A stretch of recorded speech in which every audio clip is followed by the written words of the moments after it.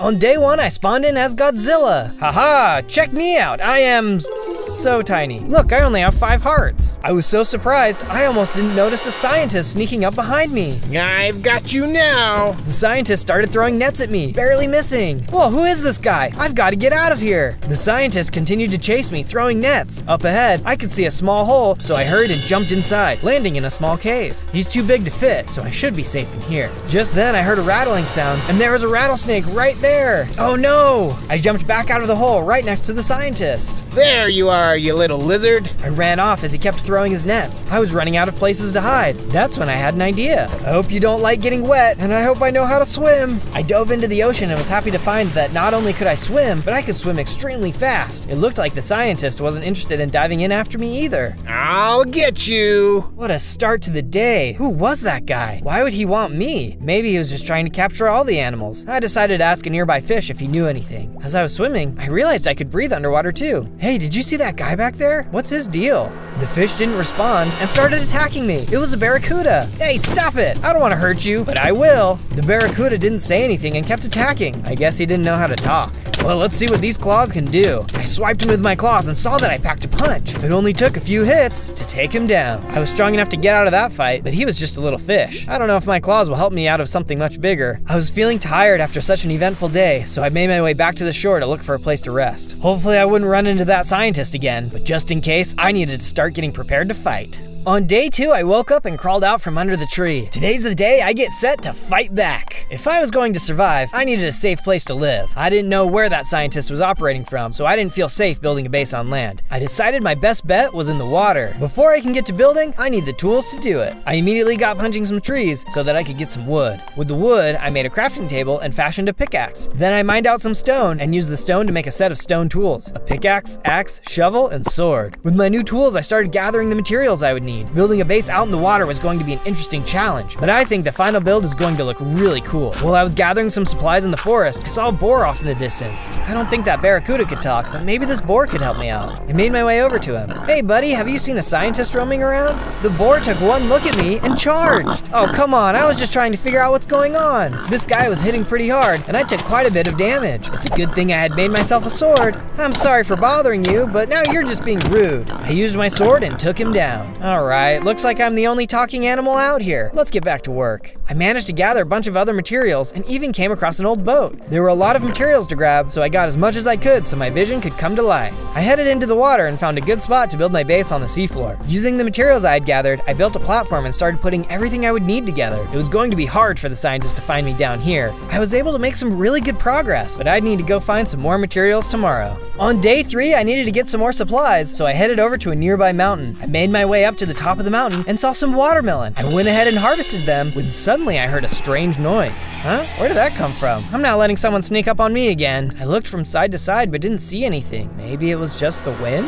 What's that? I looked around just in time to see a giant bird swoop down and pick me up. Hey, let me go! What's the big idea? She didn't seem like she was trying to hurt me, but where could she be taking me? After a moment, I could see something huge in the distance. It was a giant nest. Uh-oh, I must be food for her babies. Moments later, the bird dropped me into the nest, and luckily the babies hadn't hatched yet, but I could hear something moving inside of the eggs. I had to get out of here. Hey, you! Who was that? I turned and saw a little squirrel standing there. Hey, you could talk. I was starting to think I was the only animal here that could. Yeah, I can talk, but you hear that? These eggs are starting to crack, and we gotta get out of here. You're a squirrel. Can't you just climb out of here? The nest is made of mud. I can't get a good grip. If you can dig us out with your claws, though, I have a good way to get us to the ground. The eggs started making even more cracking sounds. We had to hurry. I started swinging my claws and managed to break through the walls of the nest. Oh man, that is a long way down. I hope you know what you're doing. The squirrel tossed me an umbrella. Suddenly, there was a big crack, and we heard some baby birds starting to tweet. Jump!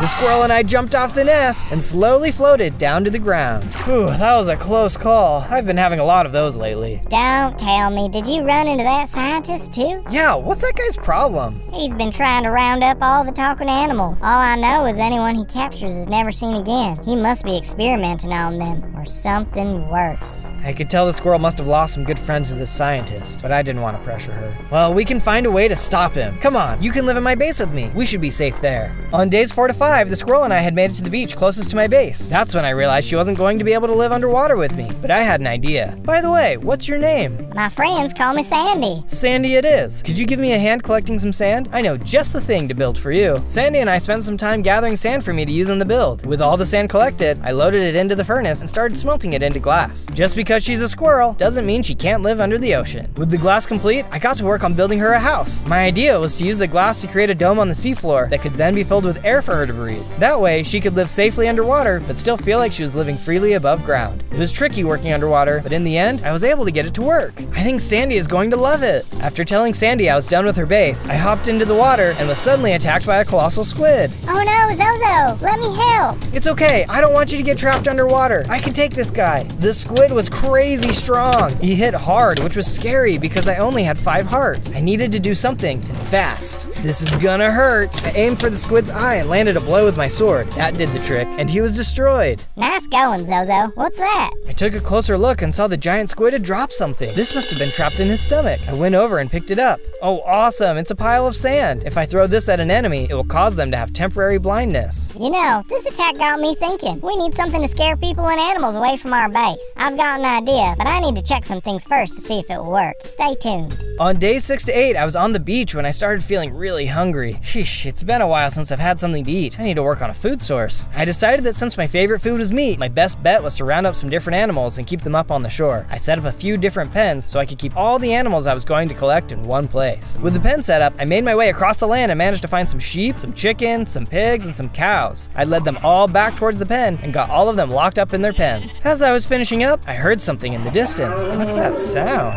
I looked towards the source of the sound. A couple of deer came running out of the trees. You need to run! He's coming! He's coming! You guys are talking animals. It must be the scientist. A moment later, I saw what was coming. It was the scientist. He was in a giant net firing machine. As the deer ran, he managed to capture them with a couple of leads. Oh no, I've got to help. I grabbed my pile of sand. Maybe this could help me. As I got closer to the scientist, he saw me. You again. You're the one I want most of all. He turned and started shooting at me. I tried throwing some sand at him as I made my way into the trees to try and throw him off. Hey, where did you go? The scientist drove through the trees looking for me, but couldn't see me hiding behind the tree. He seemed to be giving up. Well, at least I can capture you two. He was gonna leave with the deer. I had to stop him. I pulled out my pile of sand, then jumped next to the scientist. You didn't see this one coming. I threw the sand and got him right in the eyes. Ah, what did you do? I can't see a thing. The scientist kept trying to throw nets at me, but couldn't hit me. But in his rage, the deer had broken free. He was still too strong for me to fight, so I hurried and ran toward my base as the deer escaped into the forest. The scientist got way too close to my base. I better hide out for the night. On days 9 to 11, I returned back to my base to talk to Sandy. I told her everything that had happened with the scientist and that I had barely managed to escape. It's okay, Zozo. We'll find a way to beat him and save everyone. I don't know, I just feel like he's so much stronger than us, and he keeps making new upgraded weapons. Weapons we couldn't even beat in the first place. If we don't have hope, what do we have?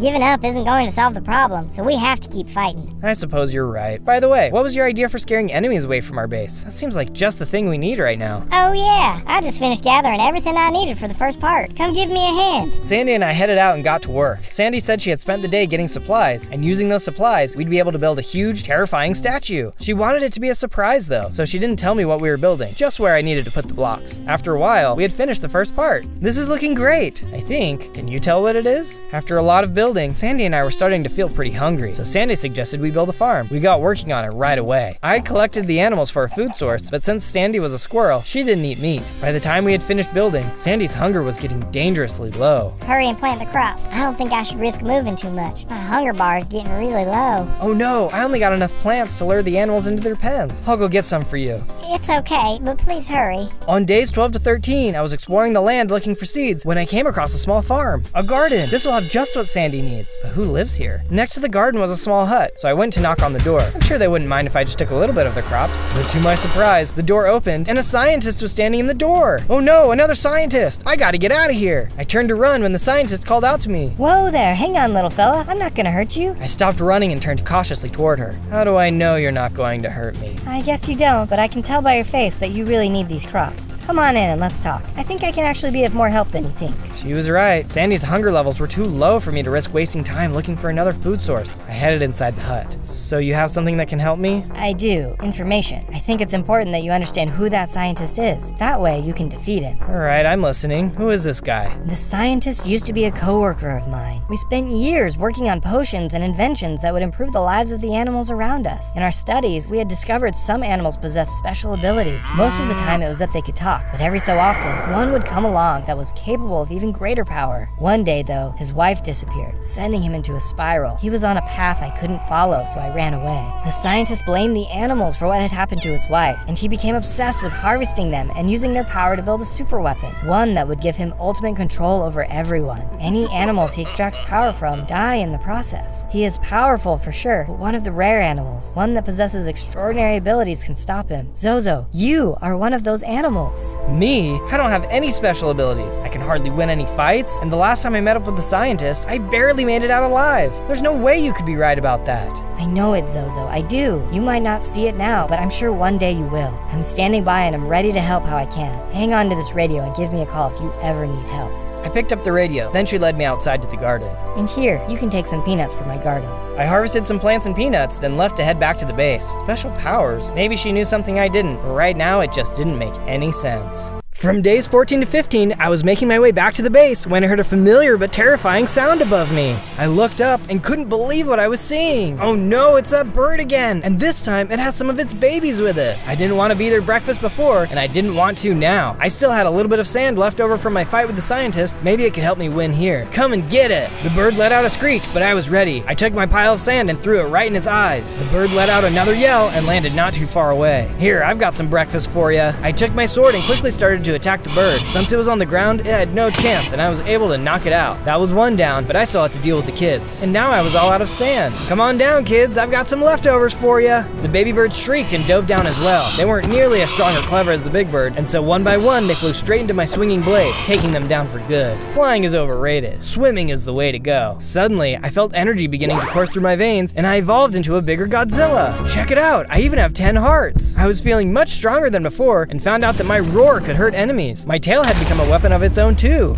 On days 16 through 19, I made it back to the base, and was grateful to see that Sandy was still alive. I gave her something to eat, and then headed into the farm to plant the seeds, so she'd have a renewable source of food as well. Just as I was finishing up, Sandy came running into the room. Zozo, come quick. I need your help. Sandy led me to another part of the base, where she had started mining down into the earth. While you were planting the farm, I went ahead and started working on a mine. I had mined into a cave system where there was some iron, but something attacked me. I didn't get a good look at what it was, but I was wondering if you could go check it out. Sure thing, Sandy. I'll see what I can find. I headed down into the tunnel and soon emerged in the cave. I could see the iron Sandy had mentioned and walked over to it. Just then, a group of drowned attacked. Oof, these guys. This is a good chance to put my new abilities to the test. I quickly swung my tail and knocked them away from me. With them backed off, I then hit them with my roar attack, which hurt them from afar. Oh, sorry, were you guys going somewhere? I then hopped in with my sword and started slashing away. I continued to use my new abilities in combination with my sword and was able to defeat them in no time. Well, with those guys out of the way, I might as well grab this iron. I then took out my pick and mined out all the iron I could find. With all the iron collected, I made my way back up to the base, where I smelted down all of the iron and then used it to make a full set of iron armor and tools. On days 20 to 22, I was woken up by the sound of a crackle on my radio. I tuned the frequency to get a clearer sound. Zozo, do you copy? Zozo, do you read me? Hey, yes, I'm here. What's going on? The mad scientist is heading your way. You're in danger. Oh, no, it's okay. My whole base is underwater. He's not going to be able to reach me here. You don't understand. He built a mech suit that will let him access your base. You need to get out of there, now. I hurried out of my base and swam up to the surface. I couldn't risk him getting into the base and hurting Sandy. I made my way to the beach. Maybe I could cut him off here. Just then, I saw the scientist approaching. The old woman was right. He was in an aquatic mech suit. I'm stronger now. I think I can take him. Soon, the scientist was before me.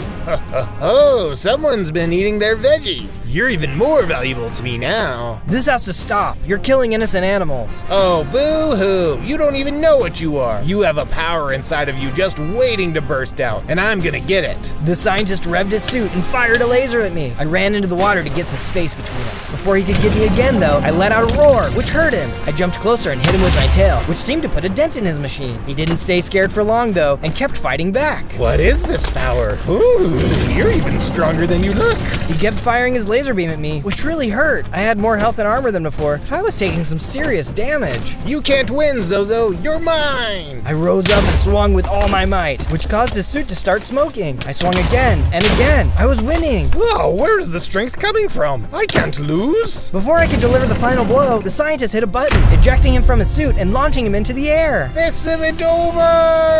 The scientist was gone for now, but if there was one thing I did learn, it's that the scientist isn't invincible. Next time we meet up, I'll be ready. On days 23 to 25, Sandy came and found me in my room. She suggested that we go search the wreckage of the scientist's machine. Maybe we'd find something. We headed up to the surface and took a look at where the scientist's machine had been destroyed. It looked like there was something in the wreckage. What's this? I picked it up and saw it was a stack of javelins. Oh, interesting. This will give me the chance to do some ranged attacks. I kept looking and saw that there was a notebook as well. I wonder what's inside. I picked it up and opened it up. If you were liking this video so far, please like and subscribe, and leave a comment on what adventure you think we should go on next. I don't know what that means. On days 26 to 29, Sandy and I headed back to the base to get some work done on the statue. I was pretty exhausted from the fight, so we thought this would be a good activity to take our minds off the conflict. It was coming along pretty well, I think. Can you tell what it is yet? We stopped working as Sandy explained to me that we were going to need some amber blocks and warped stems to get more work done. She suggested I head to a nearby island, as she heard I might be able to find some there. I'm on it. I leapt into the water and started swimming off in the direction Sandy had mentioned. In my bigger form, swimming was much faster than before. As I approached the island, I noticed something was already here. I reached the shore and saw it was infested with green snakes. If you guys don't mind, I'm just gonna squeeze by and grab what I need. Thanks. I made my way over to the blocks I needed and started mining them out. I was able to grab a bunch of them when I was suddenly attacked by the snakes. Guys, I just needed a little bit. These guys weren't talkers though, and they started biting and snapping at me with their fangs. Hey, that hurts, knock it off. I smacked some of them away and then used some of the new javelins I had just gotten to keep them at a distance. By this combo, I managed to take them all out. Alrighty, back to business. I had gotten all of the blocks I needed, so I jumped back into the water to head home.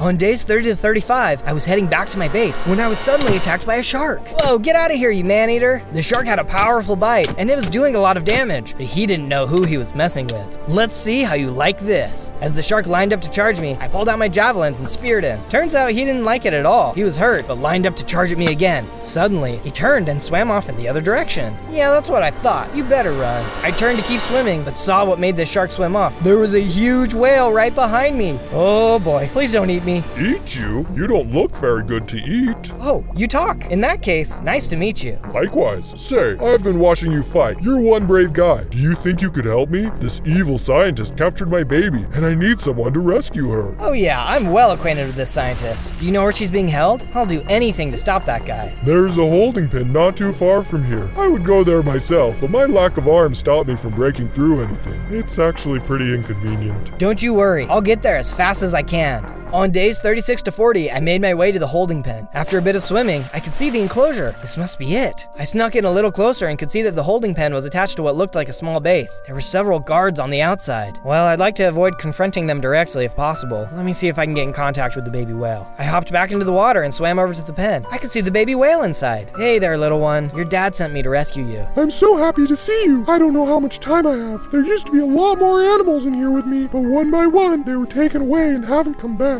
We're the only ones left. Okay, hang on for as long as you can. I noticed there were a lot of guards out there, and I don't want to risk fighting all of them. Do you know if there's another way in? I think there might be a water duct you can break into that leads into the enclosure. If you dig into the side of the hill on the east side of the base, you should hit it. Or was it the north side? I can't remember. It's okay. I'm sure I can figure it out. I'll start digging and I'll see you soon. From days 41 to 43, I worked on digging my tunnel through the base. I feel like this is going great. I've got to be getting close. I think she was saying I need to start digging up right about now. I changed direction and started heading up. This was kind of a nice change to not be attacked head on. I felt like a proper secret agent. Suddenly, I burst through the surface and saw I was right in the middle of their base. Uh-oh, looks like I'm not a very good secret agent. I jumped out of the hole and the guards swarmed in and started to attack. There were more guys in here than I thought. They had caught me off guard and were really starting to take down my health. Oh, there's so many of them. But I still had my special moves. I let out a roar and was able to hurt some of the bad guys. I quickly started swinging my tail and hitting back. One by one, I was starting to take them out. There were so many of them, but I was a one-monster wrecking machine. Maybe I do make a better action star than Secret Agent. Eventually, I was able to gain the upper hand, and the entire base was clear.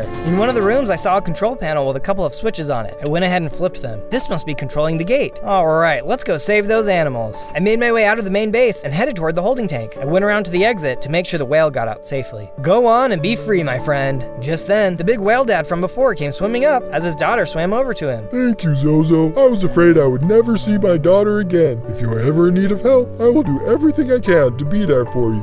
On days 44 to 49, I had arrived back at my base. I had nearly forgotten I had collected materials for my statue, so Sandy and I had gotten right to work building the next part. I think I'm starting to see what it's supposed to be. What about you? Next, I got to work building some guard towers above my base. If my run-ins with the scientists thus far had taught me anything, it was that I needed to be prepared for any kind of attack. Once the towers were complete, I decided to give them a test. That night, I lured some mobs into the area and led them right into my trap. The defenses worked perfectly. The scientist is going to be in for a nasty surprise if he tries to break in here. On days 50 to 53, I woke up to the sound of a crackle on the radio. It was another warning call that the scientist was coming. Again, good thing we laid those traps. He's not going to be able to get in this time. I swam to the top of the base to get a better look and saw it wasn't just the scientist attacking this time. He was standing in a helicopter with a squadron of robot sharks in the water. I might not be able to swim in, but my elite shark squad can. Alpha team, attack! The sharks immediately jumped into action. They were headed right for the base. I braced myself for a fight. The first few sharks got caught in the crossfire of my guard towers, which quickly took them out. Nice! Those worked perfectly. The next few sharks were much luckier though, and I was going to have to take them on myself. The sharks were putting up a good fight, but they were no match for my claws and sword. I also used my roar and spin attack, cutting through them bit by bit. With all of my attacks, I was able to rip through them and quickly took them out. Ha! This guy must be running out of ideas. Suddenly, I heard an explosion and saw some other robot sharks had blown a hole in Sandy's dome. A shark swam in, tied her up, and pulled her away. Zozo, help! They were taking Sandy. In my anger, my blood started to boil, and I could feel a rush of energy. Suddenly, I grew in size and leveled up. The scientist had gotten his hands on the rope and pulled Sandy into the helicopter. I started making my way toward them, but the scientist took out a rocket launcher, blowing up one of the towers. Say goodbye to your little friend. The scientist fired up his engine and flew off with Sandy. I was so mad. There were a couple of robot sharks nearby, and in my rage I opened my mouth and shot out a stream of fire. This must be one of my new abilities. The fire destroyed them almost immediately. I've got to get Sandy back.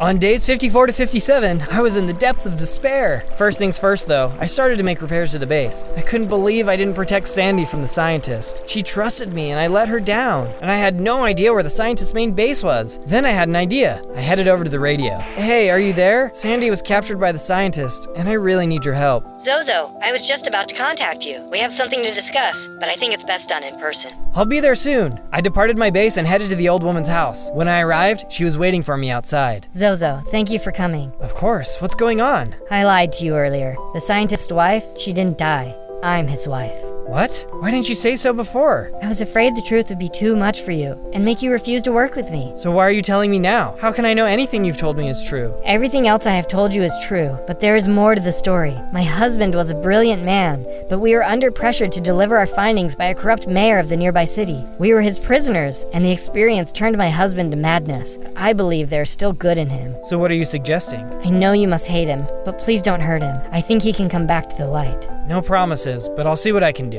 Rescuing Sandy is my #1 priority. She thanked me and told me the location to the scientist's base. It wasn't going to be easy to infiltrate, so I needed to head back to my base to prepare.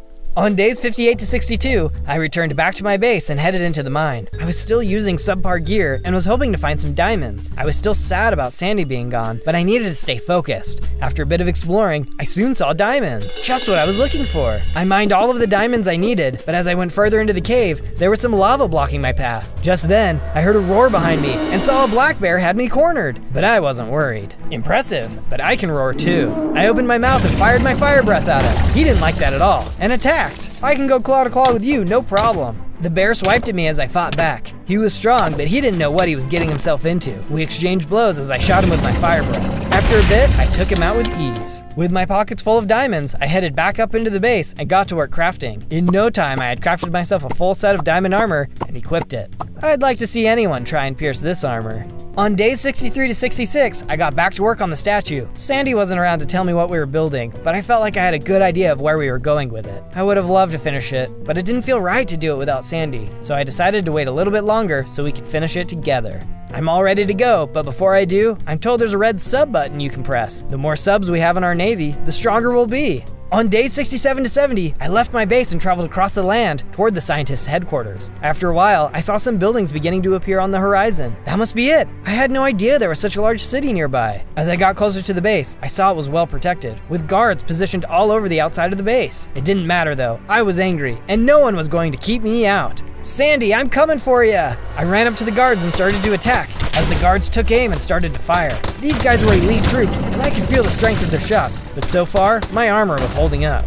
Where's the scientist? The guards didn't seem interested in my questions and kept attacking. I was making my way through the guards, using every attack in my arsenal. The place was starting to catch fire, but soon enough, I cleared out all of the guards. Time to get in there and see what's going on. On days 71 to 74, I entered further into the base, attacking more guards along the way. There were a bunch of them stationed in the lobby, but as much as they tried to take me down, they stood no chance against my flurry of attacks. Once they were all destroyed, I entered the next room, which was full of animals in cages. Don't worry guys, I'll get you out. I quickly attacked all of the guards in the room. They really didn't seem to appreciate my fire breath. Soon enough, I had taken them all out. I then headed over to the wall and pressed a button, which released them all from their cages. Be free, my friends. Just then, I saw a bear had started attacking another animal. That's when I noticed he was a robot bear. Oh no! I quickly ran over and started fighting him, taking him out as quick as I could. But there were some robot ducks that had started attacking me too. How could the scientists do this to the animals? I managed to fight them all off too. I've got to find Sandy, and quick! I headed into another room and saw a few more animals in cages. I was careful to check and be sure they weren't robots before breaking them out. I took out some more guards and then saw a strange object floating over a block. What could this be?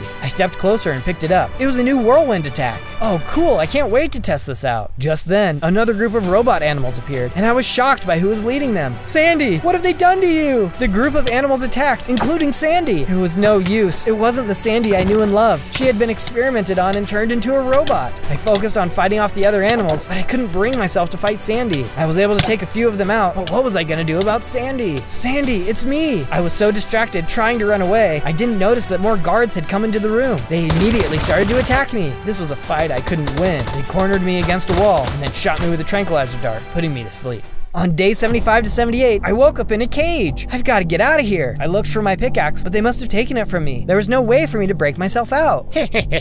Going somewhere? I made this cage especially for you. You'll never be able to break out. You can do whatever you want. Just let Sandy go. As I said this, I noticed that Sandy turned and looked at me. Ooh, do you feel sad for your friend? Boo-hoo. I'll tell you what, maybe I won't destroy you. Maybe I'll just turn you into a robot, just like her. Then you can play with your little friend all day. You're gonna pay for this. It doesn't matter what you do. Good always triumphs over evil. As I said this, Sandy started to shake and her circuit started to make a crackling noise. Zozo. The scientist turned and looked at her. What? She's overpowering the mind control. Suddenly, Sandy ran over to the cage release and hit the button, freeing me from my cage. You're in for it now. Oh no! The scientist ran out of the room. Before I chased after him though, I took a look at Sandy. Go, Zozo. The mind control is taking back over. I don't want to fight. Without wasting another moment, I took off after the scientist. He hadn't gotten very far, as he had just run into the other room. But that's because he managed to get himself into a fancy mech suit. Enough games. I'm going to end this now. The scientist attacked. His weapon was way stronger than I was expecting, but I was way stronger than even he knew. I hit him with everything I had. I used my weapons, swung my tail, and shot him with my fire breath. So much strength. You would make me invincible. The scientist fought right back, using every method he could to make sure I really felt it. He fired his weapons and was able to move quickly around the room. At one point, I was down to just a few hearts. Time to say goodbye. Just then, I noticed he was standing next to some TNT. Goodbye. I shot my fire breath and hit the TNT, which knocked him out of his suit. He slumped down against the wall. No, I must complete my mission. Just then, I noticed a control panel on the other side of the room, labeled Mind Control. This can free Sandy. I hurried over to the switch and flipped it. To my surprise, I heard a crackling sound and saw it was coming from the scientist. He had been under mind control. Zozo, thank you. I'm so sorry. Who did this to you? It was the mayor. He told me he would destroy my wife if I didn't keep working for him. I refused, but he did this to me and forced me to comply. I'm just glad she got away. It's not too late. I can get you a health potion or something. No, it is too late for me. I'm allergic to potions. I know, it's really inconvenient. Tell my wife I'm sorry. He put his head down and was gone. I'll tell her. I'm sorry things couldn't have been different. I'll find the evil mayor and make things right. On day 79 to 84, I headed back to the other room to find Sandy. I was on my way back when she found me. Zozo, my mind has been freed. You must have defeated the scientist. I explained to Sandy everything that had happened, including that the scientist wasn't really the bad guy. It was the mayor this whole time. Oh no. Well, let's take a look around here. The scientist was working on a weapon. We better find it and destroy it. Sandy and I took off, taking a look around the base. I noticed that the base was empty now. The guards must have been under mind control too. As we walked into one of the rooms, we saw a strange glowing object floating on a platform. Sandy picked it up and set it down in front of me so I could take a closer look too. It doesn't look like a weapon, but it definitely looks like something powerful. What do you think, Sandy? But before Sandy can answer, a man in a suit came strolling into the room, stopping in front of the glowing object. This had to be the mayor. Yeah, you two certainly tried, but I'm sorry to tell you, you failed. That nerd had pretty much finished the weapon, and there's nothing you losers can do about it. The people of this city tried to kick me out of my job, but I'll show them who the top dog is. The mayor picked up the glowing weapon. There was a blinding light, and as the light faded, we could see he had turned into a mecha Godzilla. He was as big as a building. Ha ha ha, good luck stopping me now. The mayor turned and headed toward the city, breaking everything in his path. Suddenly, he began shooting lasers out of his eyes as he smashed the buildings. This is what happens to those who dare oppose me. You citizens can cower in your buildings all you want. I will find you and I will destroy this entire city. Come on, Sandy, let's get out of here. He's way too strong. He'll crush us. On days 85 to 89, Sandy and I arrived back at our base. It was good to have her back home, but I was still feeling like a failure. I feel like I can't do anything right. I couldn't save the scientist, and the mayor got his hands on the weapon. Now thousands of people are going to die. You can't be so hard on yourself, Zozo. The fight isn't over. It's not much, but they should help. I stole them from the lab. Sandy tossed out a few bars of netherite. Thanks, Sandy. I can max out my gear with this. And you know what? Now that you're back, we should finish our statue. It only feels right. I made a quick stop at an anvil and used it to upgrade all my gear to netherite. It made me feel a little bit better knowing I would be fully protected. I then met Sandy out at the statue and we got to work finishing it up. Doing so was helping me come out of my slump. I still didn't know how we could defeat the mayor, but my confidence was increasing. There was just one more thing I had to do. But before moving to that, we finished the statue. So what do you think? Did you guess what it was? No sailor's gonna feel safe coming near our base with this. Next up, I headed off to the old woman's house. Unfortunately, I only had the bad news of her husband's death to share with her. She greeted me outside. I can tell by your face you have bad news for me. It's okay. I'm sure you did your best. I think it's important that you know the truth. Your husband was forced to do all this work after being put under mind control by the mayor. In his final moments, he was himself and wanted me to tell you he was sorry.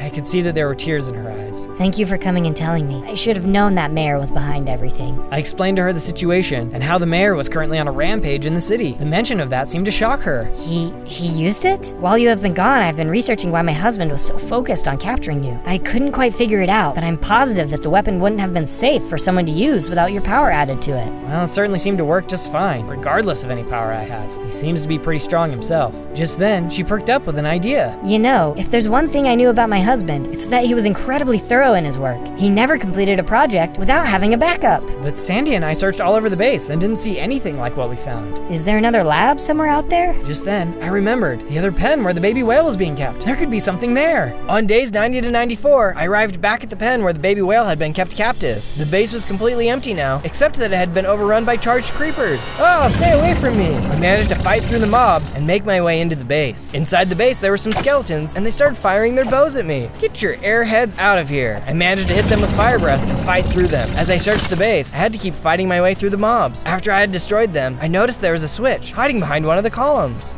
What does this do? I flipped the switch, and a secret door opened up. I got closer to see what was hanging on the wall. There it is, a backup of the weapon. I stepped forward and picked it up, taking special care not to activate it. I better hurry and get this back to my base. On days 95 to 96, I returned back to my base and met up with Sandy. Sandy, I found the backup of the weapon. What do you think we should do with it? Oh wow, nice work. I think it's clear, don't you? I agree. You should take it. You'll be the biggest squirrel the world has ever seen. Well, I'm sure everyone would want to see that. You know it has to be you. Everything you have done has led you to this moment. You were made to save the city. Well, I can certainly try my best. I wish we knew more about this, though. So many animals had to die for this to be made. And so many more animals and people will die if the mayor isn't stopped. They'd want their sacrifice to be for someone who would save others, not hurt them. I nodded. Sandy always knew just what to say. And here, I managed to catch something that will help you. Sandy tossed out several enchanted books. These will be perfect. Thanks, Sandy. I grabbed the books and headed over to the anvil. By using all of the books, I was able to give my weapons and armor some impressive upgrades.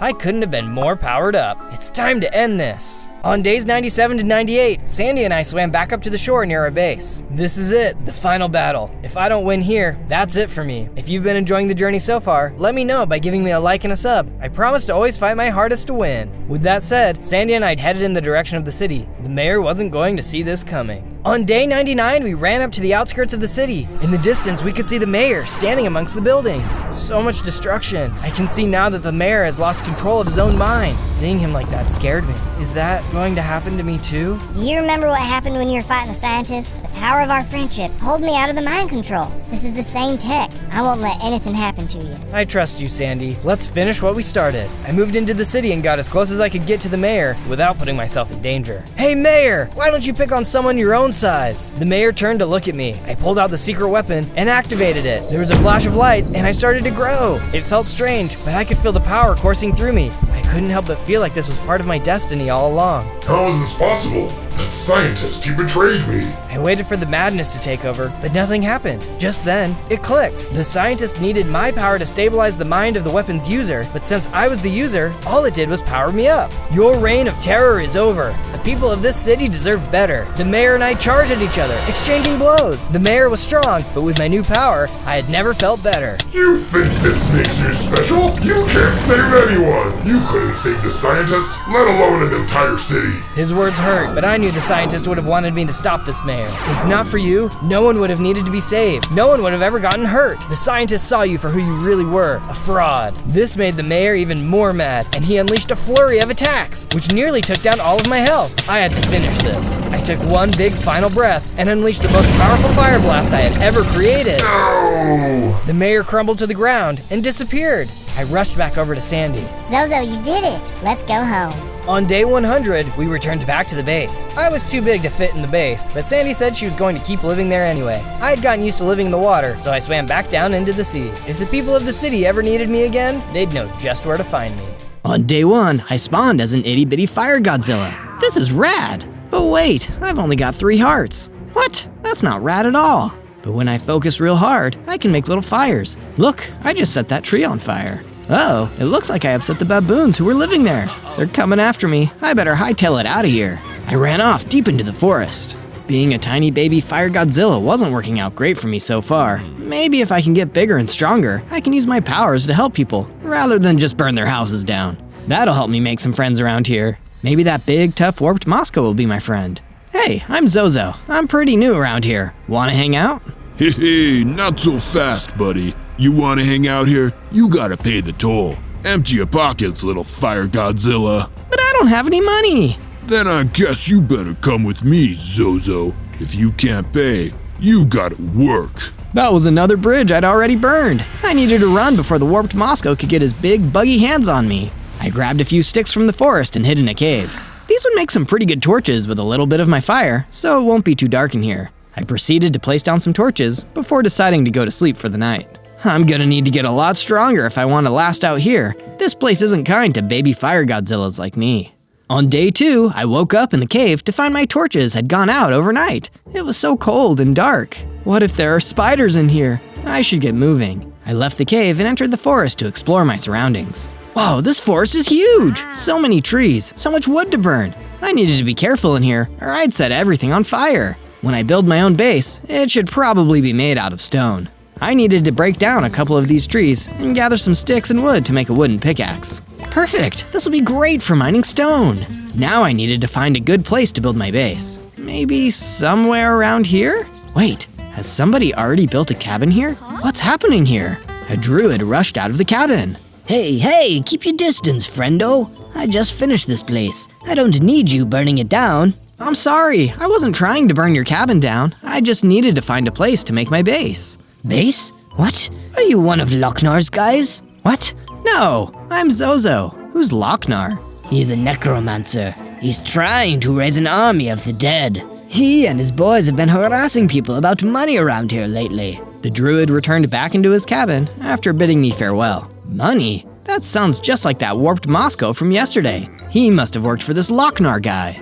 I better start mining for stone near the druid's cabin. He'd probably make a decent neighbor.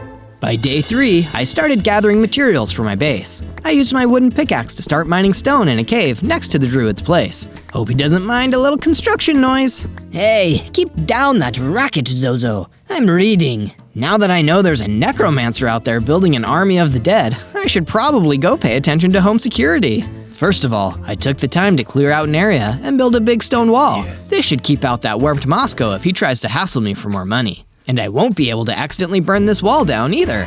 While I was at it, I needed to get myself a weapon. Maybe I could use some of my spare sticks and wood to make a wooden sword. Hopefully I don't burn it to a crisp.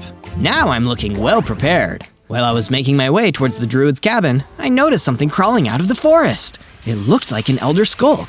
Better take care of it before it gets too close to my base. Don't you know it's rude to trespass, Mr. Skulk? Let's go! Hi-ya! With this sword, the elder skulk was no match for me. After I hit it a few times, skillfully dodging its attempts to hit me back, it went scuttling off into the forest again. Nobody beats Fire Godzilla! And clearly that fight made a big difference, because I was starting to get bigger and stronger. I had 5 hearts now, and I could let out a terrifying Godzilla roar!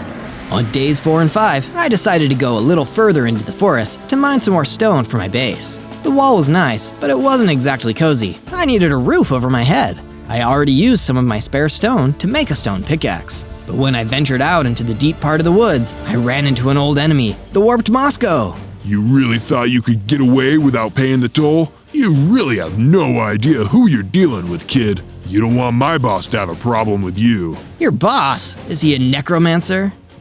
You're smarter than you look, Zozo. My boss, Lochnar the Necromancer, he's gonna come take over all this soon enough. And if you're not with him, you're against him. I'd never be the guy who wants to take over a forest by force. I may burn stuff down sometimes, but I'm still a good guy. Then I guess I've got to destroy you. And Moscow came at me so fast, I was knocked back off my feet. I pulled out my wooden sword and tried to parry all of his attacks. You can't hold me off forever, Zozo. But I was a little faster than he was. Even with my wooden sword, I was able to get the jump on the warped Moscow and defeat him. Looks like I can handle myself decently now. I should probably spend a little more time out of the forest though.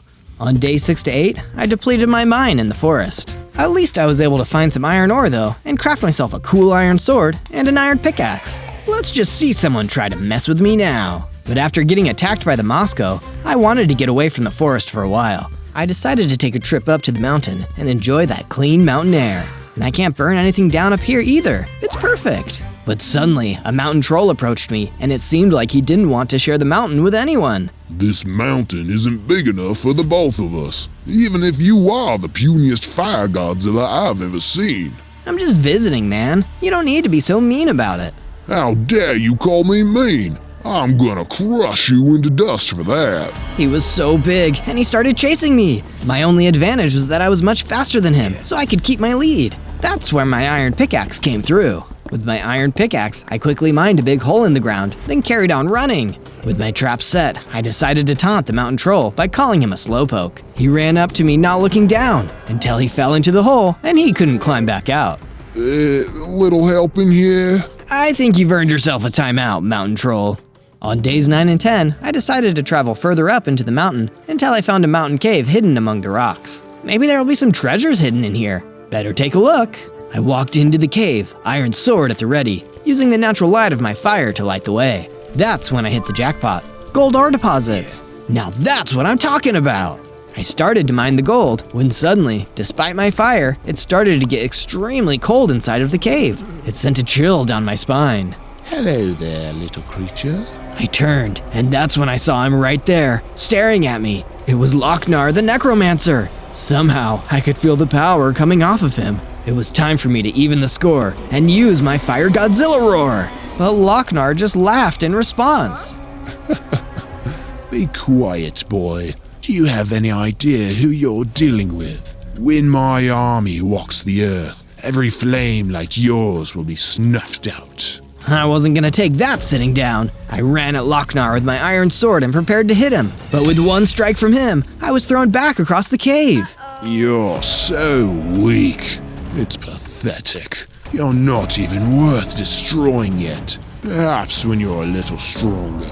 And with a flash, Lochnar was gone, and I was left terrified. If even my fire Godzilla roar did nothing, what hope did I have against him? But it wasn't all bad. I noticed then that I still wasn't alone in the cave. There was a fire villager waiting in there too. When Lochnar was gone, he ran towards me. I can't believe you survived. Lochnar has been going after all of the flame creatures in the land. But why? What have we ever done to him? He's a necromancer. He's trying to raise an army of the undead. And everyone knows the weakness of the undead is fire. He needs to destroy us because we're the biggest threat to him. Then you're not safe here either. You better come back to my base so we can figure out a plan to stop this. On days 11 through 14, I started expanding my base to make room for my new fire villager friend. Just like me, he was perfectly suited to a fireproof stone house. I built rooms for him and me, and another room where we could hang out together.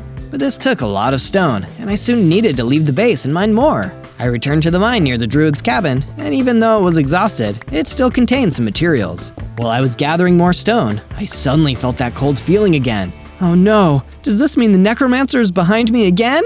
Not quite, Zozo. I'm merely one of his servants. He brought me back to life, so I will serve his every order, including destroying you! It was the Black Death, a plague doctor brought back from the dead. I drew my sword and prepared to battle, but by then, the Black Death was already on me. He hit me and took out some hearts. This guy was way more powerful than me. I ran further into the mine, hoping to find some kind of escape route.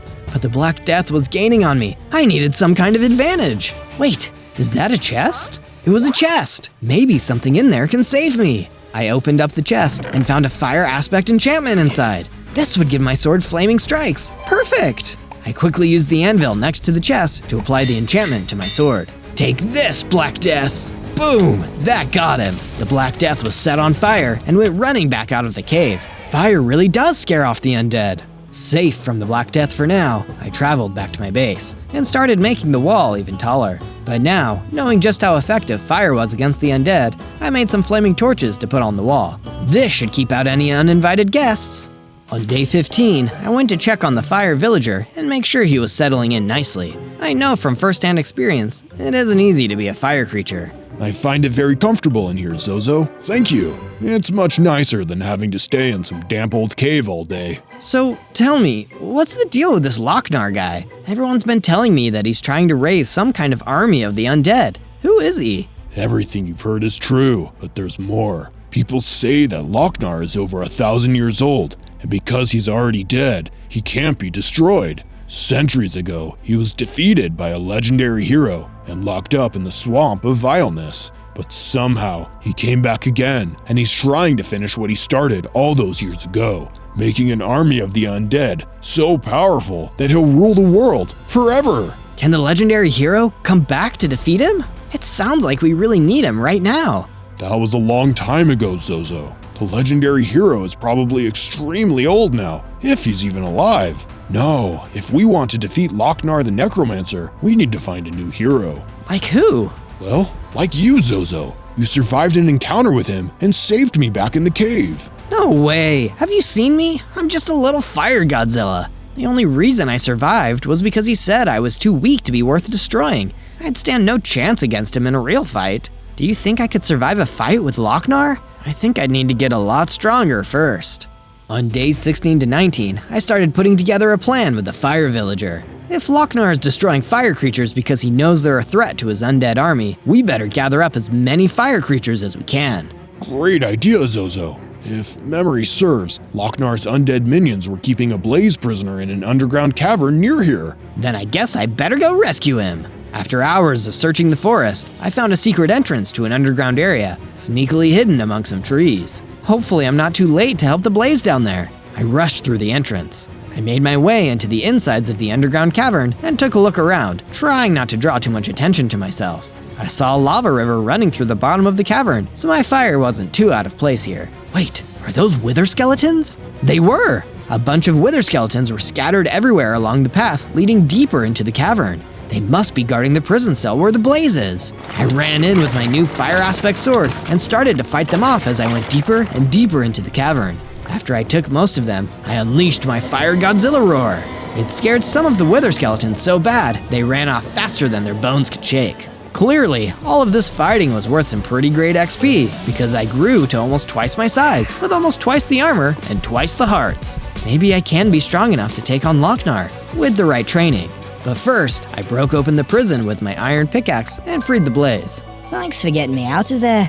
It was really starting to get stuffy. Don't mention it, buddy. How did you get captured? Well, I was out here searching for the Kyther of Light when I got ambushed by all those skeletons. You were looking for what? The Kyther of Light. It's the weapon that the legendary hero used to defeat Lochnar all those years ago. It's said to be the most powerful weapon against the undead in the world. Oh, wow. Then I should probably start looking for it too. Come back to my base. I want to know more.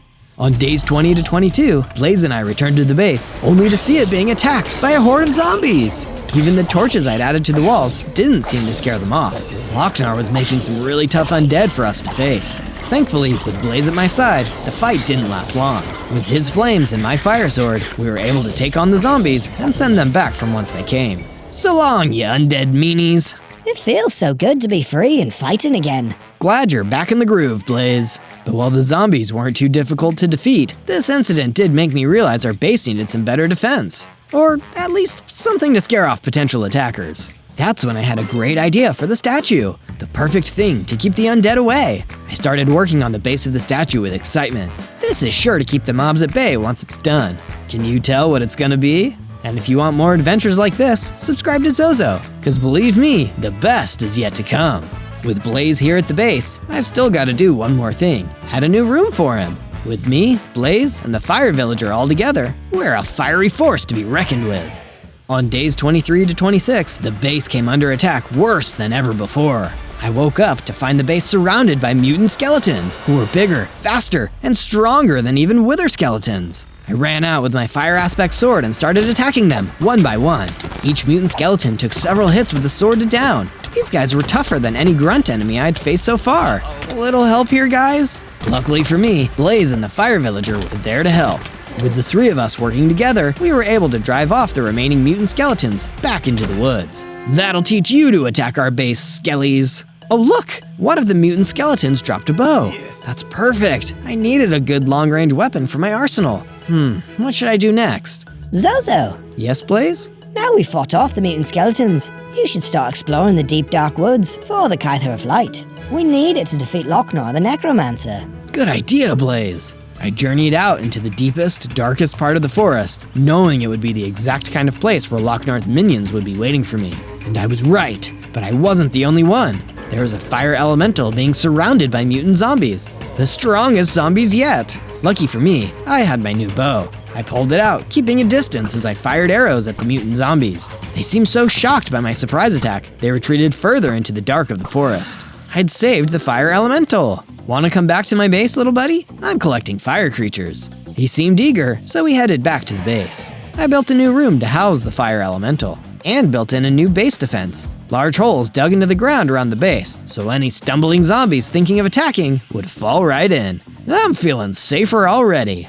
On days 27 to 31, I started off by asking Blaze to tell me everything he knows about the Kyther of Light, seeing as it may be our best chance to defeat Lochnar the Necromancer. It's an ancient weapon, Zozo, supposedly created by a powerful group of sorcerers, for if there was ever a great evil they needed to strike down. The legend goes that only someone pure of heart can wield the Kyther. To a being of evil, it's useless. But how can I find it? Even the most powerful weapon in the world is only useful if it's in our hands. Perhaps the legendary hero would have hidden the Kyther in the last place the undead would think to look, the Nether. Oh no, the Nether? That's one of the most dangerous places out there. I guess if it's the only place I can find the Kyther, it's off to the Nether I go. With my sword and my bow, I set off for an old nether portal in the woods. It's now or never. Yeah, bad joke, sorry. On the other side of the portal, it was all flames and lava. A fire Godzilla honestly looked kind of at home here. What didn't look at home was a huge, scary pigless running straight towards me. You must be Zozo. I guess you're here looking for the Kyther of Light. Brave kid. And I guess you're here to find the Kyther too, before I can find it. You're a smart kid too, but I've got orders direct from Lochnar. Only one of us is leaving the Nether. Let's go. I tried to draw my bow, but the pigless was too fast for me. I was lucky enough to pull out my sword just in time to counter his attack. Before he knew it, I hit him back and eventually managed to hit him in a way and made him touch lava, and due to that he screamed a bit and moved away.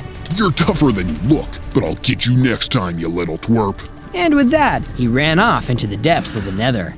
On days 32 to 35, I traveled deeper into the nether, leaving the wastes and entering the Crimson Forest. Wow, this place is super scary. If the legendary hero really hid the Kyther here, he must have been one tough warrior. The nether has some of the scariest mobs around, but I was surprised to see a familiar face amongst all the trees and lava. It was a baboon, just like the one I met on my first day here.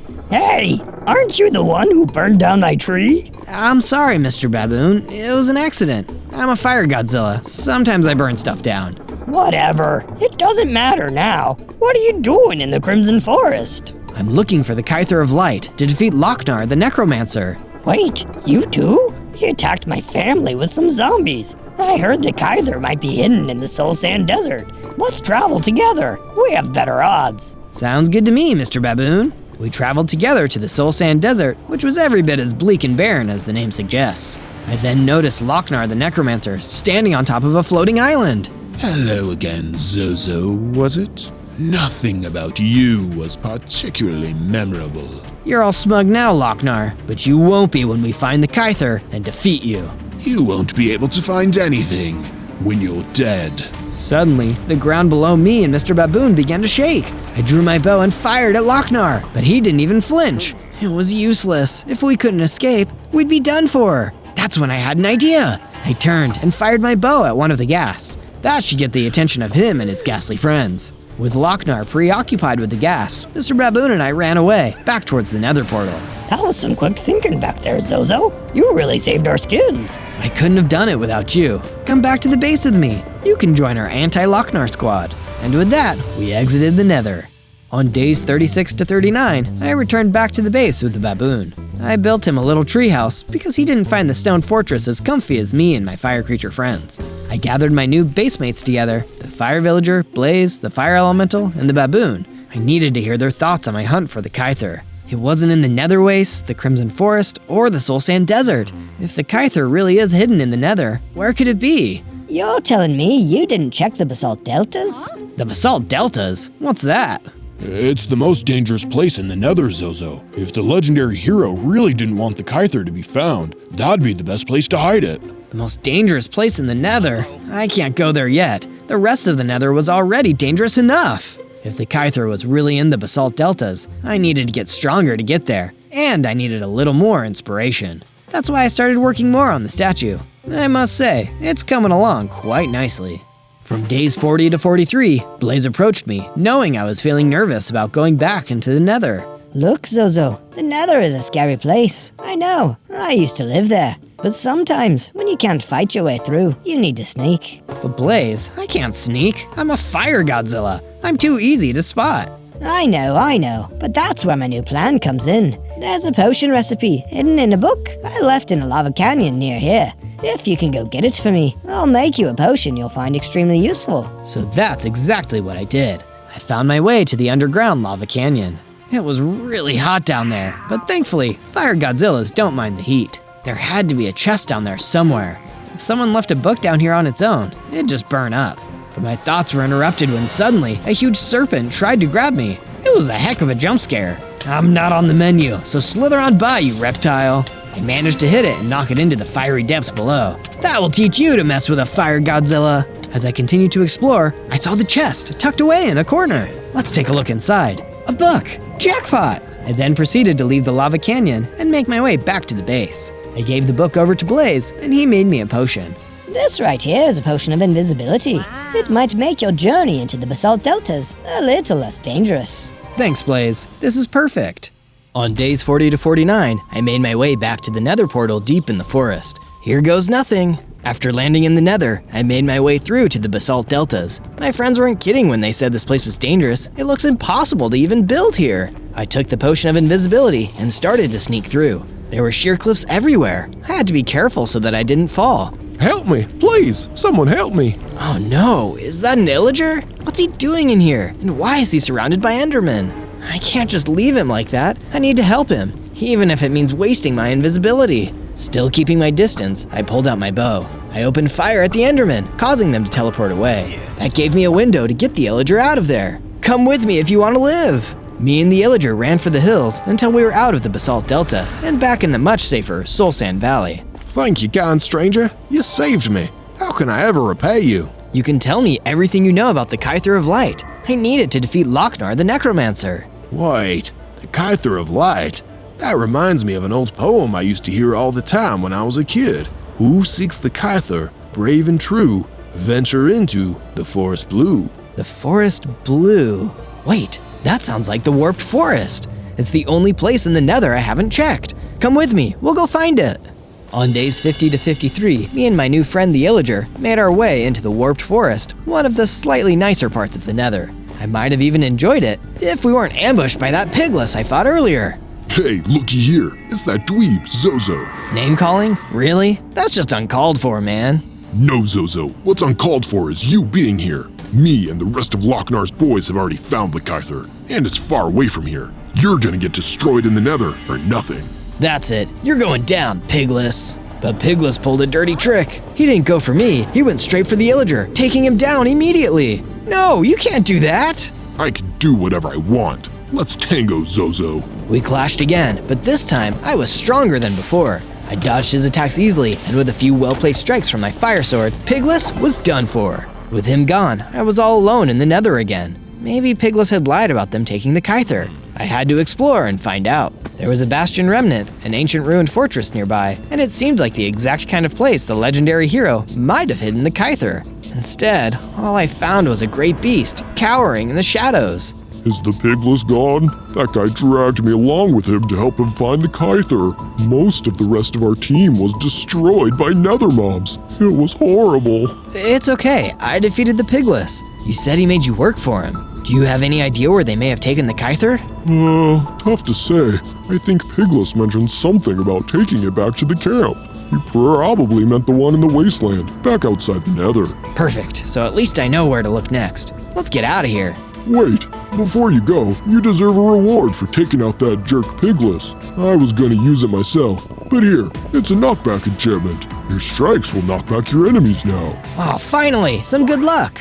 From days 54 to 57, I returned to my base and started making some adjustments. I added some guard towers so that we could spot any incoming threats faster. Just as I finished repairing and adding the knockback enchantment to my iron sword, the fire villager staying in the base approached me, looking very worried. Zozo, I need a hand. I've been looking into it, and I've seen that a mutant zombie is skulking out in the forest outside. You should probably go take care of it while I'm working on an extremely important potion. This would be the perfect opportunity to try my new knockback ability.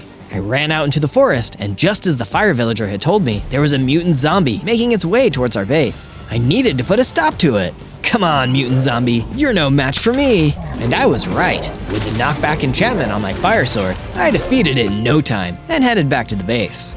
Great work, Zozo. And here's your reward. I made a potion of slow falling. When you take it, it eliminates fall damage. You never know when that'll come in handy. On days 58 to 62, I continued work on the statue. I was really pleased with how it was coming along. Can you guess what it is yet? Suddenly, I heard the baboon yell out in panic from his treehouse. Guys, something is coming towards us. I looked out and saw a mob coming towards us. Creepers, courtesy of Lochnar the Necromancer. This is bad, this is really bad. But before we could do anything, the first wave of creepers had already hit. Several of them exploded, taking out huge chunks of the defensive wall, and others started crawling through the new gaps. I decided to rush in and finally get rid of the creeper menace. They started exploding again, taking out chunks of the base. By the time I managed to turn the tide of the fight, huge portions of our base had already been destroyed. When I had the advantage, the last surviving creeper ran off back into the forest. The fight was over. For now. We need to start rebuilding immediately. Blaze, fire villager. Wait, where's Baboon? That's when we realized the creepers had blown up Baboon's treehouse with Baboon inside of it. From days 63 to 66, hungry for fiery vengeance, I followed the last remaining creeper back into the woods. You and your friends aren't going to get away with destroying Mr. Baboon. I chased him into the forest and saw him disappear down into an underground cavern.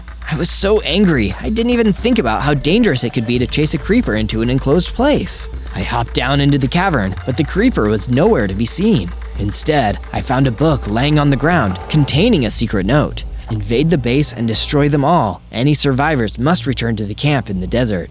GOAW.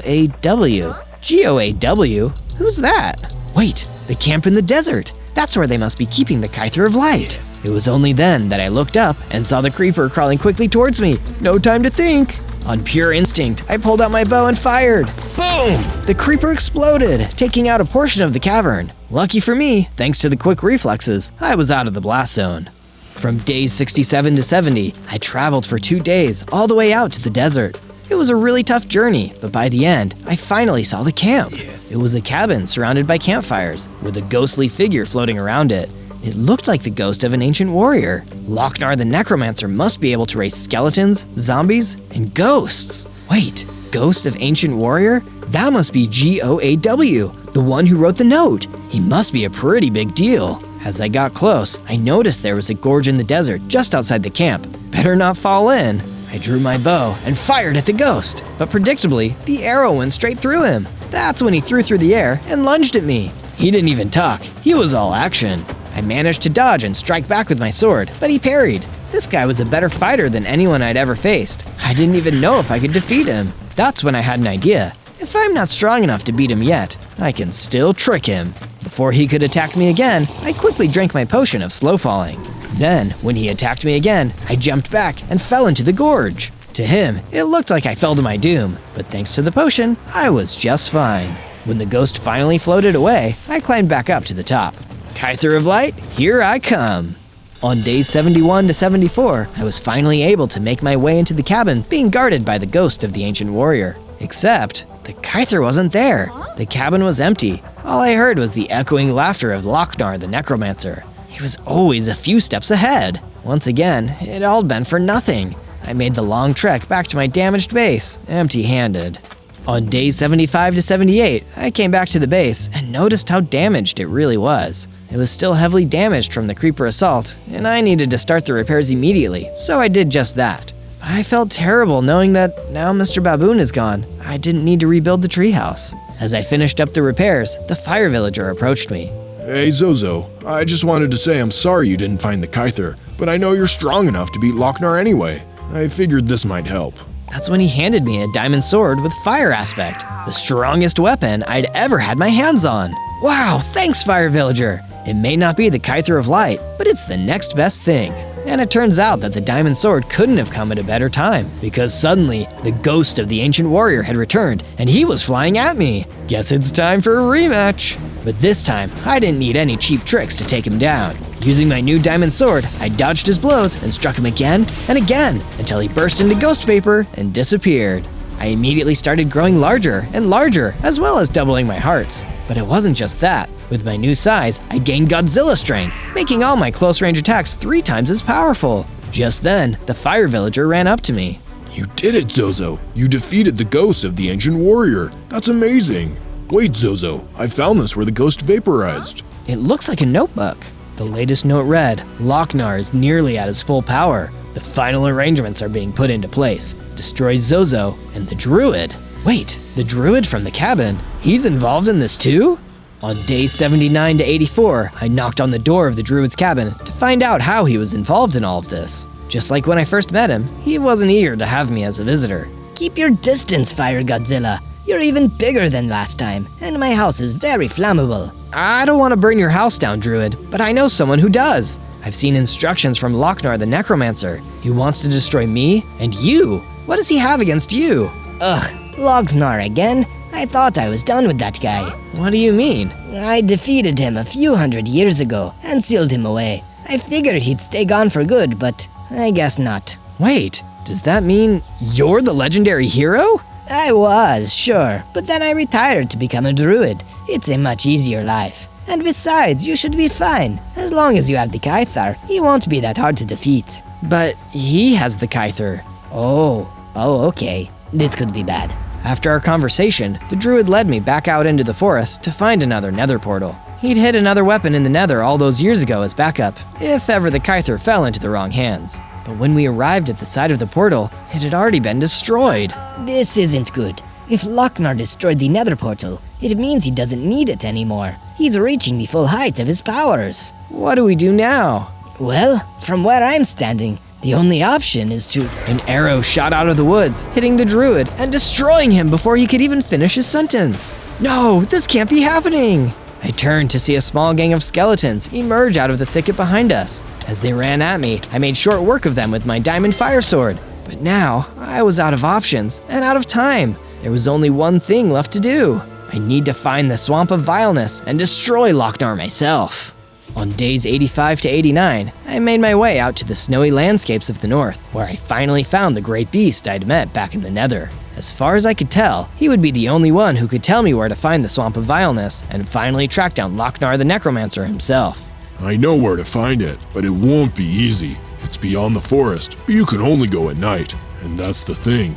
That creep is strongest at night. So if you're gonna take him on, you better be well defended. That's a useful tip. Thanks, Great Beast. From days 90 to 94, I decided to take the Great Beast's advice and armor up. I used my iron pickaxe to mine some diamonds and turned them into a full set of diamond armor, helmet, chestplate, leggings, and boots. But I didn't want to stop there. I needed some enchantments to really make sure I could take a punch from Lochnar and his evil army of the undead. I gave myself the protection enchantment. That makes my armor twice as durable against close range attacks, and projectile protection, which kept me safe from ranged attacks. Let's see Lochnar take me on now. From days 95 to 97, I finally finished the statue. Its flame could be seen from miles away and should keep all the bad mobs away from my base once and for all. It was a beacon of hope for all fire mobs, a bright, brilliant beacon that could be seen from miles away.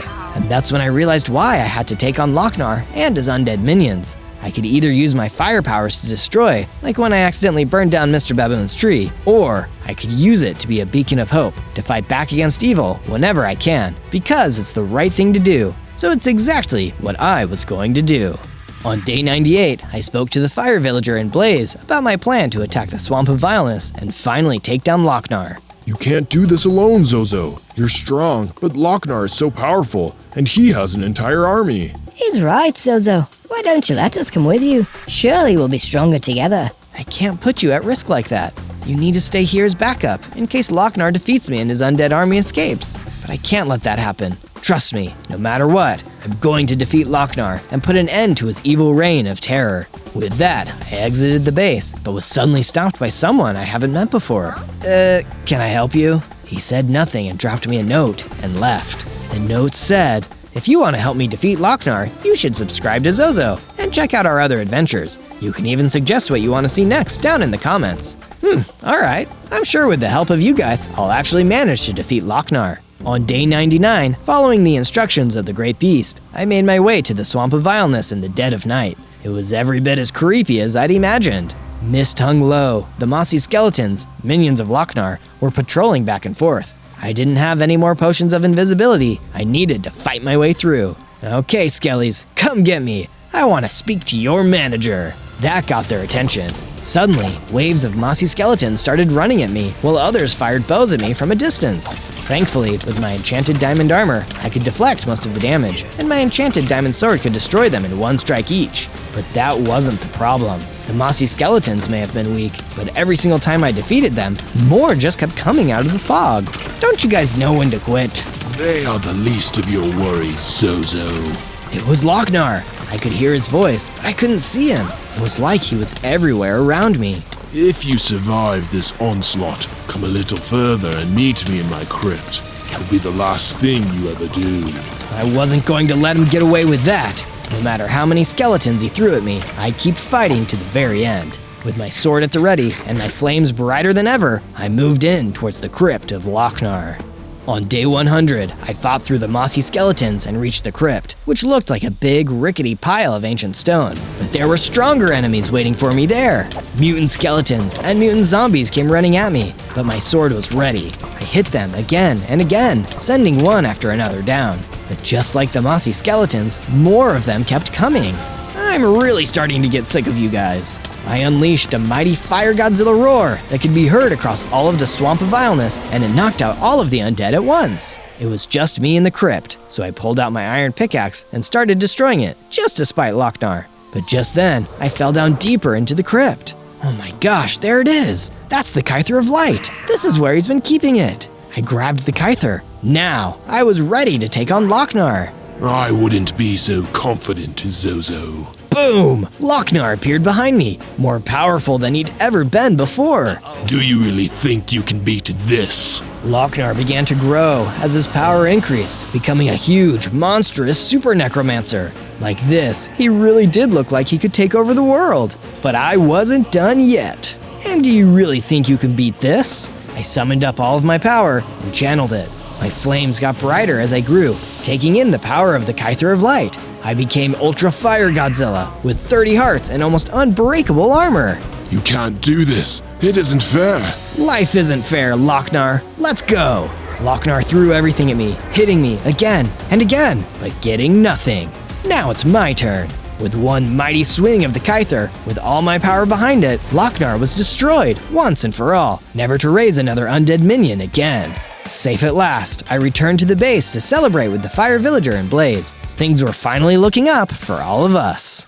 On day 1, I spawned into the Badlands as a shapeshifter. Whoa, that's a cool special ability. I wonder how far I can go with it. But I didn't have long to think about that, because a gang of wither skeletons with bows and swords showed up and started chasing me. Darn it, I wish I could go faster, but I'm only a baby shapeshifter, and that means I've only got 3 hearts. But even though I was weak, that didn't mean I couldn't shapeshift. I hid behind a rock and turned into a rabbit. Nobody ever suspects a rabbit. The wither skeletons kept searching until they found my little rabbit self, acting casually.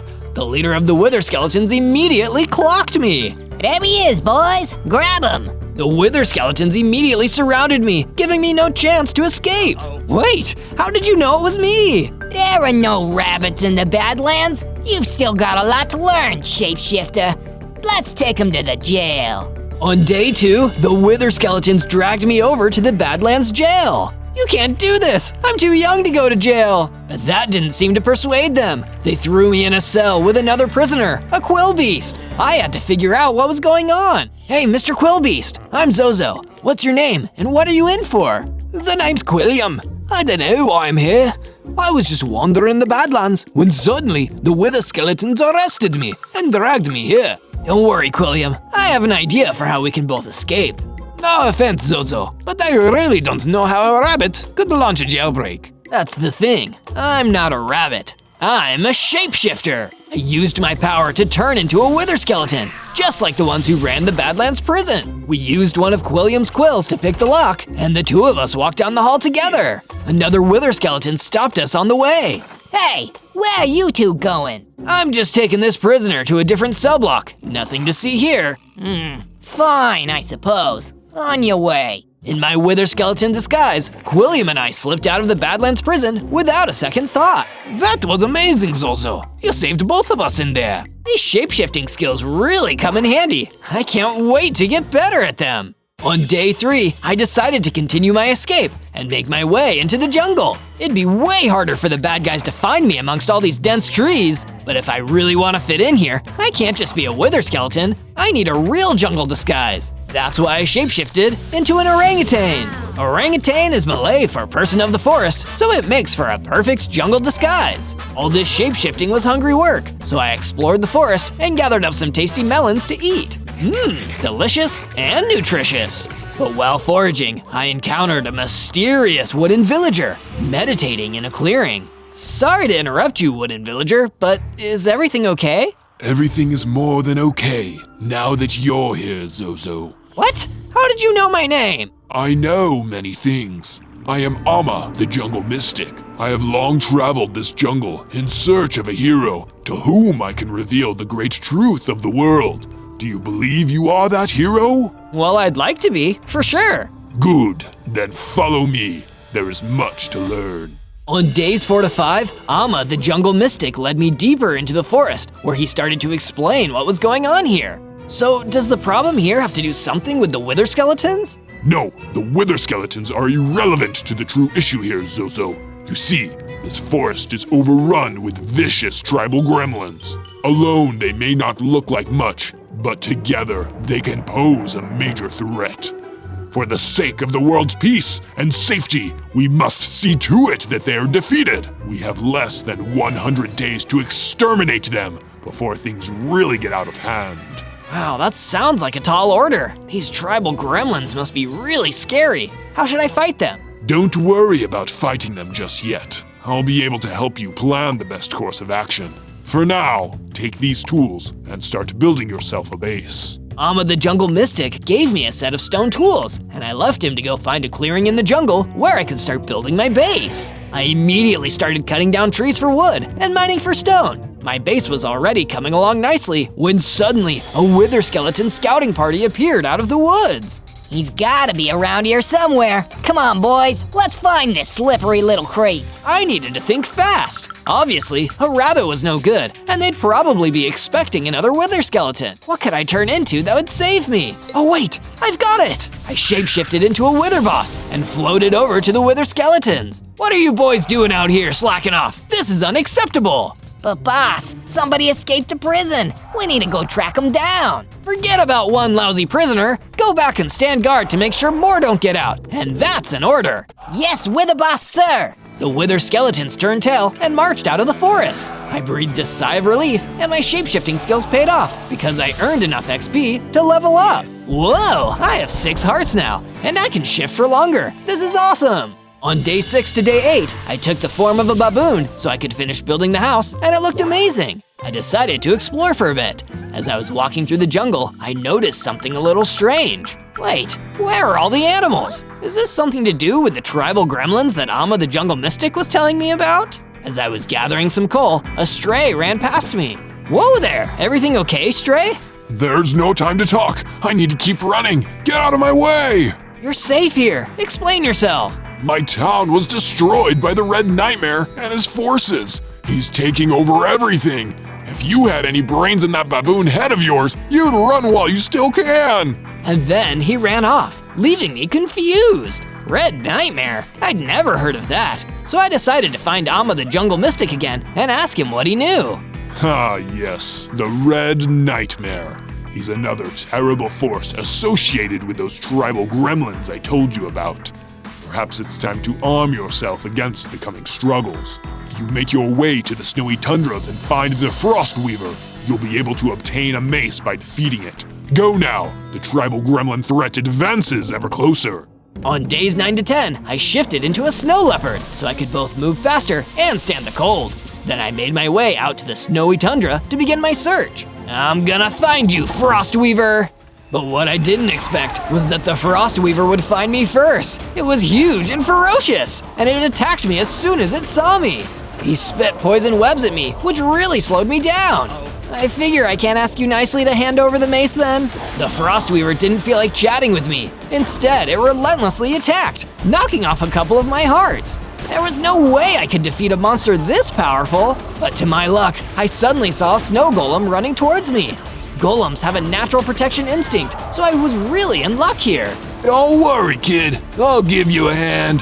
The snow golem joined me in the fight, and we were able to turn the tide. Soon, the Frost Weaver was defeated, and I had picked up the special mace he dropped. Thanks for helping me there, snow golem. I really owe you one. Think nothing of it. Why don't you come back to my cave with me? My family and I could make you some dinner. So we traveled back to the ice cave where the snow golem and his family, some baby snow golems, lived. He gave me some mushroom stew that helped replenish my missing hearts. I suppose you're out here fleeing from the Red Nightmare. That's why most people come to brave these frosty wastes. The Red Nightmare? As in the tribal gremlins? Tribal gremlins? I've never heard of any such thing. How strange. Well, I better go ask Amma about it. Thanks for the stew. On days 11 to 12, I assumed the form of a formidable Komodo dragon and returned to my base. Amma, the Jungle Mystic, was waiting for me. Amma, something isn't right. I got the mace, but while I was out in the snowy tundra, I met a snow golem who knew about the Red Nightmare, but not the tribal gremlins. How could that be? I wouldn't worry about it, Zozo. Instead, go to this cave I've marked out on your map. You can mine some iron ore there and perhaps use it to upgrade your armor or gear. It will be vital in the coming struggles. Once you have your iron, you can begin the attack on the tribal gremlin camp to the left of here. Okay, if you say so, Amma. Still, it's a little weird to say the least. I went to the cave that Amma marked out for me. I made my way in and started mining the iron ore. There was a decent amount of it down there, but not enough to do what I really needed. I did grab the extra coal that was there though. Then, when I left the cave, I was ambushed by a lurker, one of the nastiest little creatures in the jungle. Thank goodness I have my mace with me. With one swing of my mace, I'd smushed that nasty creature and was off on my way to the tribal gremlin camp. From day 13 to day 15, I came across a path. This must be the way to the village. I took the form of a gremlin so nobody would really notice me, and I followed the path. I arrived at the tribal gremlin camp. It was basically a huge village made of tree houses in the jungle. I was expecting it to be scary, but honestly, all the tribal gremlins seemed weirdly peaceful. I decided to talk to one of them to see what was going on. Hey, fellow gremlin, you looking forward to causing some more chaos in the forest today? He just looked confused. Chaos? What are you talking about? I turned and saw a very chubby, stern-looking tribal gremlin chief sitting behind me. There will be no chaos around here, boy. We need to stay organized if we want to have any hope of defeating the Red Nightmare. The tribal gremlins wanted to fight the Red Nightmare too? I thought they were in league with them. Nothing was making sense. I needed to go back to my base and talk to Amma the Jungle Mystic immediately. From day 16 to day 19, I returned to my base. I took the long way back through the jungle, trying to figure out some kind of reasonable explanation for what had happened. Could Amma have been lying to me this whole time? But why? When I arrived back at my base, there was a tribal gremlin waiting for me. He looked like he was in a panic. Stranger, we need your help. Something terrible has been attacking our village. Something terrible? I'll come right away. But by the time I arrived at the village, it looked like the worst had already happened. The village was in ruins. The tribal gremlin chief was dead, only his mask remained. And standing in the middle of it all was Amma. Amma, how could you? The tribal gremlins are friendly and peaceful. To you, perhaps, but to my plans, they were a frustrating inconvenience. What do you mean, your plans? I never told you my full name, did I? I'm a shapeshifter like you see. Some call me Amma, but my true name is Amogolish, perhaps better known as… Suddenly, Amma shapeshifted into a huge blood-red creature, the true Amogolish. Wait, you're the Red Nightmare? Very clever, Zozo. I thought I could trick you into destroying the tribal gremlins for me, but it seems you're completely useless. So you can be destroyed with them! I was so angry that I turned into a huge vile ogre and charged at Amogolish, the Red Nightmare! He would never use me to do evil! But I underestimated how strong he was. With one strike, he knocked me down from the bridge and everything faded to black. From day 20 to day 22, I woke at the bottom of what remained of the destroyed tribal gremlin village. I'd failed. I'd let them all down. But thankfully, at least some of them had survived Amogolish's monstrous attack. But now we have no place to live. We can't just survive out here in the jungle. He'll pick us off one by one. That's when I turned into a horse. Nobody is living out in the jungle. Hop on my back, and I'll let you come live at my base. We can work together and stop Amogolish from destroying anywhere else. One by one, I took all the remaining tribal gremlins back to my base and started building a barracks for them. If Amogolish thinks he can destroy us all, we're not gonna go down without a fight. From day 23 to day 26, I traveled out to the desert. That jungle humidity can be killer sometimes. I decided to turn myself into a roadrunner so I could run extra fast across the sand. Meep meep. It feels good to feel the wind blow between my feathers. But I had to stop when I saw a sun god being attacked by a gang of enhanced Aripedes. They must have been sent by Amogolish. Don't worry, sun god, I'm here to help. I ran in and started circling around the Aripedes, distracting them from attacking the sun god. That gave the sun god a chance. I unleash the power of the sun! He sent out a powerful sunblast, hitting and vaporizing the Aripedes, and he never could have done it without me. I never could have done it without you, Zozo. In exchange, I give you the blessing of the sun. From now on, you will be stronger and faster in daylight. You will also gain a few hearts. That's such a cool power. Thank you, sun god, and the 2 extra hearts will come in handy. May my blessings be with you. From day 27 to day 31, I went back to the jungle. I missed all those lush green trees. On the way back to the base, I found some sheep wandering around the jungle. They seemed lost, so I decided to take a stone guard form and shepherd them back to my base. When they were back, I started to build a pen for them. Now I can have as much wool as I want. This is perfect. I also decided to make a bigger wall around my base to protect me, the sheep, and my tribal gremlin guest from Amalgalish and his minions. Meanwhile, in Amalgalish's evil lair, he was meeting with his deadliest warrior, the Behemoth, a huge demon knight. What would you have me do, Master? I thought this Zozo could be useful, but it seems he's just a thorn in our sides. If we are to dominate this world, he and those who ally with him must be destroyed. Make it so. Yes, my master. I will destroy him personally. From day 32 to day 35, I decided I'd wander the plains in search of new allies and weapons. I needed to figure out how to defeat Amalgalish. Because I didn't want to get attacked by any monsters on my journey, I decided to shift into a mutant skeleton. Nobody would mess with that. Stop right there, monster.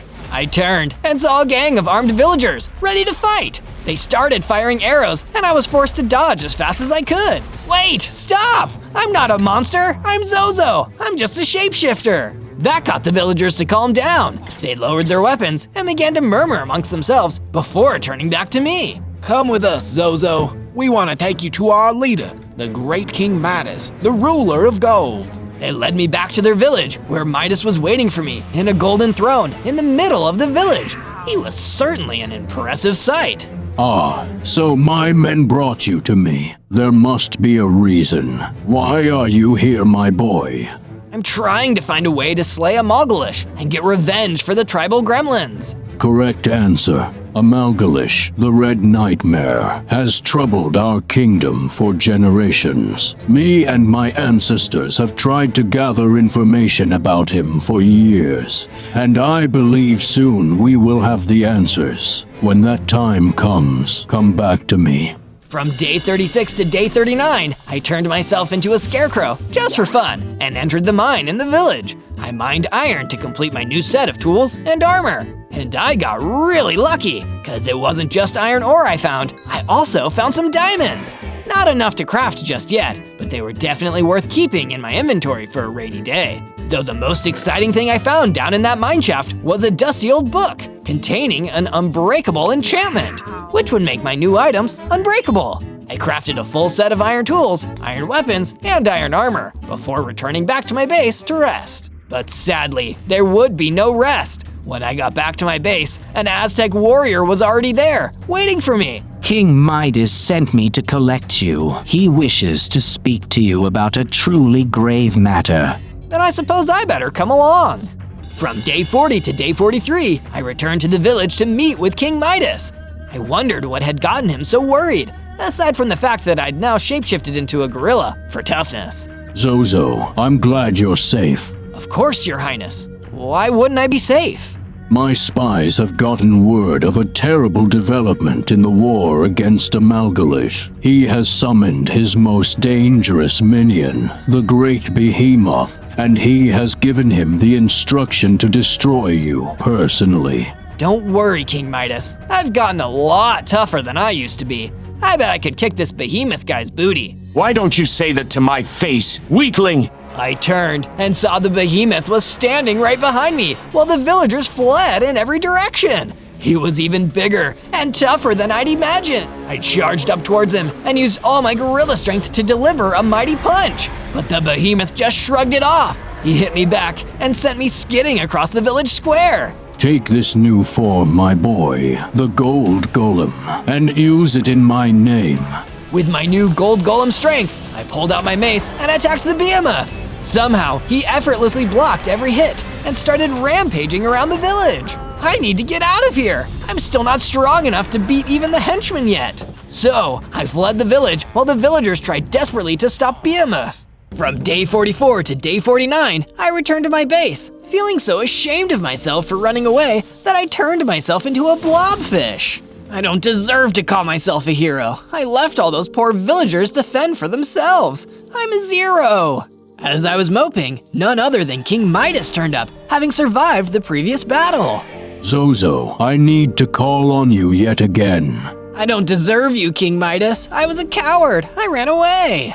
Don't focus on the past, Zozo. We're not going there. I'm here because I have some important knowledge. There are legends of a sacred item, a mithril battle axe, that can be used to defeat the Red Nightmare. A mithril battle axe? but I already have a sword and a mace, and neither of them help. The mithril battle axe is more than just a weapon, Zozo. It's supernatural. It can give its users immense power, even granting them wishes. But it is legendarily hard to obtain. You will either need to find one or make one from mithril ore. The mountains would be the best place to begin your search. From day 50 to day 53, I decided to take the form of a mountain troll and go searching through the mountains for information on the mithril hammer. Maybe if I find it, I can regain my honor after running away from Behemoth. The way up the mountain was tough. At the top, I searched and searched until I found a secret cave tucked away under one of the mountains. It seemed like the kind of place where something important might be hiding away. I put up some torches to light my way inside of the cave, but sadly I didn't find any mithril or a mithril battle axe in there. But I did find a book, labeled The Legend of Amalgalish. Hey, that's the guy I'm fighting. The book described how Amalgalish is an ancient evil who has tried to take over the world many times. But only someone who is of pure heart with a perfect weapon will be able to put him down for good and save everyone. Maybe I do have a shot after all. With at least some extra knowledge, I started heading back to my base. The way down was just as treacherous as the way up, but I eventually made it. When I reached the jungle again, I heard some commotion and I saw a Clink fighting a whole gang of scary jungle spiders. Don't worry, Clink, I'll help you. But by the time I reached him, he'd already defeated all the jungle spiders without breaking a sweat. He was clearly a lot stronger than I was. That was amazing, Mr. Clink. Want to come back to my base? I need someone to help train me how to fight like you. Sorry, buddy, but I'm not the teaching type. Old Clink is too free-spirited to ever be tied down like that. Good luck with whatever you're doing, though. From day 54 to day 57, having been rejected by Clink, I continued back to my base. Well, at least this day can't get any worse. You have a big storm coming, Zozo. I turned and saw that literally the last person I wanted to see right now was standing right behind me. Behemoth, Amalgalish's #1 goon! Oh no, not you again! I believe we have some unfinished business. Square up and prepare to meet your doom. I shifted into my gold golem form and pulled out my mace. This time, I was going to win! I charged straight at him with impressive speed, and with all my might, I swung the mace right into his face! And it had no effect. I still wasn't anywhere near strong enough to fight Behemoth, and all I could do was run away while he laughed at me.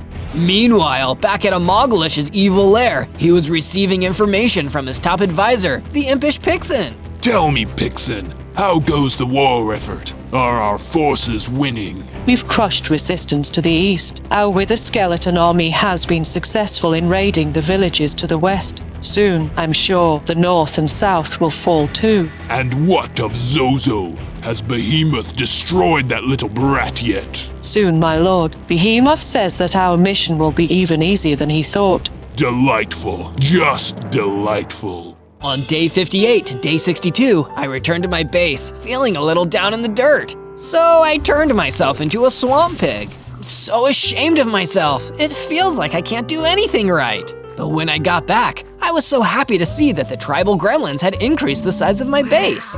They built new rooms and a whole new floor. It's the least we could do since you let us stay here with you, Zozo. I was so touched by their kindness that I wanted to do something for them in return. I'd build a statue, but not just any statue, a tribute to the fallen tribal gremlin chief. I started collecting all the proper material when I happened upon an abandoned diamond mine out in the jungle. I wonder if there are still diamonds down there. I went in and started to mine until I finally found enough diamonds to craft a pair of diamond armor pieces, a pickaxe, helmet, pants, and some cool boots. It isn't much, but it'll certainly help. From day 63 to day 66, one of the tribal gremlins approached me. Zozo, I think I know where you might be able to find a mithril battle axe like the one you were looking for. There's a special cave out in the desert, one that's sacred to my people. We might be able to find it together. That sounds like an excellent idea, tribal gremlin. Let's do it. We set off together until we reached the desert. With my shape-shifting powers growing by the day, I decided to shift into a guster so I could fit into the desert environment. After 2 days of walking, we finally found the cave. It looked deep and dark, and as I stepped forward to enter, the tribal gremlin stopped me. Wait, Zozo, I just remembered something important.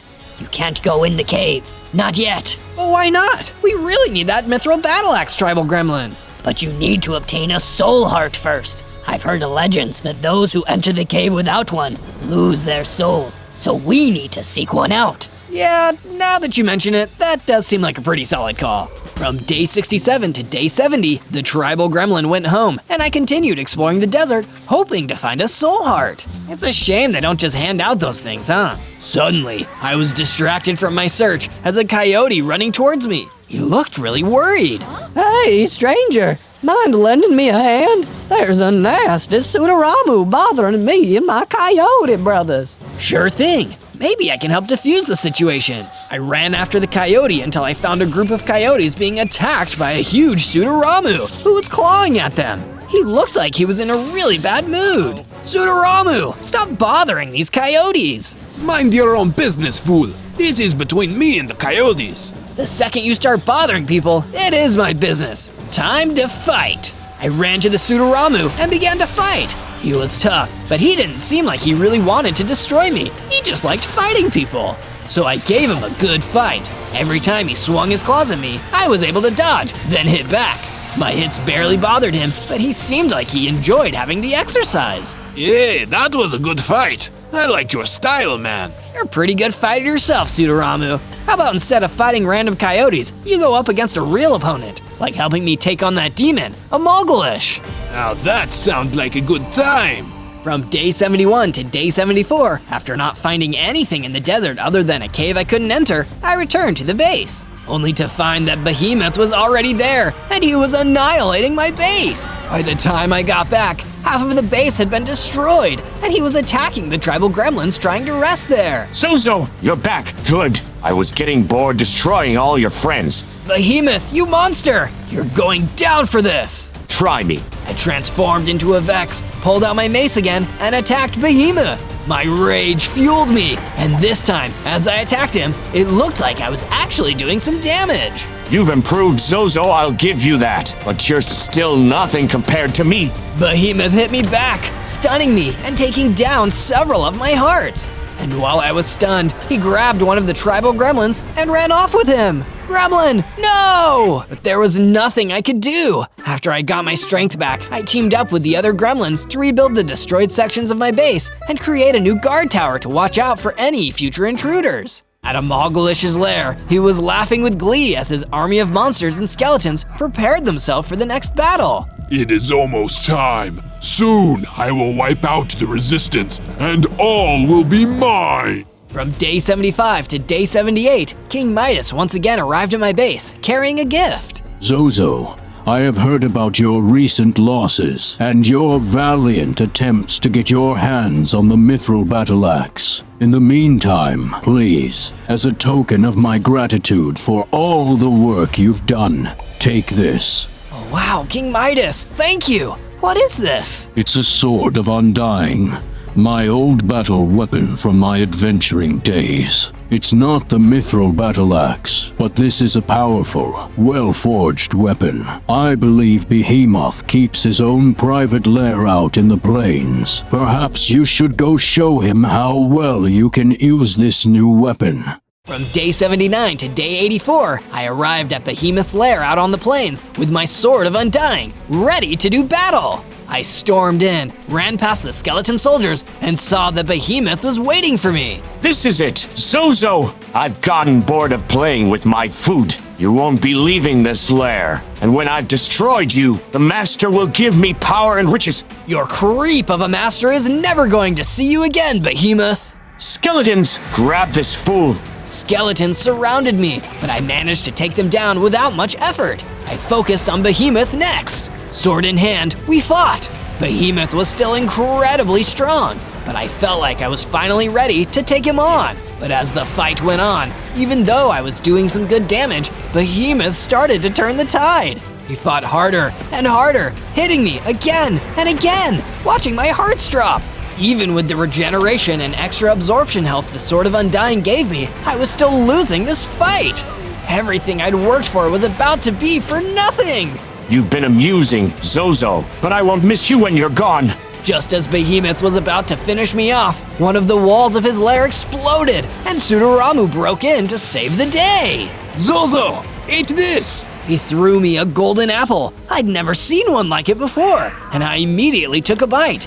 Immediately, everything changed. I could feel myself getting bigger and stronger, and not just regenerating hearts, but doubling them. With the 16 hearts, I shifted into Ultimate Gold Golem, and with the Sudaramu at my side, I was ready to finish this. The two of us attacked the Behemoth together, giving him no chance to take us out. I climbed to the top of the gate wall and jumped on the Behemoth, swinging my sword at his head. He was defeated once and for all! I looked and saw that the destroyed Behemoth had dropped a soul heart onto the ground. Now that was a good fight. Say, what's that thing he dropped? Sudaramu, that's our ticket to the big time! From day 85 to day 89, while still out in the plains, I shapeshifted into a double-headed Vile Ogre. I stumbled upon some clay and dug it up to use on the Tribal Gremlin Chief statue. This is gonna look awesome, and I bet my Tribal Gremlin roommates will really appreciate it too. I returned to the base and completed the statue. Seeing it there inspired me and reminded me of what really mattered, all the innocent people I was fighting for. With the statue done, I set off for the desert with the Behemoth Soul Heart in my inventory. I could finally enter the sacred cave and obtain the Mithril Battle Axe. It would be a great day! But when I entered, things weren't so easy. There were husks everywhere, and just as I was about to clear them all, a terrifying Jabberwock jumped out of the cave and started attacking me. I needed to pull out King Midas's sword to fight him off, and even then, it wasn't easy. Feels like nothing has been easy for me these last few months. But with the Jabberwock Cave Guardian defeated, I saw it there, waiting for me. The Mithril Battle Axe that would solve all of our problems. I picked it up and felt its power surging through my hands. Ignites and knocks back targets. Well, that is useful. Things are looking up at last. From day 90 to day 94, I emerged from the cave with the Mithril Battle Axe, wondering what I'd use it for first, when I saw that a Mogolish was standing right in front of me. Hello again, Zozo. Think I'd let you get away with destroying my most powerful henchman? For that, I'm going to destroy you myself. I didn't feel like talking to this monster. Instead, with the Mithril Battle Axe in hand, I charged at him, ready to strike. I got one hit in. He instantly hit me back and sent me flying. The hit was so hard, it knocked the battle axe right out of my hands. Before I could get up, he snatched the Mithril Battle Axe, even though I'd only just gotten it. You won't be needing this anymore. In fact, I think I'll make much better use of it than you ever did. Goodbye, Zozo. There was an explosion, and the desert ground beneath me caved in, trapping me in a pit. A Mogolish disappeared, off to do something awful, no doubt. One step forward, 2 steps back. From day 95 to day 97, I needed to do something clever to escape the pit. Thankfully, this was where my shapeshifting skills came in handy again. I turned into a bald eagle and flew right out of there, heading towards King Midas's village. With the Mithril Battle Axe lost, I needed to ask him for advice on what I should do next. But it was already too late. When I arrived at the village, I saw it had been completely ransacked. All the buildings were destroyed. I couldn't see any villagers. All that was left was King Midas, near death, next to his broken throne. I flew down and turned into a golden villager, approaching King Midas to see if there was anything I could do to help. I'm sorry, it's already too late for me. Amalgalish used the Mithril Battle Axe to improve his power to unimaginable levels. He destroyed the entire village. You must stop him. You're our only hope. I will stop him, King Midas. I promise. He'll pay for everything he's done. King Midas passed, and I journeyed back to my base. On day 98, I arrived back at the base and found that my worst fears had been made real. A Mogolish had come here too and destroyed everything. The base was in tatters, and most of the tribal gremlins were gone. I'd failed. I couldn't protect anybody or anyone. It seemed like a Mogolish was going to use the Mithril Battle Axe to rule the world. I felt so terrible about myself, I shapeshifted into a cockroach. Just as I was about to give up hope, one of the last tribal gremlins approached me. I'm so sorry that I failed, tribal gremlin. I let your people down from beginning to end. But this isn't the end, Zozo. You can't give up. If a Mogolish could use the magical axe to destroy all this, Then maybe, if you get your hands on the axe, you can make it all okay again. And in that moment, I knew that the tribal gremlin was right. If that axe could get us into this, it might be the only thing that could get us out. On day 99, I shapeshifted into King Midas himself as a tribute to the great king's legacy. As him, I approached Amogalish's base, wielding his Sword of Undying. To my surprise, Amogalish himself came out to meet me, holding the mithril battle axe, exactly as I'd hoped. King Midas, this is impossible. I dealt you a lethal blow with the mithril battle axe. You must be Zozo, and I'll be taking that axe. Yes, to the face. This time, Amogalish lunged at me first, upset at being tricked. But that's when I took my opportunity. As he swung the mithril battle axe, I dodged and snatched it from his hands. Thanks, Amogalish. I promise I'll bring it back. With the battle axe in hand, I ran back to my base as fast as I could, hoping that it still had some magic left over after all the damage that Amogalish had done with it. I arrived back at my base and began to wish, holding the axe tightly in my hands. I wish for all the tribal gremlins to be brought back and for my base to be fully repaired. That's all I ask for. And seconds later, the axe vanished from my hands, never to be seen again. But my wish was granted. My base was back to normal, and all the tribal gremlins had been brought back. You saved us, Zozo. Thank you. And now, together, we can save everyone else. Like Amogalish himself said, just one tribal gremlin doesn't count for much. But all of you together, we can bring Amogalish down for good. Let's go save the world. On day 100, I led the tribal gremlin strike force straight into Amogalish's lair. As wither skeletons poured out to fight us, the gremlins took them on. Gremlin freedom forever! And as the fight raged on, of course, Amogalish crawled out of his lair, ready to fight me personally. You worthless little creature. I should have destroyed you when you were small and weak. It would have saved me a lot of trouble. It's too late for regrets now, Amogalish. They won't do you any good. Stubborn and arrogant to the end. Do you really think you can beat me? You're not even carrying a weapon. I'm a shapeshifter, Amogalish. Don't you know what that means? What? It means I am the weapon. And with that, I turned into my final form, a giant ender dragon. No, this can't be. It isn't fair. I can't be defeated by some other lowly shapeshifter. I'm the most powerful being in the world. But all that complaining didn't do him any good. I unleashed my most powerful Dragon's Breath attack on him, and by the time I was done, there was nothing left. Amogalish was defeated! And once the tribal gremlins were done defeating the last of the wither skeletons, the world could finally be at peace once again. On day 1, I spawned in as a cute and not so ugly little duckling. I'm so tiny, I've only got 2 hearts. I guess that checks out. I'm not strong, I'm just a square of fluff. At least I can fly. Nope, I can't fly yet, but I can swim. And check out my duck family. I've got a mama duck and a bunch of duckling siblings. They were all swimming in a pond. Hey guys, wait up for me. Wow, this sure is peaceful, just paddling along. My siblings and I had a great time splashing around together and following Mother Duck around. We didn't even run into any trouble. As the sun set that night, we made a little shelter and all huddled together to go to sleep. Maybe this will be an easy 100 days of survival. Hey, a duck can dream. On day 2, we were all awoken by the sound of loud barking. I looked around and saw we were surrounded by some mean-looking dogs. Our little duck shelter was super weak. The dogs got right in and started attacking us. Oh no! I would have to be brave. Feel the wrath of my mighty beak. I tried to fight back, but I instantly realized that a little duck stands no chance against big mean dogs. We would have to make a run for it. My duck family and I fled away, waddling as fast as our little webbed feet could take us. But it was no use. The dogs ended up surrounding us again. I have to do something. Whoa! Next thing I knew, I was tumbling fast down a steep hill. Ouch! Oof! You could definitely say I was on a roll. I fell with a splash into some water at the end of the hill. I was nowhere near my family anymore. They were all still far above me. My family was being kidnapped. I did what I could to find my way back in time to save them, but by the time I arrived, everyone was gone. This is not good. What'll I do without them? I made my way back to where I first saw my family.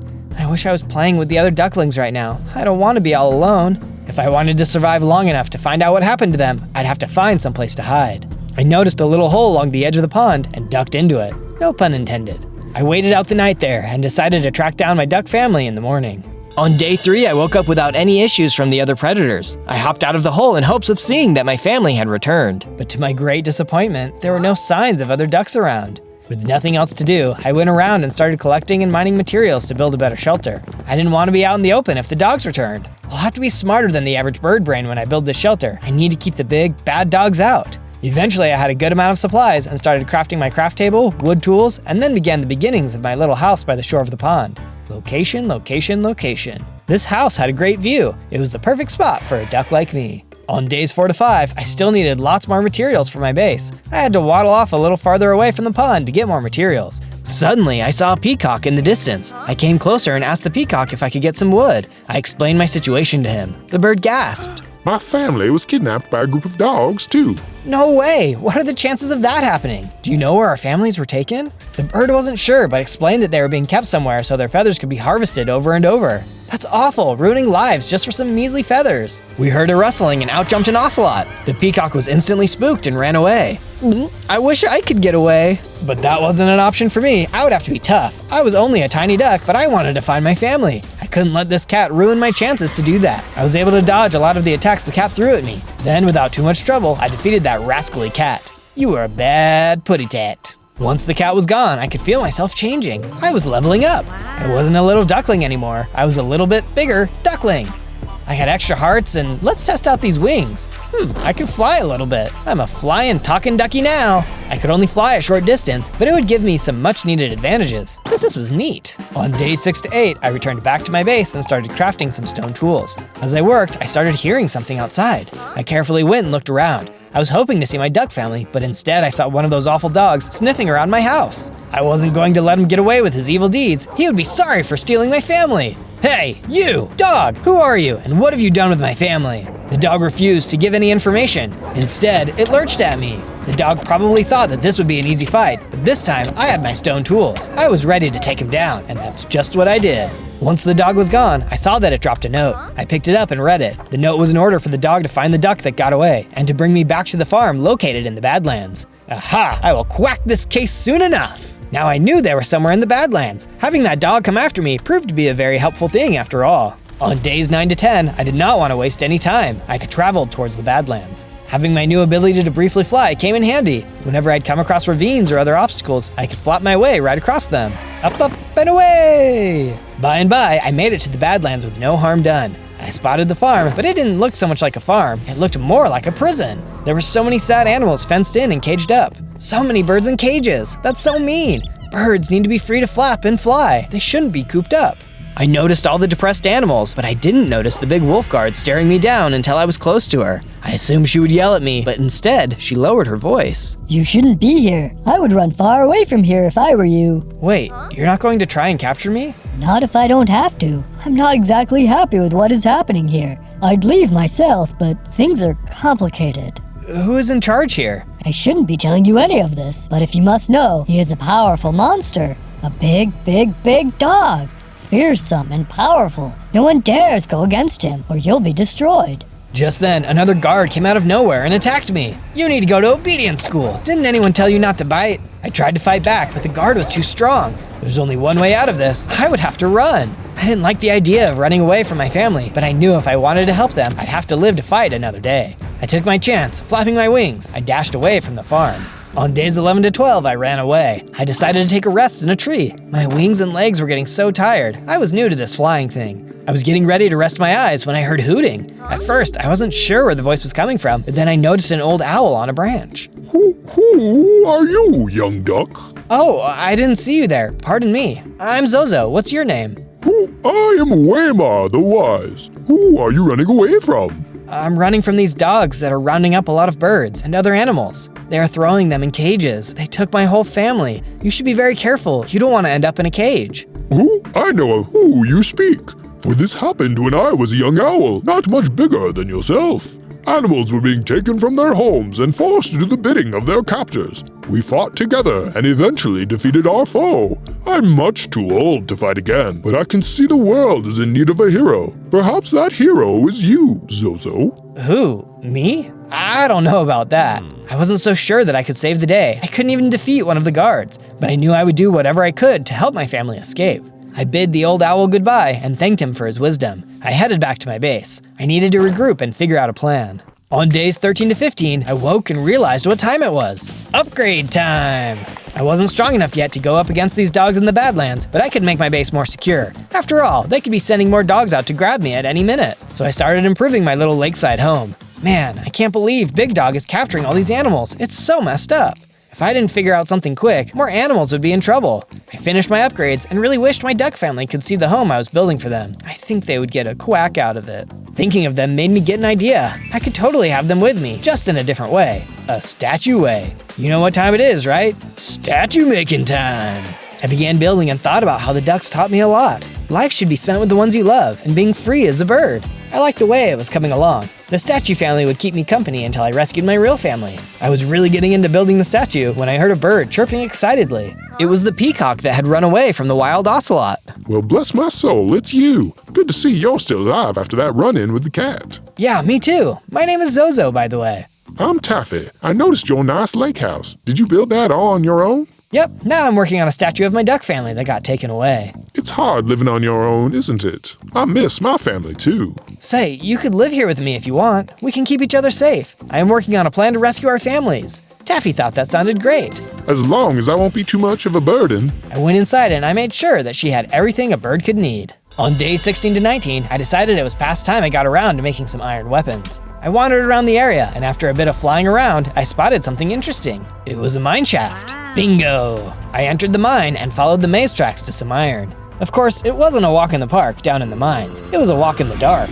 I met some zombies and skeletons down there that were interested in ending my life. Back off, I've got a sword and I know how to use it. I started swinging my sword at them and had a couple close calls, but I knocked them out pretty quickly. It was good to see I was learning how to hold my own. Still, I didn't care to run into any more creatures, so after I had enough iron, I booked it out of the mine as fast as I could. Back at the house, I readied my supplies and got to work, crafting my stronger weapons and armor with my crafting table. These will give me the edge I need to go up against those tough guards. On days 20 to 22, it was time to release the Quacken. I told Taffy to keep a bird's eye on the base while I returned back to the Badlands. This time, I would be ready. Those guards won't see me coming. Because this time, I wasn't going through the door, I was flying overhead. I know what you're thinking, I wasn't the most accomplished flyer, but I could fly better than those dogs could. It was worth a try. As I approached the walls of the farm, I took a running start and launched into the air. I'm like a flying ninja. Yay! There's a duck flying over our walls, into the farm. Now that's what you call a bird brain. Well, I guess I wasn't as stealthy as I hoped I was. I landed near the guards. Wait a second, it's that troublesome duck that keeps getting away from us. Get him! I jumped into the air, dodging attacks. Toucan, play at this game, on guard. I got out my weapons and started handing out damage. I couldn't lie, it was a bit daunting. They would get a hit or a bite, but with my armor protecting me, they were toast after a few hits. What a rough day for you dogs, getting your tails handed to you by a little duck like me. Finally, I had finished the guards off. I didn't waste any time searching for my family. I started running all around the ground, searching for my family.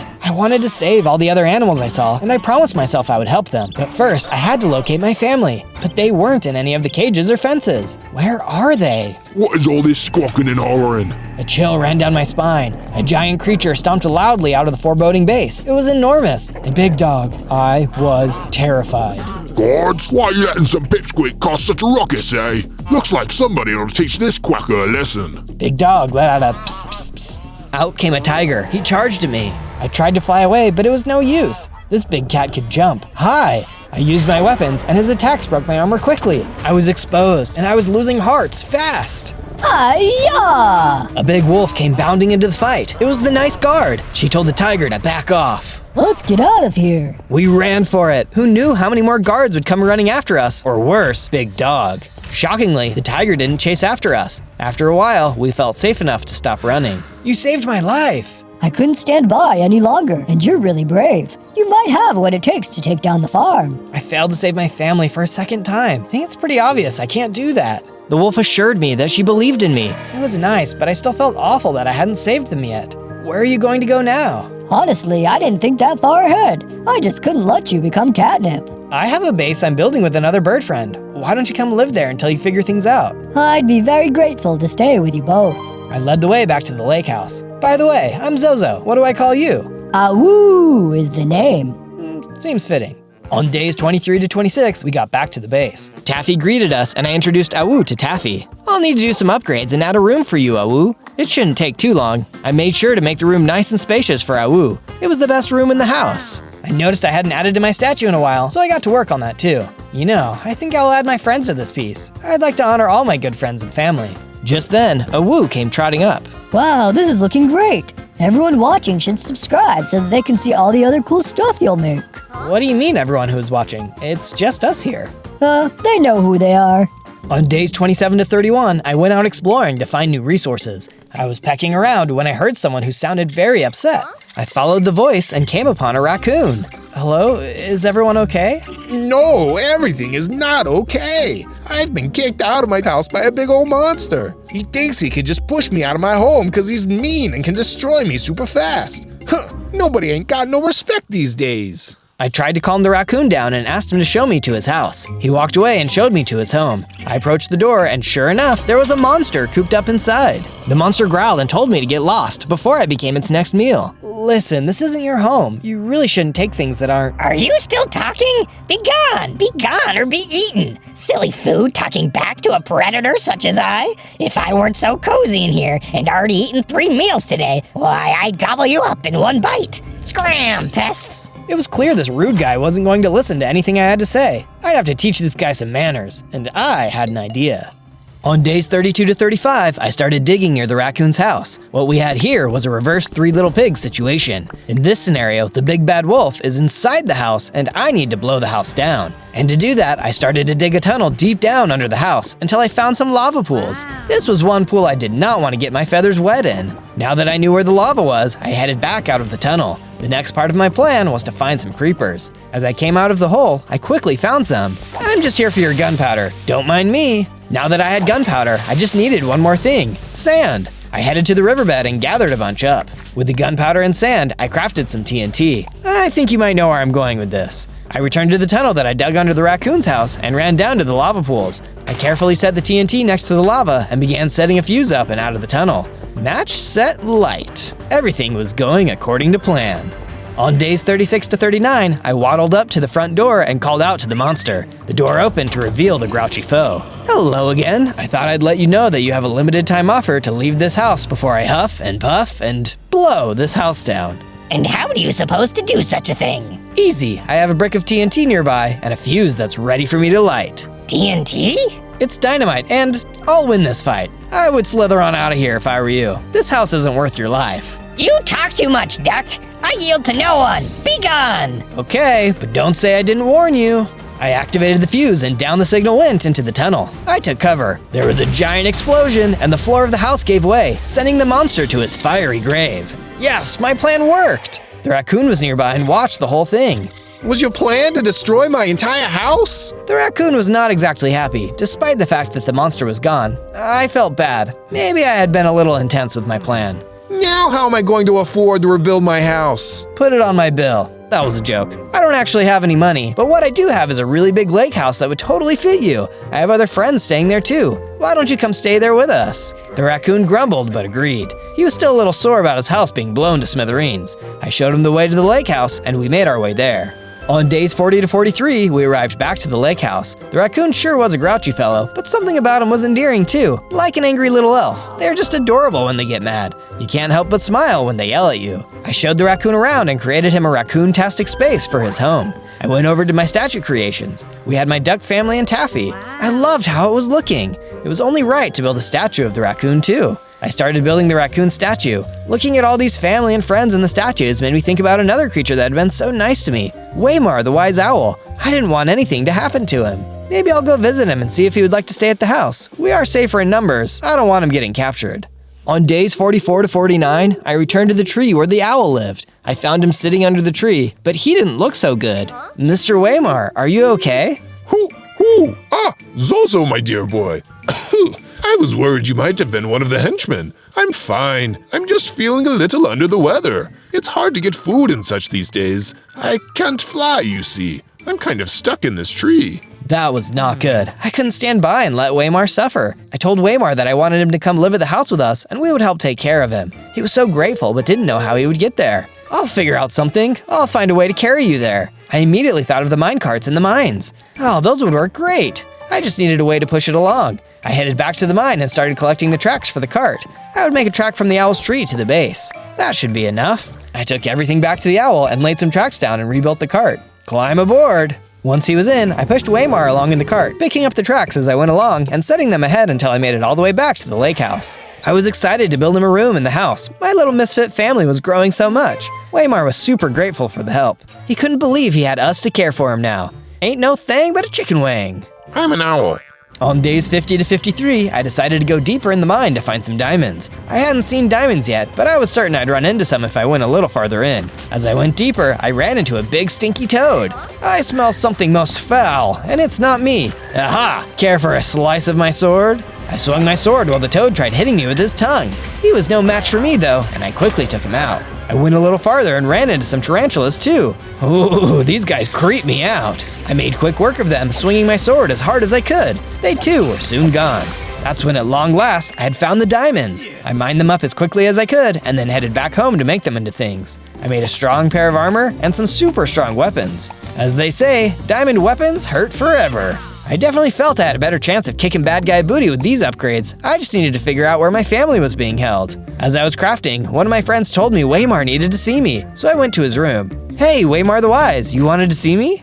Oh, Zozo, I have loved being here. I feel so much happier. I hate to seem ungrateful for asking you anything, so you know what? Never mind. It was silly anyways. No, please, I want to help. I'm happy to do anything. Anything at all. Well, okay, if you insist. I have the most overwhelming craving for a tropical fish. I loved eating it when I was younger. My siblings and I would devour them when we were in the nest together. Oh, how I miss those days. Sure, that's no trouble at all. I'll go right away. Waymar was so excited to hear I would help him. I started on my quest immediately. On days 54 to 57, I finally reached the water. There was a perfect spot for catching tropical fish. Now, if I was a gorilla or hoglin, I might have trouble getting this fish, but I was a duck, so I was in luck. I paddled out into the water and dove after the fish. Okay, this is a little trickier than I thought. I spotted a school of fish and started swinging my sword. Eventually, I got one. I kept swinging until I had gotten a few more. Well, now to simply swim back to the shore with no problem. Ah! Somebody bit my tail feathers. It was a shark. I was under attack. Actually, I was more over attack as the shark was below me. Oh, you like picking on smaller fish, do ya? Wait a second, don't you eat smaller fish too? Well, yeah, but that one was supposed to be mine. Now scram! I fought the shark. It was tough, but eventually I won thanks to my upgrades. Oh, check me out, I'm growing. I'm a much bigger duck now. I had leveled up, finally. Hey, maybe I can fly now. I thought a happy thought, took off running, and started flapping my wings. I zoomed into the air. This was amazing. I can fly! I can fly! I can fly! On days 58 to 62, I arrived back in the base with the fish. As I climbed into the base, I saw that Waymar was even worse off. Oh no, Waymar, you don't look so good. Here, I brought you your favorite fish. This should help. Thank you, Zozo. I don't have the energy to eat it just yet. Let me just put it here. I remember when Mother would return home with the fish back in 1932, just as you just did. She liked them lightly pan-fried and put a dollop of cranberry sauce on the side. Waymar? Waymar suddenly passed away with a smile on his face. I wondered if I had gotten him the fish sooner, if I would have saved him. But I was also glad he took his final breath, knowing he was cared for and not alone. He was going to be very missed. On days 63 to 66, I was moping around the base. I felt so sad, and that was okay. I just needed to let out my feelings and be upset. I went over to the statues and had a good sob while I added another one to the bunch. I wanted to honor Waymar's memory by adding him to the group. The statue made me feel better, and I could smile again. There was my wise friend Waymar staring back at me. This place was becoming a whole museum full of statues. It was beautiful. On days 67 to 70, Awu came up to tell me that they had found something. It's a note from Waymar. You're going to want to read this. I took the note and read it. Zozo, check out the old fort east of here. Your family might be there. And remember, things aren't always what they seem. Just because you can't hear or see something doesn't mean it isn't working. Believe in yourself and your plans. What was that supposed to mean? It was a nice sentiment, but I feel like it was some kind of coded message. I'd try to remember that. Well, Awu, looks like I need to follow these clues. Can you help keep watch over the lake house while I'm gone? Awu was up for the task. In the morning, I would take my leave. On day 71 to 74, I went in search of the hidden prison in the tundra. As I traveled across the snowy forest, I spied a fort hiding in the mountains. Is that it? I saw that the fort was active and that there were guards that looked just like the ones from the farm. They were carrying large shipments of feathers out of the fort. This place must be a prison where the other ducks and birds are being held captive. They are harvesting their feathers. My blood boiled. I didn't waste another moment. I drew my diamond weapons, and with my diamond armor, I charged in. I started swinging my sword with all my mighty duck strength. Those guards didn't stand a chance. I couldn't believe how easily I blew through them all. Feel the wrath of my revenge. I made my way into the prison, cutting down anyone who stood in my way. I was feeling like I could take on anything at this point. On days 75 to 78, I reached a room that looked important. I barged in, unafraid, and saw the tiger that had almost destroyed me back at the farm. I felt a tinge of fear creep back into me. Did I have what it took to go up against him? Regardless, what choice did I have now? My family could be in this very room. I shook off my fear and went head-to-head with the cat. Or clawed a sword, rather. This tiger was still tough. I got lots of good hits in, but he was so strong. It wasn't doing that much damage. He was good at blocking, too. He even scratched me a few times. And I saw tons of birds in cages. Maybe my family wasn't here. As we fought, I noticed a big lever. It looked important. I took a chance and hit it hard. All of a sudden, the cage door swung open. The birds were free. The tiger was in shock at his sudden misfortune. What's the matter? Cat got your tongue? Some of the birds started to attack him. While he was distracted by all of the birds flying out of their cages, I was able to attack his weak spot. He was done for. The tiger was no more. I looked around the room and saw my baby duck siblings. They were so excited to see me and couldn't believe how much I had grown. I was so relieved to see them. And where's Mama Duck? The ducks look sad. Mama got taken by the big bad dog to his mansion. The other birds say that it's on some sort of volcano. That seems like a bad place to build a mansion. This dog isn't as smart as I thought. Don't worry, little ducklings. I will rescue Mama. On days 79 to 84, I spent some time searching the room where I had originally found the tiger. You never know what kind of information you can find, and this tiger was clearly a leader of this operation. He had all sorts of confidential information laying around, and if nothing else, I could take his valuables. He didn't have any use for them now that he was toast. I looked all around and found a treasure chest. Bingo! I opened it up and found a map. I looked closer.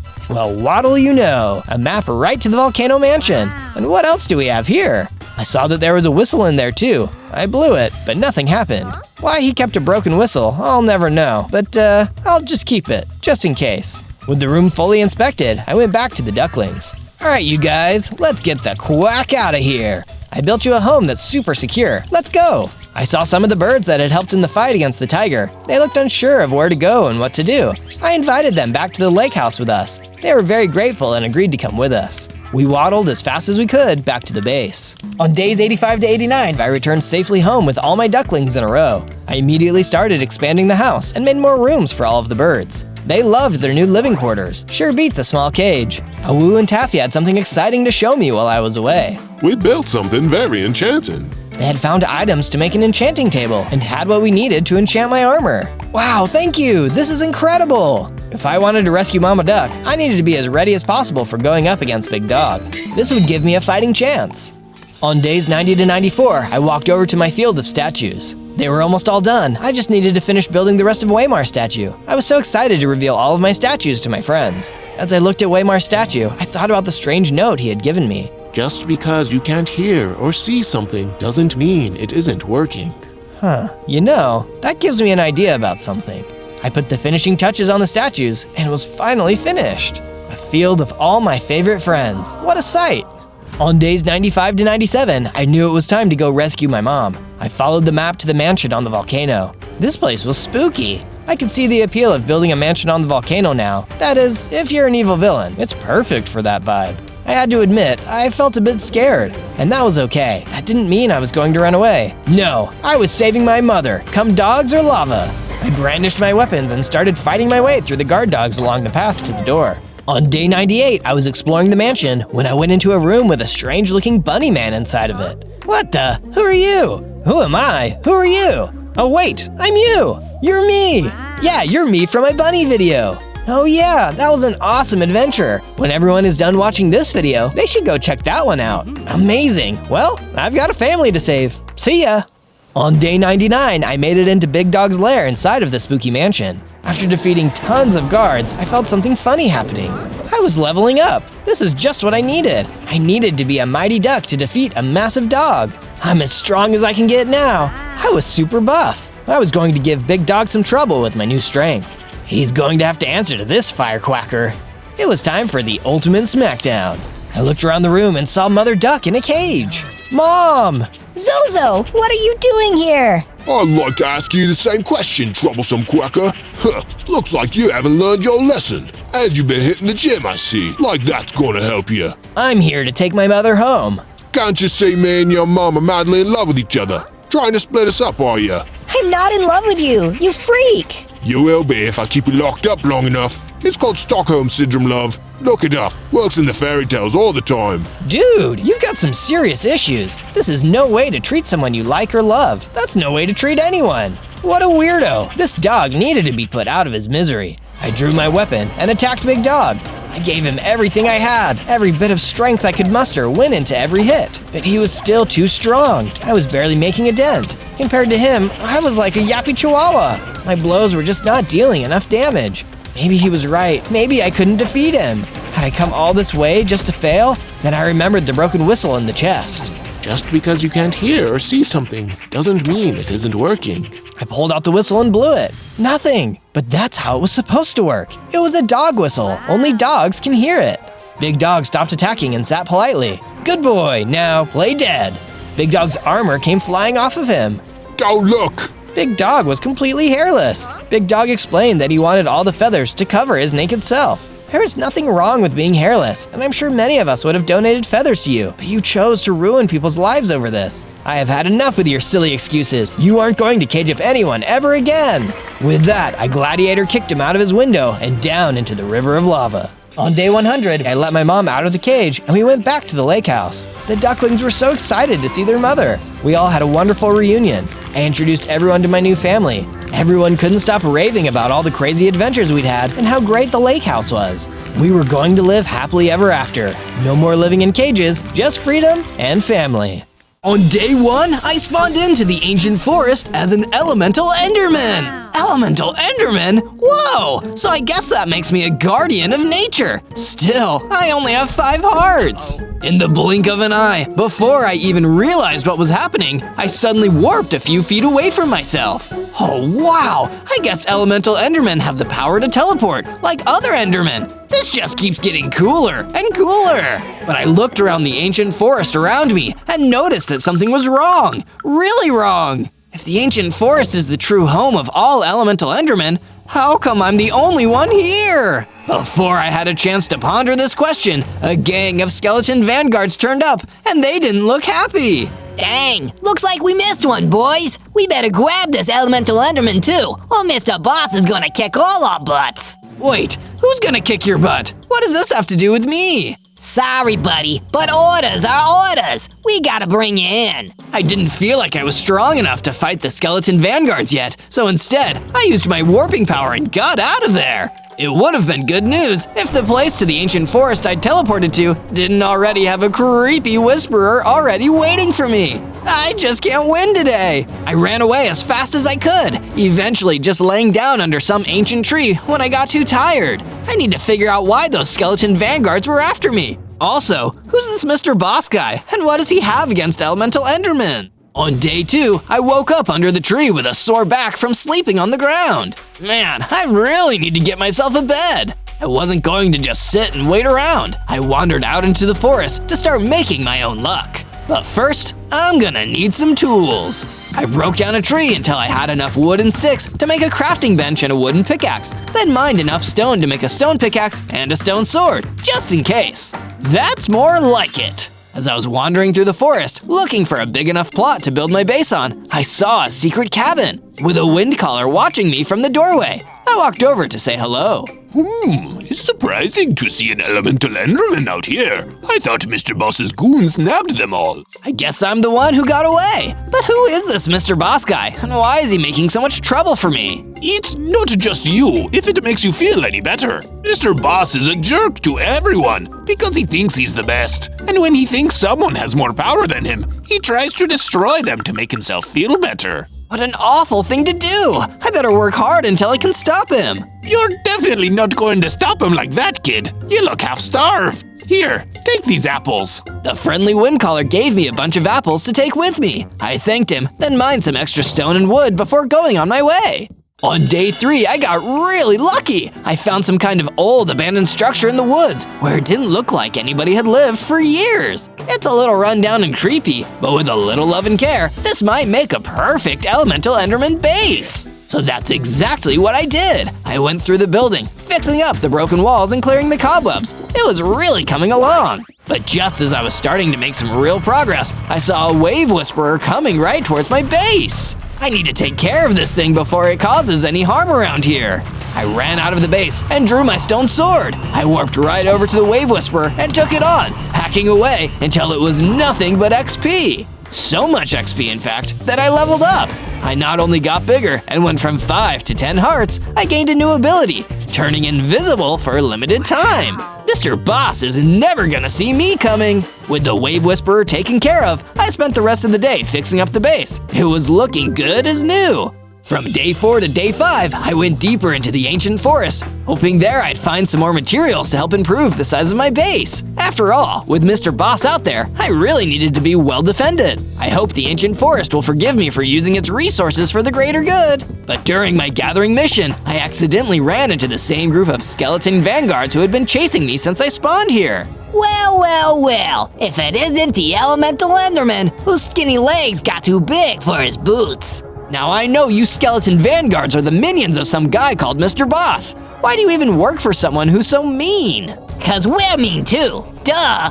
Plus, he pays well. So if he doesn't like the look of someone and wants them taken care of, we're happy to do what he says. Get up, boys. The skeleton vanguard started attacking me, but this time I wasn't just going to sit there and take it. I used my stone sword to fight back, and soon enough, I defeated the whole group.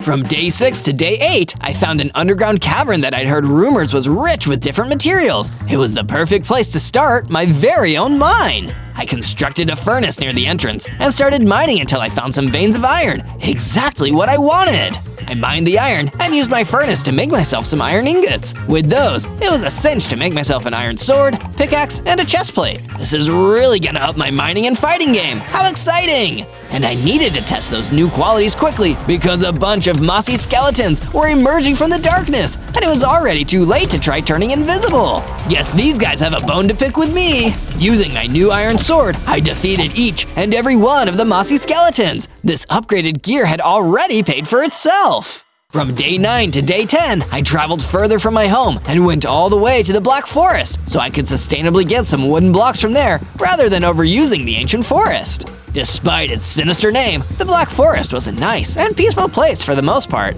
I didn't have any trouble going through and cutting down a few trees to collect the blocks. Until, on my way back through the forest, I ran into a big, wide golem with purple veins going through him. I just knew this had to be Mr. Boss. Yo, you're that dweeby little elemental enderman that's been messing with all my boys. Not cool, just like you. Am I gonna have to teach you some manners, you little tree hugger? I think it's you that needs the lesson in manners, Mr. Boss. Stay out of these forests. I warped right over to him and attacked him with my iron sword, but it had literally no effect. He just laughed, and I backed away, terrified at how strong he was. Nice, that almost tickled. Now it's my turn, you little runt. But if those were the hits he could take, I definitely didn't want to see the ones he could give. I turned invisible and ran away before he could catch me. There's no way I could beat this guy like this. He's just too strong. While I was running away, I turned visible again and ran into a mountaineer who was also in the Black Forest. He looked at me like I was oddly familiar. Running, huh? From Mr. Boss? Wait, how did you know? He's been shaking down everyone around these parts, the big mean bully. Nobody's been strong enough to stop him before, so we all just let him boss us around. Well, that stops here. I'm sick of his bullying. I'm gonna get strong enough to defeat Mr. Boss once and for all. I led the Mountaineer back through the Black Forest. I'd made my first ever ally. From day 11 to day 12, I led the Mountaineer back to my base. I see room for improvement, sure, but it's nice to have a roof over my head. Thank you, Zozo. I'm happy to stay here with you. Of course, my first course of action was adding a new room to my base, complete with a bed so that the Mountaineer could sleep. Ooh, nice and cozy, just how I like it. I know what you like, bro. But my encounter with Mr. Boss made me realize just how dangerous he was, and I needed to be as tough as possible to survive an encounter with him. That's why I went back to my underground mining cavern to mine some more iron ore. And while I was exploring the old mine, I found something interesting, a bow and some arrows. It's always useful to have a long-range attack. Yoink! While I was smelting the iron ore, it turned out I found that bow just in time. I was attacked by a dread beast that had been hiding out in the cavern. I didn't want it to get too close to me, so I used my bow to take it out at a distance. It was a real lifesaver. With the extra iron ore I gathered, I made myself some new ingots and some new pieces of iron armor. That made me way more defensible. I also had enough to make the axe and the shovel. I'm fully ironed out now. And speaking of defensible, I went back to my base afterwards and started construction on a perimeter wall. I even put up a little sign, "No Mr. Boss allowed." Yeah, that'll show him. From day 13 to day 15, I went back to the Windcaller's secret cabin in the ancient forest to tell him how I was doing and share everything I'd learned. It turns out Mr. Boss is way stronger than I thought, Windcaller. I thought he was just some average bully. I had no idea he was some super powerful mob boss. Perhaps I wasn't fully honest with you about what you were going up against, Zozo. Mr. Boss certainly is a nasty customer. He was your average village defending golem once, but one day he went bad. Sick of working for the villagers, he decided that everyone would work for him. Right now, he's probably in the boss base, a special mansion he constructed to house him and his skeleton vanguards. They're up there, feasting all day, planning what evil deeds they'll commit next. Just for fun, and to feel powerful. And so far, nobody has ever been able to defeat him. But Zozo, that doesn't mean you can't be the first. No, I'm sorry, Windcaller, but I think he might just be too powerful. If everyone else has failed to defeat him, I don't think I'm gonna be the exception. Before Windcaller could try to encourage me otherwise, I left back to my base, feeling ashamed. From day 16 to day 19, I started off just sitting around my base, moping. I already felt like a failure, and if I couldn't even stand up to Mr. Boss, I didn't even know why I spawned here. But my self-pity was interrupted by the Mountaineer approaching me with a quest, an important, personal one. Zozo, I need your help. A good friend of mine, Dottie the Dodo Hippogriff, has been missing in the Crag Gardens for days. I need you to go find her. Of course, Mountaineer, I'll get right on it. I set off on a long journey to the Crag Gardens to find the Mountaineer's friend, Dodie. Lucky for me, but unlucky for her, I almost immediately found her getting attacked by a Dreadlich. Hey, get away from her! This distracted the Dreadlich, giving Dottie a chance to run away. It was just me and the Dreadlich now. You dare come to my domain and tell me what I can and cannot do, elemental Enderman? Nobody should bully and attack people anywhere, for any reason. Foolish and weak. For this, I shall destroy you where you stand.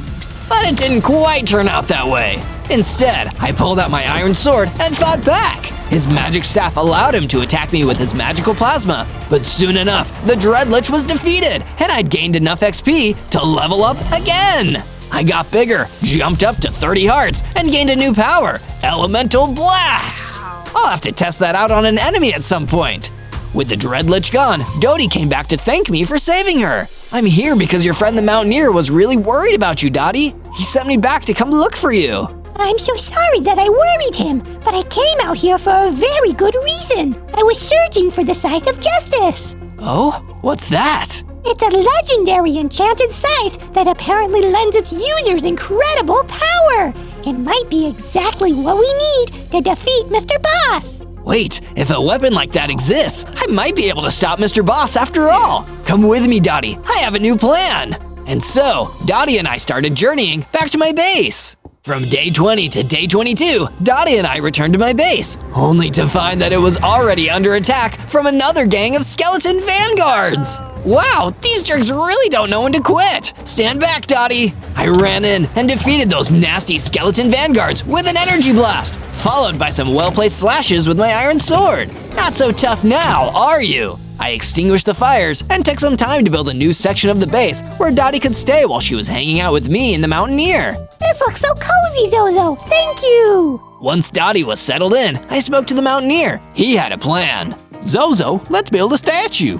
I can tell you've been having some motivation issues lately. Maybe if we could build you a cool statue, it'll help keep you inspired and remind you what's important. It's a great idea, Mountaineer. Let's split up and search for some materials.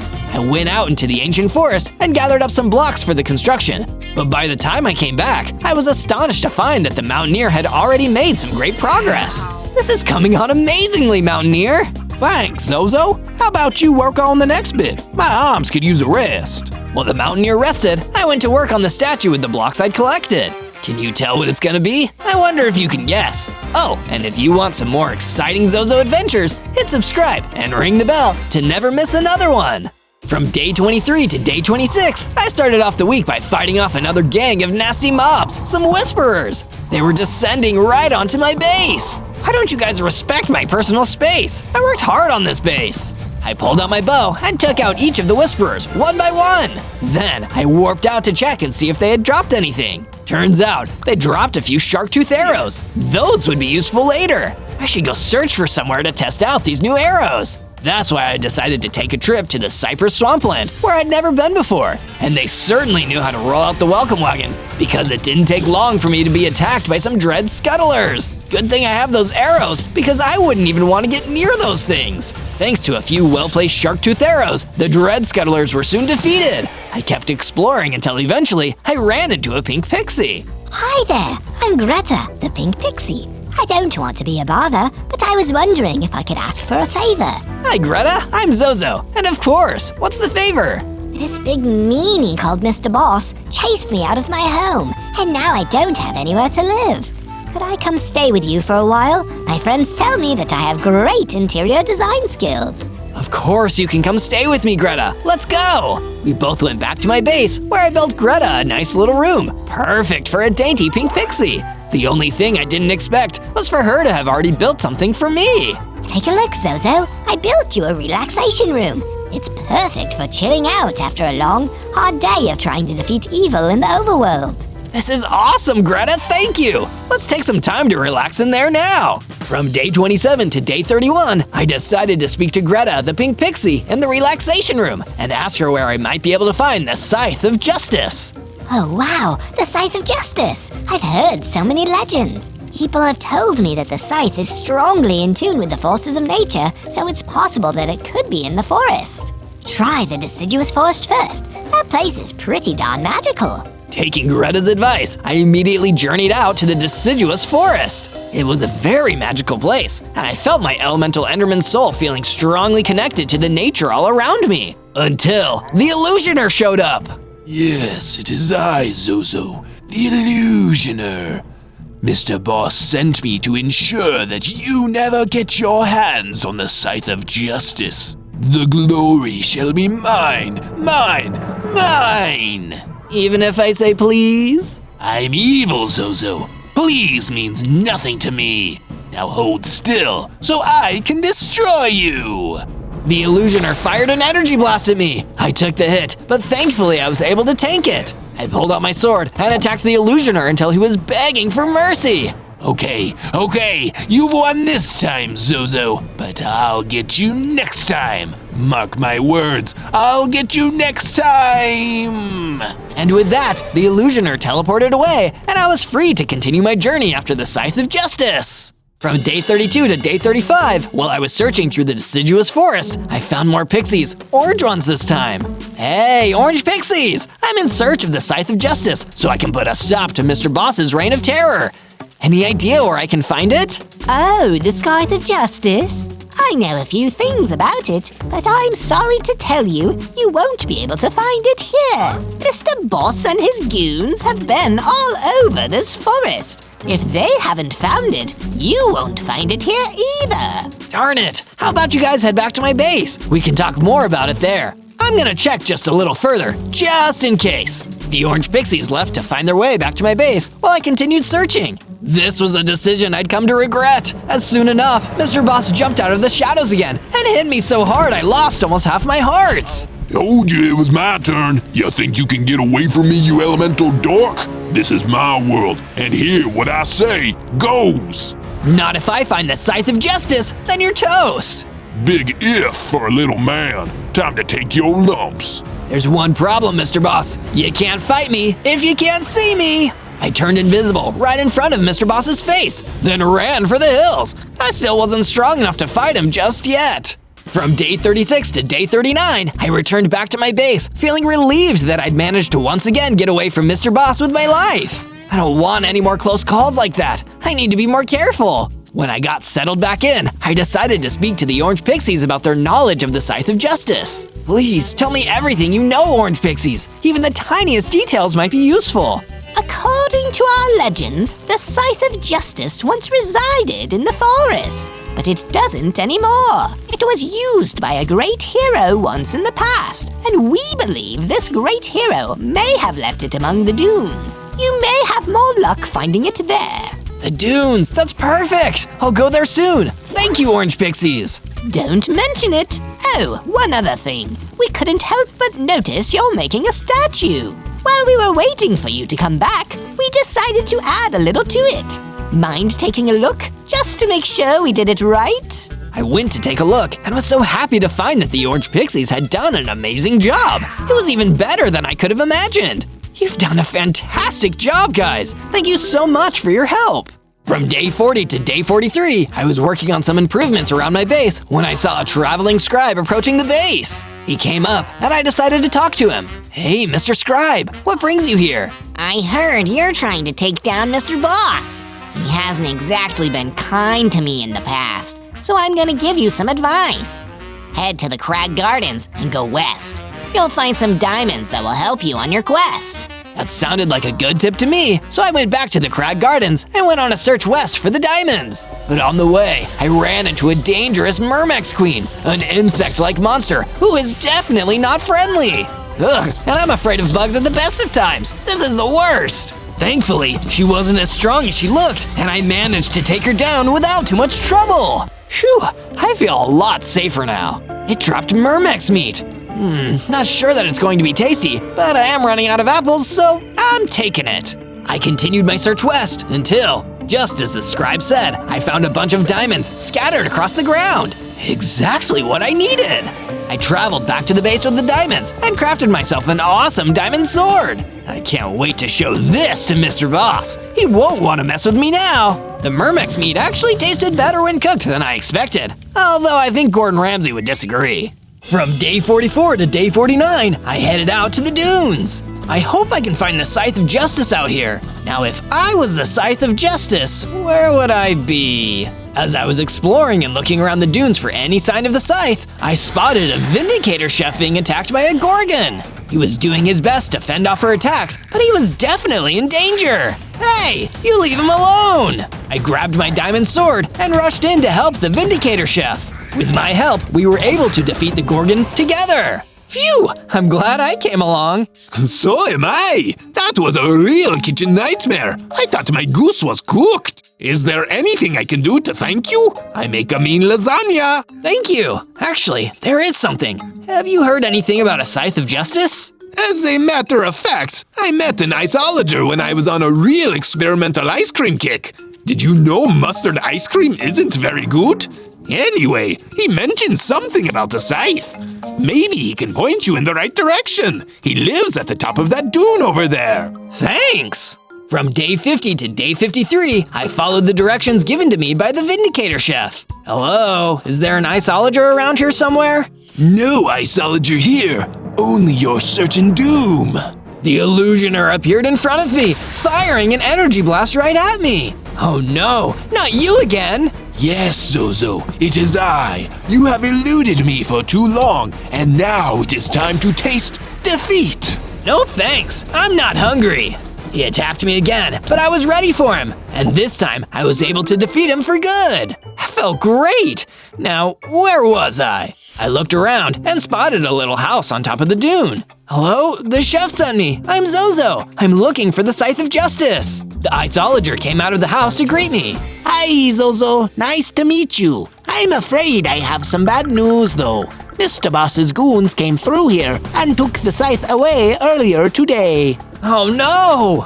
But here, let me give you something. I hope it helps. He handed me a splash potion of healing. I was feeling pretty discouraged about the scythe, but with the illusioner finally defeated, I knew I was making progress. I couldn't lose hope yet. From day 54 to day 57, I traveled back to my base. The mountaineer was waiting for me. Welcome back, Zozo. Hey, while you were gone, I decided to fix up the place a little bit. Take a look around. Let me know what you think. I walked around and checked things out. He added some guard towers. These will be great for protecting the base. Thanks so much for your help. Glad you like them. Just then, Dottie the dodo hippogriff came running up to me. Zozo, thank goodness you're back. I need your help. I left my multi-tool on the forest vault. Can you help me get it back? I'd go myself, but I don't have any fighting experience if the bad guys show up. Sure, I'll go look for it now. I headed over to the forest vault and searched for the multi-tool. Hey, there it is. I grabbed it for Dottie and brought it back to my base without running into any trouble. Here you go. Thank you, Zozo. Here, while you were gone, I found this for you. It's a flaming bow. Maybe you can use it. From day 58 to day 62, one of the orange pixies came and woke me up. Good morning, Zozo. Sorry to wake you, but I'm just too excited. Please, come and see the work we've done on the statue. It looks so good. I went to check out the statue, and it was true. It looked awesome. This is so cool. Thank you for your hard work on it. But I didn't get to admire the statue for long. A group of skeleton vanguards ambushed me, and the orange pixie attacking us. Well, well, well. Looks like Loser here got himself a loser statue. It's an awesome statue. You're just mean. I did my best to fight them off, but I couldn't stop them from destroying the orange pixie. No, how could you? It's fun to be bad. Duh. I couldn't let them get away with that. I summoned the strength to keep fighting, and I defeated all of them except for one, who managed to get away and run off into the woods. I won't let them or Mr. Boss get away with this. From day 63 to day 66, I chased the runaway skeleton vanguard all the way to the dunes. The dunes? What's he doing all the way out here? As I looked around, I spotted an empty chest. Hey, I wonder if the scythe used to be in here. Then, of course, the vanguard popped up behind me. Don't bother looking for the Scythe of Justice. It's long, long gone, hidden in a place where you'll never be able to find it. It's in the forest vault, but you'll never get it back, ever. Oh, you're gonna cry about it? There's nothing wrong with crying when you're sad, but no, not right now. First, I'm gonna fight you. I drew my sword and attacked the skeleton vanguard. This time, I was ready, and he couldn't surprise me. I was able to hit him with the flame bow and avenge the orange pixie. From day 67 to day 70, I traveled to the forest vault again, but this time it looked different. Mr. Boss and his goons had definitely been here, and there was a squall golem standing at the entrance to the area. Tiny, pathetic, showing up in places he shouldn't. You must be Zozo. I'm not any of those things. Well, I am Zozo, but none of the other ones. Run on home before I have to teach you a painful lesson. Not without the Scythe of Justice! He just laughed at me, then rushed forward and attacked. I tried my best to fight back, but he was much stronger than me, and I was worried I wouldn't make it out of this one alive. He knocked me back. Uh-oh, I'm in over my head here. I didn't have another choice. I had to keep doing my best. I climbed back to my feet and hoped my trusty diamond sword would be enough to save me. I dodged the squall golem's next attack and got the better of him. Ow! That hurt, you little brat. Before I could finish the fight, he ran off and disappeared from sight. No time to go after him. I have to get the scythe. From day 71 to day 74, I entered the forest vault to look for the Scythe of Justice. But there was nothing there. All I could find was a note. Oops, guess you were too late. No scythe for Zozo. I took it for myself. Too bad, so sad. Signed, Mr. Boss. Oh no, he already took it. I'll have to keep looking and find another way to defeat Mr. Boss. From day 75 to day 78, I returned to my base to try and figure out my next step. When I got there, the mountaineer was waiting for me. Hey, Zozo, you look kinda sad. What's wrong? Mr. Boss took the scythe before I could get it. I'm so disappointed. Maybe seeing some of these improvements I made to the base will make you feel better. Come check it out. He had added banners and shelves while I was gone. Wow, these really tie the room together. Nice job. Oh, also, I went out exploring and I found this. Whoa, netherite ore! I can use this to upgrade my sword. I took the netherite ore and used it to craft a netherite sword. This is great! Thank you so much! Oh, what a nice moment. Too bad I have to destroy you now. The squall golem! He was back, but this time I had a new, stronger sword to fight him with. When he attacked me, I dodged and came back at him with the netherite sword. Before too long, I had defeated the squall golem. I felt myself getting stronger, and my hearts increased to 60. I feel like I got a new skill. I concentrated and found out that I had a lightning strike ability now. After that, I spotted something on the ground. He must have dropped this. Hey, a map to the Black Forest. Guess I know where I'm headed next. From day 79 to day 84, I followed the map and traveled to the Black Forest. There's an X on this map. That usually means something important. Let's see, where's the X? Halt! Who goes there? A royal guard was blocking my path. I'm Zozo. Are you a goon of Mr. Boss? Heck no, I'm trying to defeat that guy. Fortuitous. I require help from a noble hero. I have misplaced a very important chest that holds something dear to my heart. Would you aid me in my search? In return, I can provide information about Mr. Boss. Sure, I'll look for it. I searched all over the Black Forest and finally found the chest. I opened it and found a gold sword inside. I brought it back to the guard. My lucky sword! Thank you! My mother gave this to me. I would be so upset if I lost it for good. Mr. Boss's base is located on the edge of the ancient forest. That's near my base. Way too close for comfort. I'll have to make sure I'm really ready when it's time to face him. Hey, do you want to come back to my base with me? I must attend to my royal duties, but thank you for your kind offer. On my way back to my base, I stopped by the secret cabin to visit the wind caller. Hey, I was wondering if you knew anything about Mr. Boss that might be helpful. I just found out he lives in the forest, not too far from my base, so I need to get ready fast. As a matter of fact, yes, you should know that Mr. Boss is very vain, famously so. He can't stand it if someone makes fun of his amethyst crystal growing out of his back. If you insult his crystal, he will become distracted and upset. This will allow you to catch him off guard and maybe the difference between victory and defeat. Insulting his crystal? Good to know. Thanks for your help. From day 90 to day 94, I knew I needed to get to work upgrading my armor if I was going to be ready to take on Mr. Boss. So I headed down into the underground cavern and started mining. I mined harder than I'd ever mined before. My hard work paid off because I found some diamonds. Perfect! Rushed back to my base with the diamonds and used them to craft a full set of diamond armor. I'd like to see Mr. Boss try and beat me with this gear. From day 95 to day 97, the Mountaineer came to talk to me. Zozo, I have great news. We're almost finished with the statue. There's only one piece left that needs to be put in place, and we wanted you to be the one to do it. Really? Me?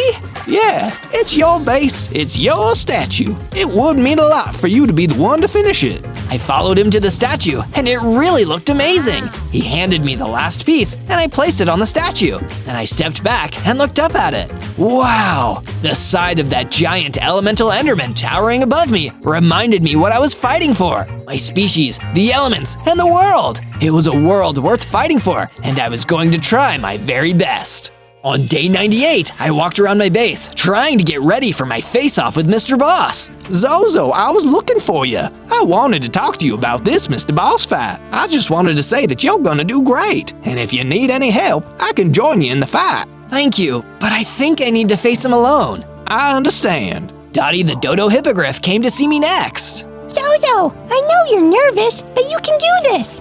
The good guy always wins, even when it seems like an impossible fight. Thanks, we'll see how it turns out. And if you want to see more Zozo adventures, hit subscribe and ring the bell to make sure you don't miss them. I went to see the pixies, both pink and orange. Zozo, thank you for everything you've done so far. It's been an honor to help you. It really has. Go show that mean Mr. Boss that nice guys don't have to finish last, and that being mean never pays in the long run. You all believing in me so much really makes me feel like I can do it! On day 99, I traveled to Mr. Boss's base. It wasn't a very long walk. It had been nearby the whole time. I headed inside, ready for the fight of my life. Immediately, I was attacked by skeleton vanguards. Hey, you weren't invited to this party. Get lost! Scram! They attacked me, but with my new armor and my new sword, I was able to defeat them. After I finished with the skeletons, I saw a cage filled with elemental endermen. There you all are. I knew it. I'm not all alone. I have you guys. I let them out of the cage and showed them which way to run to escape. I'll see you all again soon. I have to finish this first. On day 100, I continued fighting my way through Mr. Boss's base. Out of nowhere, a squall golem appeared to attack me. I've had just about enough of you. He rushed at me with a melee attack, but my armor protected me from his damage. Ha! I was ready for you this time. I fought hard, rushing at him before he could attack again, and before I knew it, I had won. He dropped something when he went down, and I grabbed it. I can't believe it. It's the Scythe of Justice, just in time for me to need it the most. I did a quick little celebratory dance, then continued my way through the base. Finally, I reached Mr. Boss's room. I see you made it through my guards. I'm surprised. I thought you'd give up sooner for sure. Well, since you're here, I guess we'll get right to it. He concentrated hard and started to transform. He grew into a bigger, stronger version of himself. Uh-oh. But I couldn't get discouraged now. I grabbed the Scythe of Justice and stood tall. Literally, I felt my bravery making me grow taller as I got bigger and stronger too. My hearts increased to 90, and I realized I had gained a new ability too. I was ready for the ultimate showdown. It was a tough fight. I was stronger, but so was Mr. Boss. As he knocked me back into the wall, I remembered what I had learned. Hey, what is that growing out of your back? It looks like a zit. Wait, it's supposed to be a crystal. Yikes. What did you say about my amethyst crystal? How dare you? That is one of my finest possessions. While he was distracted, I used my new ability, Sun God Blast. I unleashed the power of the sun, and Mr. Boss was defeated once and for all. With no more bad guys left to defeat, I traveled back home to my base, where my friends and family were all waiting for me. The pixies were dancing, Dottie and the mountaineer were eating pie, and all of the elemental endermen were waiting to tell me all about the elements. Yeah, things are gonna be good from now on. On day 1, I spawned in as a land shark, the most awesome carnivore ever. I'm a real fish out of water. I've got 9 hearts from the start because sharks are naturally born tough. And even though I'm tiny, I still have a bite. Looking around, I saw that my starting area was a desert, or should I say, a sea of sand. But there aren't any other sea creatures anywhere. I wanted to go find some fish to eat, so I started swimming through the land in search of a nice meal. Da-dum, da-dum, da-dum, da-dum, da-dum, da-dum, da-dum, da-dum. I eventually ran into another animal, but it was a tarantula. I heard that they were poisonous, so I didn't want to eat it, but it definitely wanted to eat me. That's no way to treat the top of a food chain. Wait, am I even at the top of a food chain?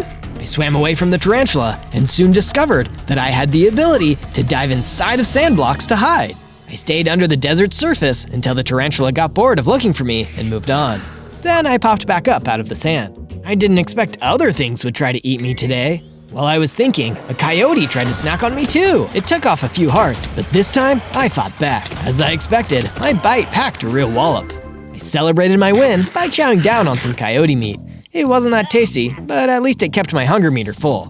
I'd look for something better to eat tomorrow. Until then, I'd take shelter inside of a sand dune. On day 2, I resurfaced and went on to explore the desert in search of materials. At a nearby oasis, there was a grove of palm trees. I bit a few of them down and collected the wood they dropped. Ugh, that tasted gross. This is why I need tools in the first place. I got sick of biting trees pretty quickly, so I crafted a wooden axe to cut down enough of the remaining trees that I could make a complete set of wooden tools. While I was chopping, an octopus fell down from one of the trees. That was definitely the last place I expected an octopus to be. But then again, I was a land shark. What's the big idea? Can't a guy hide in a tree peacefully without getting knocked down? Sorry, buddy. I had no idea you were up there. What is an octopus doing in a tree anyway? It's not safe to wander out in the open out here. There are huge spiders everywhere, and they're looking for me. I thought spiders and octopuses got along. You have so much in common, like having 8 limbs and… that's about it. We most certainly don't get along. And I suggest you find a place to hide too. The spiders out here are looking for sharks too. Sharks like you. So they were hunting me. But why? I've said enough. I need to find a new place to hide. Good luck. The octopus ran away, but not before dropping some healing potions. He must have been prepared for the worst. I felt a little bad about taking them, but if he hid well enough, he wouldn't be needing them. On day 3, I decided to make the desert oasis into my base. I may have been able to swim on land, but having a source of drinking water around was never a bad idea.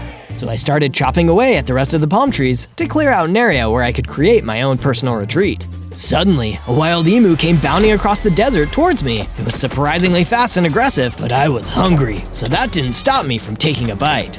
The bird's attacks did a bunch of damage, so I was grateful for my higher starting health. Emus are trouble. If only I had heavy artillery. A couple bites later, and the emu was defeated. It also dropped a delicious golden drumstick. That looks yummy. I gobbled up the drumstick and felt myself begin to change. I became a bigger shark, and my bite damage increased to be as strong as an iron sword. My already great number of hearts also increased to 17. I tried my ability to dive into land on the grass blocks and found that I could now dive into those too. I bet this works on all kinds of blocks now. Now I can explore the terrain safely. I spent the rest of the day constructing my resort. It was made out of the palms I chopped down earlier. I also added a room for myself. To protect myself from mobs, I decided to also include a fence that surrounded the entire resort. On days 4 to 5, I went out to catch some rabbits to keep at the base for a steady food supply. I was a carnivore after all. I spotted some hanging around by some cacti, but a tarantula scared them away. Didn't the octopus say that those tarantulas were looking for me? I decided to get to the bottom of this and confront the spider directly. I hid and waited until he got close, and then I popped out of the ground to ambush him. I gave him one bite to show him I meant business, and then I gave him a piece of my mind. Hey, what do you want with us sea creatures anyway? The tarantula was startled by my ambush, but chuckled like he was remembering a secret. You'll find out soon enough, Taste Shark.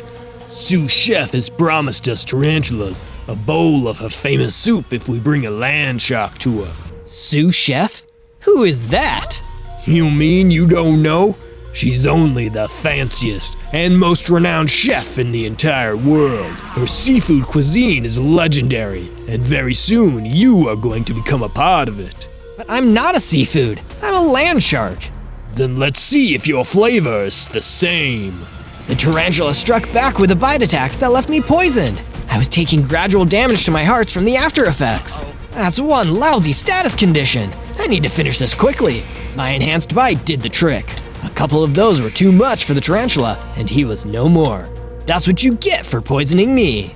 Even after the fight was over, I was still affected by the lingering poison damage, but thankfully, I had enough hearts remaining to wait for it to wear off. The total was way more damage than I was expecting. I even had to use a couple of healing potions I got from the octopus. I was lucky I took that tarantula by surprise. If he had ambushed me instead, that could have been it. I returned to the base to wait for my heart meter to regenerate. On days 6 to 8, I searched a nearby forest for some materials to craft an antidote to tarantula poison. I had a feeling that yesterday wouldn't be my last tango with those spiders, and I wanted to be prepared for next time. I found a patch of some plants with healing properties, which I could use to replenish my potions, but they wouldn't be able to neutralize the poison itself. I don't like it, but I think I need to capture a tarantula and study the poison. After that, I started flopping my way back over to the desert I'd made my home. I made my way across the dunes until I saw a tarantula, then I dove under the sand to hide. It didn't seem to notice me, so I waited for an opportunity to strike. But just then, another mob swooped out of the sky and attacked the tarantula. Whoa, what is that thing? It was a tarantula hawk, the tarantula's natural predator. It looked really tough, but it was distracted because it was fighting the tarantula. I emerged from the sand and took the tarantula hawk by surprise. The fight was won before it even began. Sharks are problem solvers. The tarantula hawk dropped something that would solve my poison problem, a rare poison resistance potion. I ate the whole thing in one bite. Hooray! With this, I won't take any extra damage from the tarantula venom. On days 9 to 10, I explored some nearby hills, which I could mine for stone and other sturdy blocks that couldn't be found in the desert. I had fun trying out my dive ability on a bunch of different surfaces. While I was diving, I fell into an area where a lot of carrot plants were growing. I'm going to take these and replant them at my base. Those rabbits will have to eat something before I eat them. As I was pulling up carrots, I felt like someone was behind me and turned around. It was a girl. She was dressed as a chef and carrying a really big knife. I hoped it wasn't who I thought it was. I, sous chef, have found myself another shark. And I thought the only ingredients out here were carrots. Oh no, it's exactly who I thought it was. See ya. Wait, come back. Eh, sharky. Even though I was bigger, I was still just a fish. And a fish doesn't pick a fight with a chef. It never ends well. I swam as fast as I could until I lost her, and then I dove into the stone. For some reason, it was trickier this time. That's when I realized there was another shark trying to hide. Unlike me, this guy was a hammerhead shark. I bet building stuff is really easy for him. Boy, am I glad to meet you. I thought I was the only shark left. So did I. If you don't mind me asking, do you know where all the other sharks went? That sous chef you just saw has been rounding up our kind and turning us into soup for her restaurant. Soup? Oh no, I hate soup. And I'd hate being in it even more. She must be stopped. On days 11 to 12, my new hammerhead friend and I went back to my base. I made him his own room to make him feel right at home at my aquatic animals resort. Because stairs are really difficult to climb for finned boys like us, I decided to build in some pillars that we could use to swim up and down between levels. I was out getting more material when I was attacked by a giant snake. Let's hope my poison resistance works against snake venom too. The second it sunk its fangs into me, I was badly poisoned. My hearts were reducing quickly, so I ran back to base and started working on a new way to counter the venom. I knew that honey could help with curing poison, so I went and found a hive of desert bees, which I carefully transported to a safe location near my base. Now I have all the honey I need to avoid getting sick. I went back to fight the giant snake, and thanks to the honey and my healing potions, I was able to outlast it in a battle of bites. The snake dropped a rattle when it was defeated, and I had a feeling this was the key to building my poison resistance. I combined the rattle with some of the flowers and honey I had collected earlier and crafted an extra strength poison resistance potion. I drank it immediately. I'll bet I can become immune to all poisons if I keep making potions like these.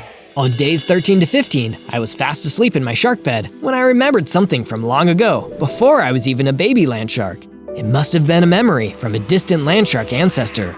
Back then, all of us land sharks swam through the desert together in a big group, or a shiver of sharks. There was always plenty to eat, and we always shared with each other. But one day, an army of tarantulas showed up and started capturing the sharks and their sticky spider webs. They dragged my ancestors to a huge cooking pot where sous chef was waiting. Très bien. With this latest haul, I'll have shark fin soup to serve in my restaurant for years to come. She was talking to an even bigger spider next to her, who appeared to be calling the shots for the tarantulas. Boss, when do we get some of the soup? You'll wait your turn. The other humans will get to sample my cooking first. Then maybe your spiders can have a chance. Okay. Whatever you say, boss. Now, let's get cooking. I woke up from that terrible nightmare before I saw all the land sharks go into the cooking pot. That would have been far too scary for me, no matter how tough of a shark I was. How horrible! Now I know why there are so few of us land sharks left in the world. If sous chef had an army of spiders at her command, maybe it would be better for Hammerhead and I to keep ourselves hidden instead of going after her. On days 16 to 19, I was searching around the base for Hammerhead and couldn't find him. Hey Hammerhead, where are you? Are we playing hide and seek? There was a note left on my crafting table, so I read it. Dear Zozo, I'm going hunting for some more food. If I don't come back before tomorrow, it probably means that I'm in trouble. Please come looking for me. You're the only friend I have in this world. So that's where he is. He's in trouble. It had been at least a day since the last time I saw him, so going to look for him would be a good idea. I decided to go find my way to this trouble place he mentioned. Sure enough, it turned out to be a town for bandits and outlaws to the west of the desert. This place sure does look like trouble, but if my friend's here, I can't leave until I found him. Hey, Zozo! Hammerhead! You were easier to find than I thought. I said I was in trouble, and here I am. Let's go drink some milk at one of these saloons. I'm paying. We walked inside one of the saloons and saw that there was a fight breaking out between some bandits. It seemed like a group of them were ganging up on one guy. Hey, that's not fair! Leave him alone! Sharks! The bandits screamed and ran away. I guess the sight of a big shark and his hammerhead friend was all it took to scare them off. Thanks for the help, fellow sharks. Huh?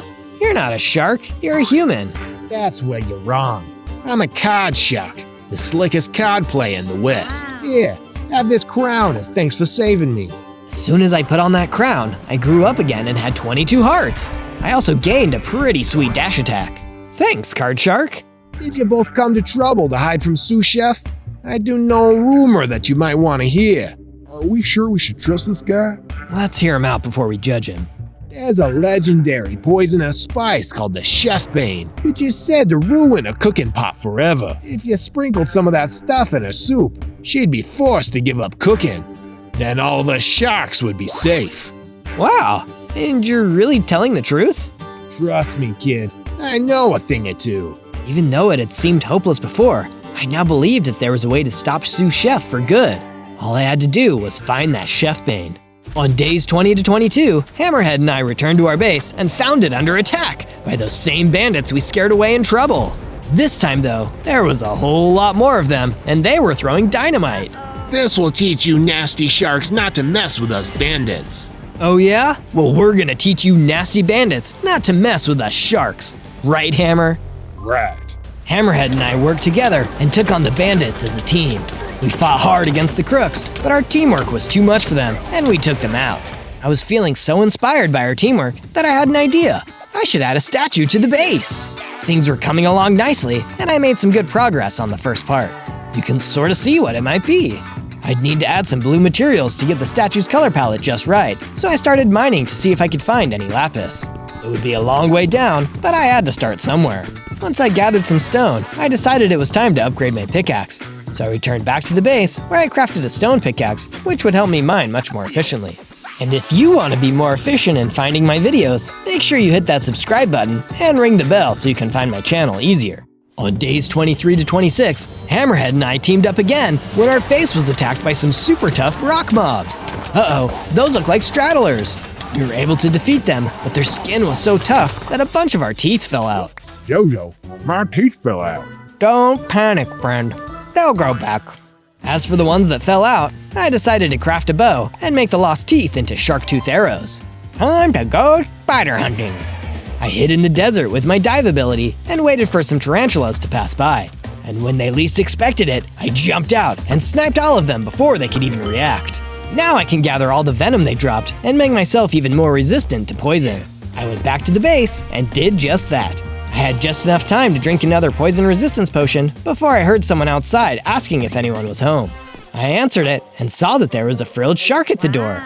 Pardon me, is this arrow yours? I found it while I was hiding in the desert. Yes, it is. Thanks for returning it. Also, would you mind if I stayed here? I've got no home and there's a chef looking for me. Of course you can. That same chef is looking for my friend and I too. We'll be safer if we stick together. I then added another floor to the base to make sure that frilled shark felt right at home. Then I added some guard towers next to the fence to make spotting incoming enemies easier. On days 27 to 31, I went back to the town of Trouble so I could get some more information out of the card shark. He was willing to do it, but only for a price. I'll sell you this enchanted cookbook for some of your teeth. It'll tell you where you might find all sorts of ingredients, including the chef bane. Just my teeth? You've got a deal, mister. I gave him a full set of shark teeth. In exchange, he gave me the cookbook. I opened it up and saw that one of the first locations listed inside was the Great Pyramid of Pizza. It appeared to be some kind of restaurant for rich mummies. I had a good feeling about what I could find there, so I swam off to the part of the sand sea where it could be found. When I arrived, I saw that the entrance to the Great Pyramid was guarded by a crypt keeper. He was standing next to a sign that said, "No sharks allowed." Yeah, that's not gonna stop me. I fired some arrows from a distance to draw him away from the door. Then I dove beneath the sand so he wouldn't know where I was. When the crypt keeper was looking around confused, I sprung up from the sand and gave him a big bite. He hit me before running back towards the door, but with my dash attack, I was able to bite him again and get inside the pyramid before he could stop me. He tried to follow me in, but I dove into the pyramid blocks and disappeared. He eventually gave up and returned to guarding the entrance. On days 32 to 35, I entered the grand dining hall where the mummies were being served their pizza. I used my diving ability to sneakily make my way around the room. I was hiding under a table when I saw a flying fish on a platter. It looked like he was being served so raw that he was still alive. I decided to ask him if he knew anything.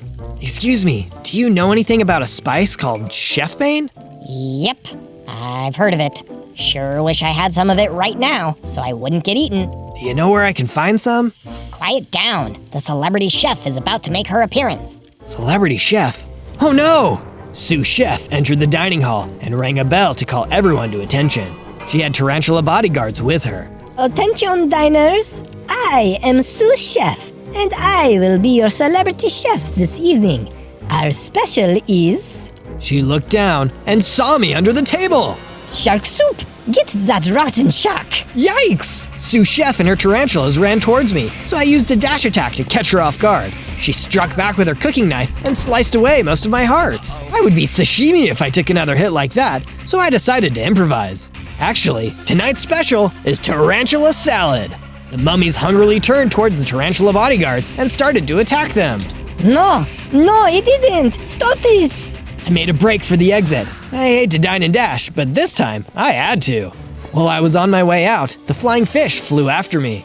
Wait, take me with you. I'm a carnivore too. That's good enough for me. Welcome to the team, Mr. Flying Fish. On days 36 to 39, I convinced the others to let the flying fish stay inside of our base with us. What do you say, fellow sharks? I thought this base was only for sharks who are hiding from the chef. He's a fish, and we're sharks. Won't he be afraid of us? It's fine. He can eat the rabbits we've been farming, and we have plenty for all of us. Once that was settled, I went to my room and consulted the enchanted cookbook that I got from the card shark in order to search for a new location to travel to in my search for Chef's Bane. Let's see here. The Great Pyramid of Pizza was a dead end. Oh, maybe I'll have better luck in the Marshmallow Swamp. Me and Hammerhead then proceeded to do some more work on the statue. The design was really starting to come together, thanks to the lapis lazuli I had been mining. On days 40 to 43, I was on my way to the Marshmallow Swamp when I thought I saw another land shark nearby. Hello there, my name is Zozo. Do you need a place to hide? The mob that I thought was a shark turned around and I realized that he was actually a dolphin, a land dolphin. I'm good, thanks. I was just in the area looking for a heart of the sea. It's a kind of treasure usually found in the ocean, but for some reason, they can also be found on land in this place. It's pretty odd, said the land dolphin to the land shark. Point is that I did find a treasure chest with a heart of the sea inside, but there was a terrifying mantis shrimp guarding it, so I chickened out. They're all yours if you're brave enough. Thanks for the info, Dolphin. Best of luck in your travels. I went to the place where the dolphin said he found the chest, and sure enough, the mantis shrimp was right there. Mantis shrimps were known for their lightning-fast attacks, so I knew that I had to rely on my toughness. I launched a few arrows before dashing into battle and biting away. The mantis shrimp knocked me back with a powerful strike, which did 5 hearts worth of damage, but that left him wide open. I drank a health potion and attacked him while he was recharging his attack. I did this a few more times before the mob finally fell. Alright, the heart of the sea is all mine. The door to the treasure chest opened up and I rushed in. When I opened the treasure chest, there were some prismarine blocks inside, along with the heart of the sea. Once I collected them all, I used them to craft a new shield with some of my spare shark teeth. This shield of the deep could provide me with some defense, while also draining health from enemy mobs. On days 44 to 49, I made it to the Marshmallow Swamp. It definitely lived up to its name, as there were white marshmallow blocks floating all throughout it. I took a drink from the black water, and I realized that it was coffee. It gave me a temporary energy boost and increased the distance of my dash attack. There were a bunch of pink oozes jumping around the swamp, so I used them to test out both my enhanced dash and my shield of the deep. Once I was done cleaning up the slime squad, I heard a cry for help from the swamp. It was a platypus. Help! I wanted a drink of coffee, but I started sinking. Don't worry, I'll help you. I dove straight into the coffee and rescued the platypus before swimming both of us to shore. It was unusual for a land shark to be swimming in liquid, but I was very grateful that it all worked out. I, Platric Platypus, owe you my life, Sir Shark. Please, call me Zozo. I'm on a quest searching for a legendary spice called the Chef's Bane. Chef's Bane, You've come to the right place. You may not know this, but we platypi are experts in all things poison. You are? Absolutely. We're venomous creatures too. Chef's Bane is the ultimate in poisonous ingredients, but you won't find any in this swamp. We'll need to go somewhere a lot more tropical. Follow me.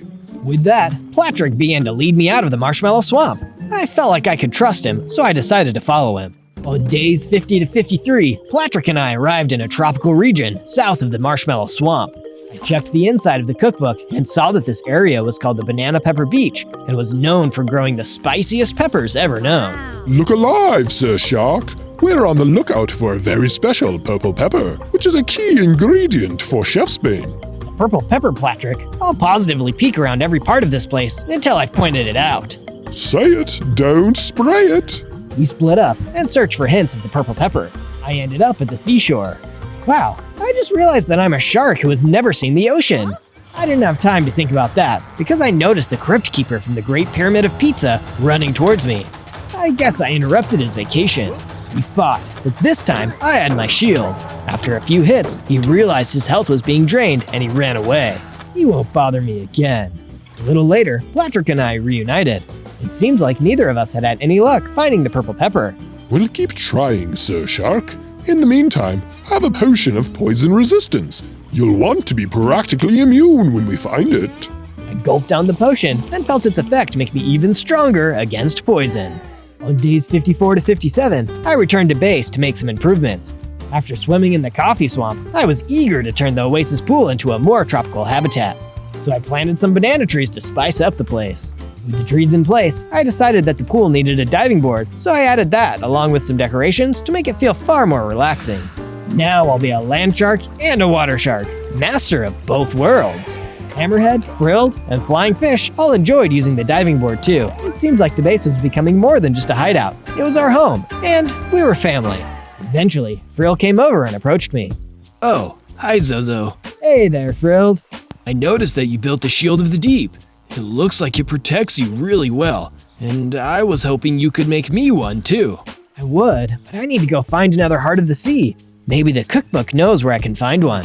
I returned to my room to look at the cookbook, but it wouldn't reveal the locations of the Hearts of the Sea. But it would let me know where more mantis shrimp were. It was just a hunch, but I decided to give it a shot. I made my way over to a nearby cave where I figured another mantis shrimp might be hiding. I managed to find another chest like the last one, but this time it wasn't even guarded. Lucky me! I looked inside, and there was another Heart of the Sea. Soon after, I crafted another Shield of the Deep and gave it to Frilled. Thank you, Zozo. Here, I have some serrated teeth I can spare. If you equip them, your bite attack will be able to drain health, just like the shield. It's an incredible upgrade. Thanks, Frilled. You rule! I put those chompers in, and I could already feel more awesome. Or should I say, jawsome? On days 58 to 62, I was making some really great improvements to the statue. It's really starting to come together. Can you tell what it is yet? Just then, I noticed that the base was swarmed by tarantulas. The tarantula leader that I saw in the flashback was there as well, so it looked like this was a planned invasion. But how did they know where we were? I thought to myself and remembered the cookbook. Card Shark, he must have sold us out. Hammerhead was right not to trust him. I ran towards the base to help the others defend it. Frilled and I both had Shields of the Deep and draining bites, so we could restore our health even as we faced getting swarmed by tarantulas. Oh no, this poison is taking a real toll on me. Right, I forgot. I'm the only one immune to poison. Go get some honey and cure your poison, Frilled. I'll go help Hammerhead. Hammerhead was the one I was the most worried about. He wasn't immune to poison either, and on top of that, he didn't even have a shield.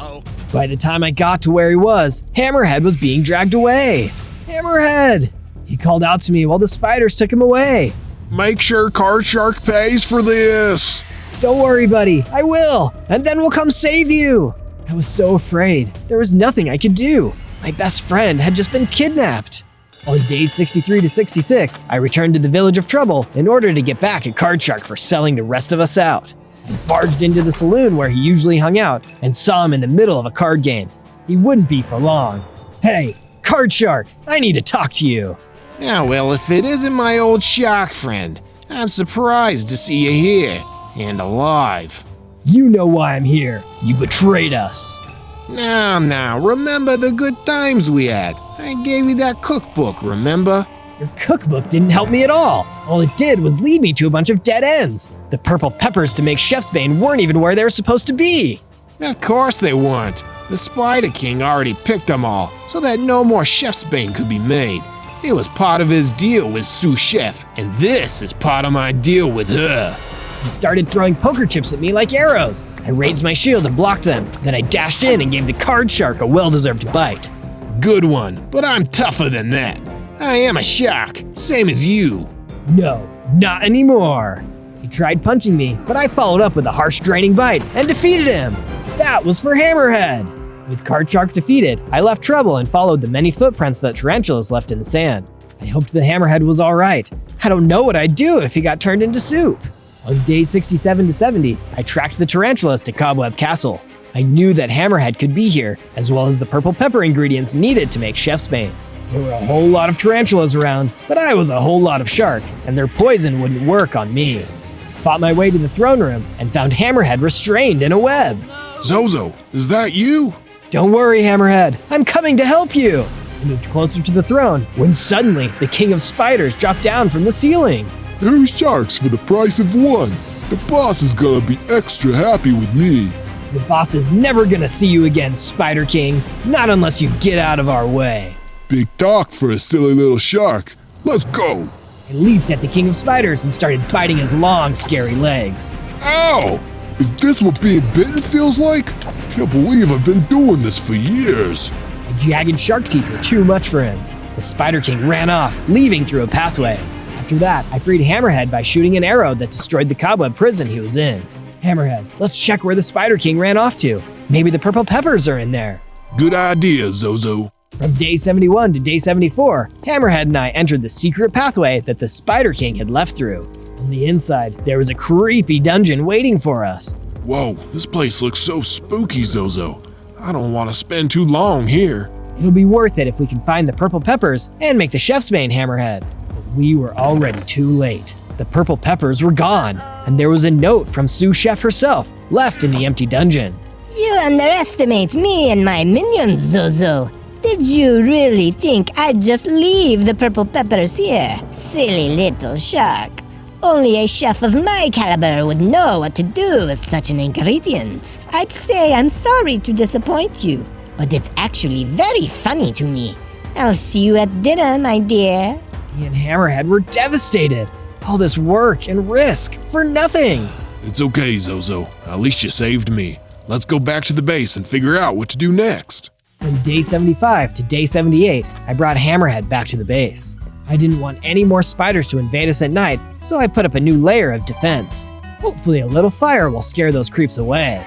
That's when Hammerhead approached me and gave me an enchanted book. What's this, Hammerhead?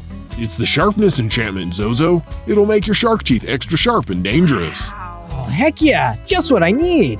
I went inside and applied the enchantment book to my teeth. And I got those extra sharp teeth just in time, because the King of Spiders who narrowly escaped in the Cobweb Castle was back, and he meant business. Time to end this once and for all. As the King of Spiders ran in, I lunged forward and chomped him. In one bite, he was finished off, and that made me level up. I grew into a land great white with 25 hearts and the water speed ability, which made me twice as fast in water. Even though I'm a land shark, this might come in handy later. But that wasn't the only thing that the King of Spiders dropped. He also had a note, which I picked up and read. It must have come straight from Sous Chef. Once Zozo has been destroyed, find the straddler in the forest. You know what to do. I was starting to get really sick of reading notes from Sous Chef, but at least it could be a valuable lead. From day 79 to day 84, I searched the forest for the straddler. If he was somehow connected to Sous Chef, he might be able to give me some information. Straddler? Straddler? Hello? That's when the straddler emerged out of the forest, looking irritated. Yeah, I'm the straddler. What's it to you? I've heard that you might have something to do with Sous Chef, the villain trying to turn me and all my fishy friends into soup. Do you know anything about that? Yeah, of course I know about that. I've been trying to take her down for years. Maybe we can team up. That sounds great. But first, you see that cave next to me? I need you to grab a secret weapon I left inside. I turned and saw a cave a few feet away, and there was a secret weapon inside? Perfect. I'll be right back, straddler. I went into the deep, dark cave and was surprised to find inside was nothing. Could there have been some kind of mistake? I went back and saw the straddler standing in the mouth of the cave. Sorry, kid. I worked for sous chef all along. You really shouldn't be so trusting. He fired several arrows, and one of them even hit me. It was a tense moment, but I pulled out my own bow and fired back with even more accuracy. After a few arrows, the straddler was defeated, and I was alone in the cave. Whew, I really do need to be careful about who I can trust. On day 85 to day 89, I returned to the town of Trouble to meet somebody I thought I'd never need to talk to again. The card shark who, after I'd beaten him, was taken and locked up in the town jail. Thankfully, he was allowed visitors. I flopped down into the jail to see him. Zozo, what the heck are you doing here? I didn't think you would ever want to see me again after what happened to your friends. I figured after everything that happened between us, you owe me some information I can actually use. I'm not gonna tell you nothing. How'd you like it if I bit through the door of this cell and asked you a little closer? Okay. What do you want to know? Where can I find and defeat sous chef? Find is one thought, defeat is another. You can find her in her kitchen on the Mushroom Island. But I warn you, Zozo, if you go to that island, you ain't coming back. We'll see about that. This shark is never going into anybody's soup. And with that, I left the jail. There was no time to waste. From days 90 to 94, I worked on some new items and upgrades to my base. I can't take on sous chef without the best of the best of the best. I added a bunch of new upgrades to increase the effectiveness of my bow. The power enchantment that increases damage, and the punch enchantment, which increased the knockback power of my arrows. Hope you like your food spicy, sous chef. And also, to give myself a little extra boost, I made myself a few potions. A potion of healing, a potion of regeneration, and a potion of swiftness. And sharks aren't exactly fast, but this should offset that. I'm sure to win now. On day 95 to day 97, I finished the statue, a giant blue land shark, just like me. I'm very happy about how it turned out. Let me know what you guys think in the comments below. It made me realize something. In all of my time here, I'd only seen a handful of other sharks. There used to be so many land sharks out there, but now, because of people like sous chef, they were all gone. I couldn't let sous chef wipe us out. I needed to protect the land shark legacy and give our people a future. I'm gonna take you down, sous chef. You've made your last shark soup. On day 98, it was time to prepare for the final battle. I gathered all my friends together, the hammerhead shark, the frilled shark, and the flying fish. Guys, this is it. I'm gonna fight for the freedom of sharks and all fish. If I don't come back, then find sous chef on the Mushroom Island and defeat her for me. That's when Hammerhead Shark, my oldest friend, stepped forward. Wait up, Zozo. I'm not gonna let you go alone. Hammerhead, it's dangerous. She's gonna try and turn us to soup. That's exactly why I can't let you go alone. Let's go together and finally finish this thing. On day 99, Hammerhead Shark and I swam across the ocean until we reached the Mushroom Island. Let's go, Hammerhead. No time to waste. The island was guarded by particularly creepy creatures, mutant spider pigs. They spotted us and started to crawl towards us. What are we gonna do, Zozo? Don't worry, Hammerhead. I have a special weapon. I pulled out my fully upgraded bow and started firing, knocking back the mutant spider pigs. Look at that. I'm biting you without even touching you. Ha! Zozo, over here. I found some prisoners. I went to where Hammerhead was and saw that he had found a cage full of blobfish that sous chef had captured. You help them get back to the base, Hammerhead. I'm gonna defeat sous chef once and for all. Good luck, Zozo. I believe in you.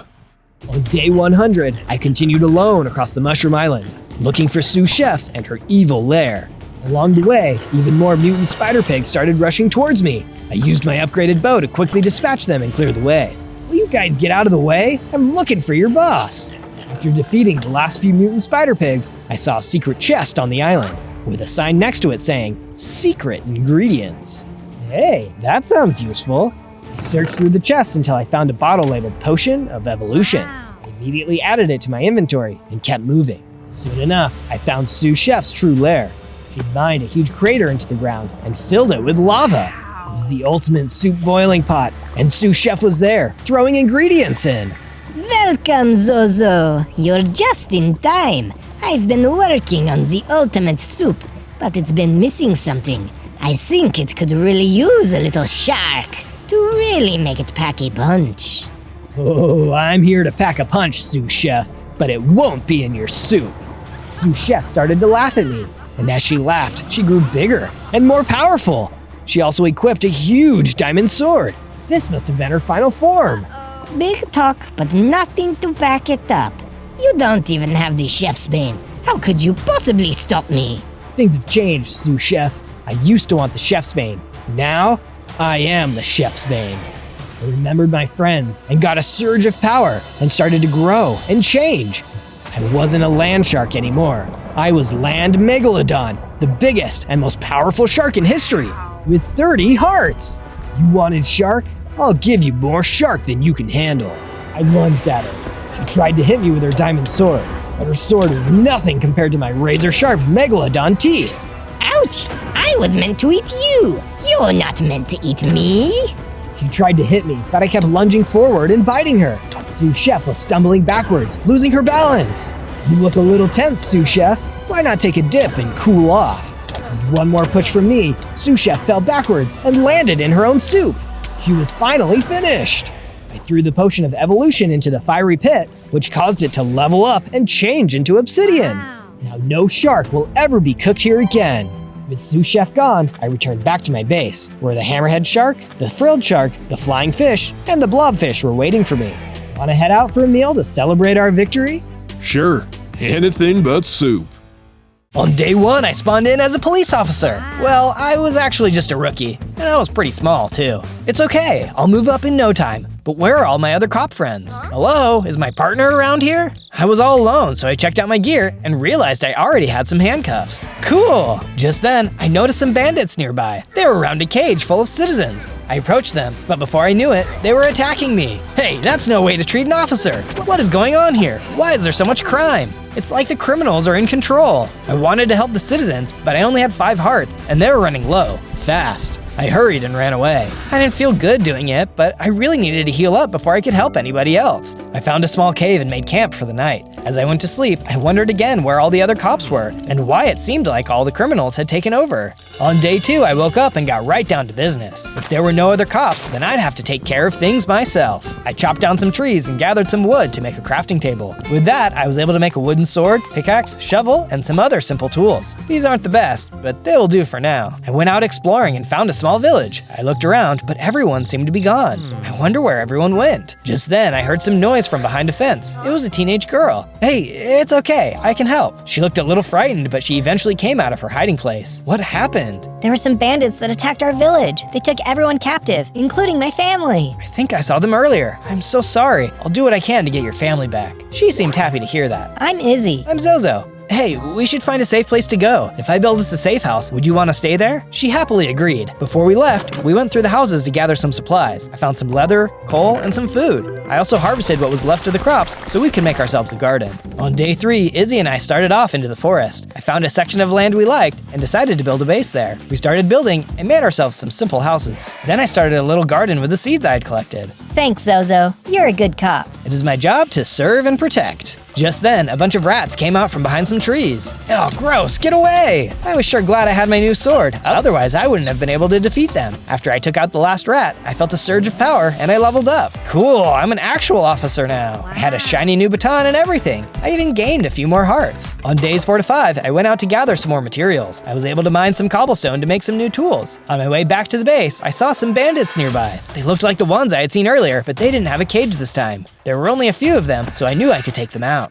I charged at them and attacked with my baton. I managed to get some hits in, but I finally defeated them all. Nice! I noticed that one had dropped something, so I picked it up. It was a note that told the bandits where to go to capture more people. It was signed by someone named Jenkins. That must be who they are working for. I'll have to find out some more information about him later. I returned to the base and greeted Izzy. She seemed really happy to be in a safe place. Hopefully we could help others find refuge here too. On day 6 to 8, I crafted some new stuff from the supplies I had gathered. I made a furnace and then made a tunic and some boots, using the leather I had looted from the village. Yeah, I'm ready to take on anything now. Just then, I heard Izzy screaming outside. I rushed out and followed her voice. I found her by the waterside being attacked by some spiders. Get back, you nasties! With my baton, I was easily able to defeat all of them. Thanks, Zozo. No problem. Just be careful in the future. Will do. Hey, I have something for you. Izzy threw me some flowers she had picked. I picked these for you. I thought they could brighten up the base a little bit. For sure. We went back to the base, and I went right ahead and planted some of the flowers. Izzy was right. It did give a little life to the place. Just don't go wandering off again. I can't protect you if you're too far away. She nodded. Here, I'll make you a sword, just in case. I went over to my crafting table and made Izzy a simple sword and some other tools. Thanks, these are great. She went outside to pick some flowers, this time closer to the base. She's a funny one. I just hope she doesn't get into trouble again. On days 9 to 10, I decided to go out and search for some new materials. And I wanted more information about Jenkins. I'm sure somebody knew something. I found another village that seemed abandoned. I started to gather up some crops when I heard a scream. I ran around the corner to see some bandits capturing people. I also noted one huge buff guy in a suit.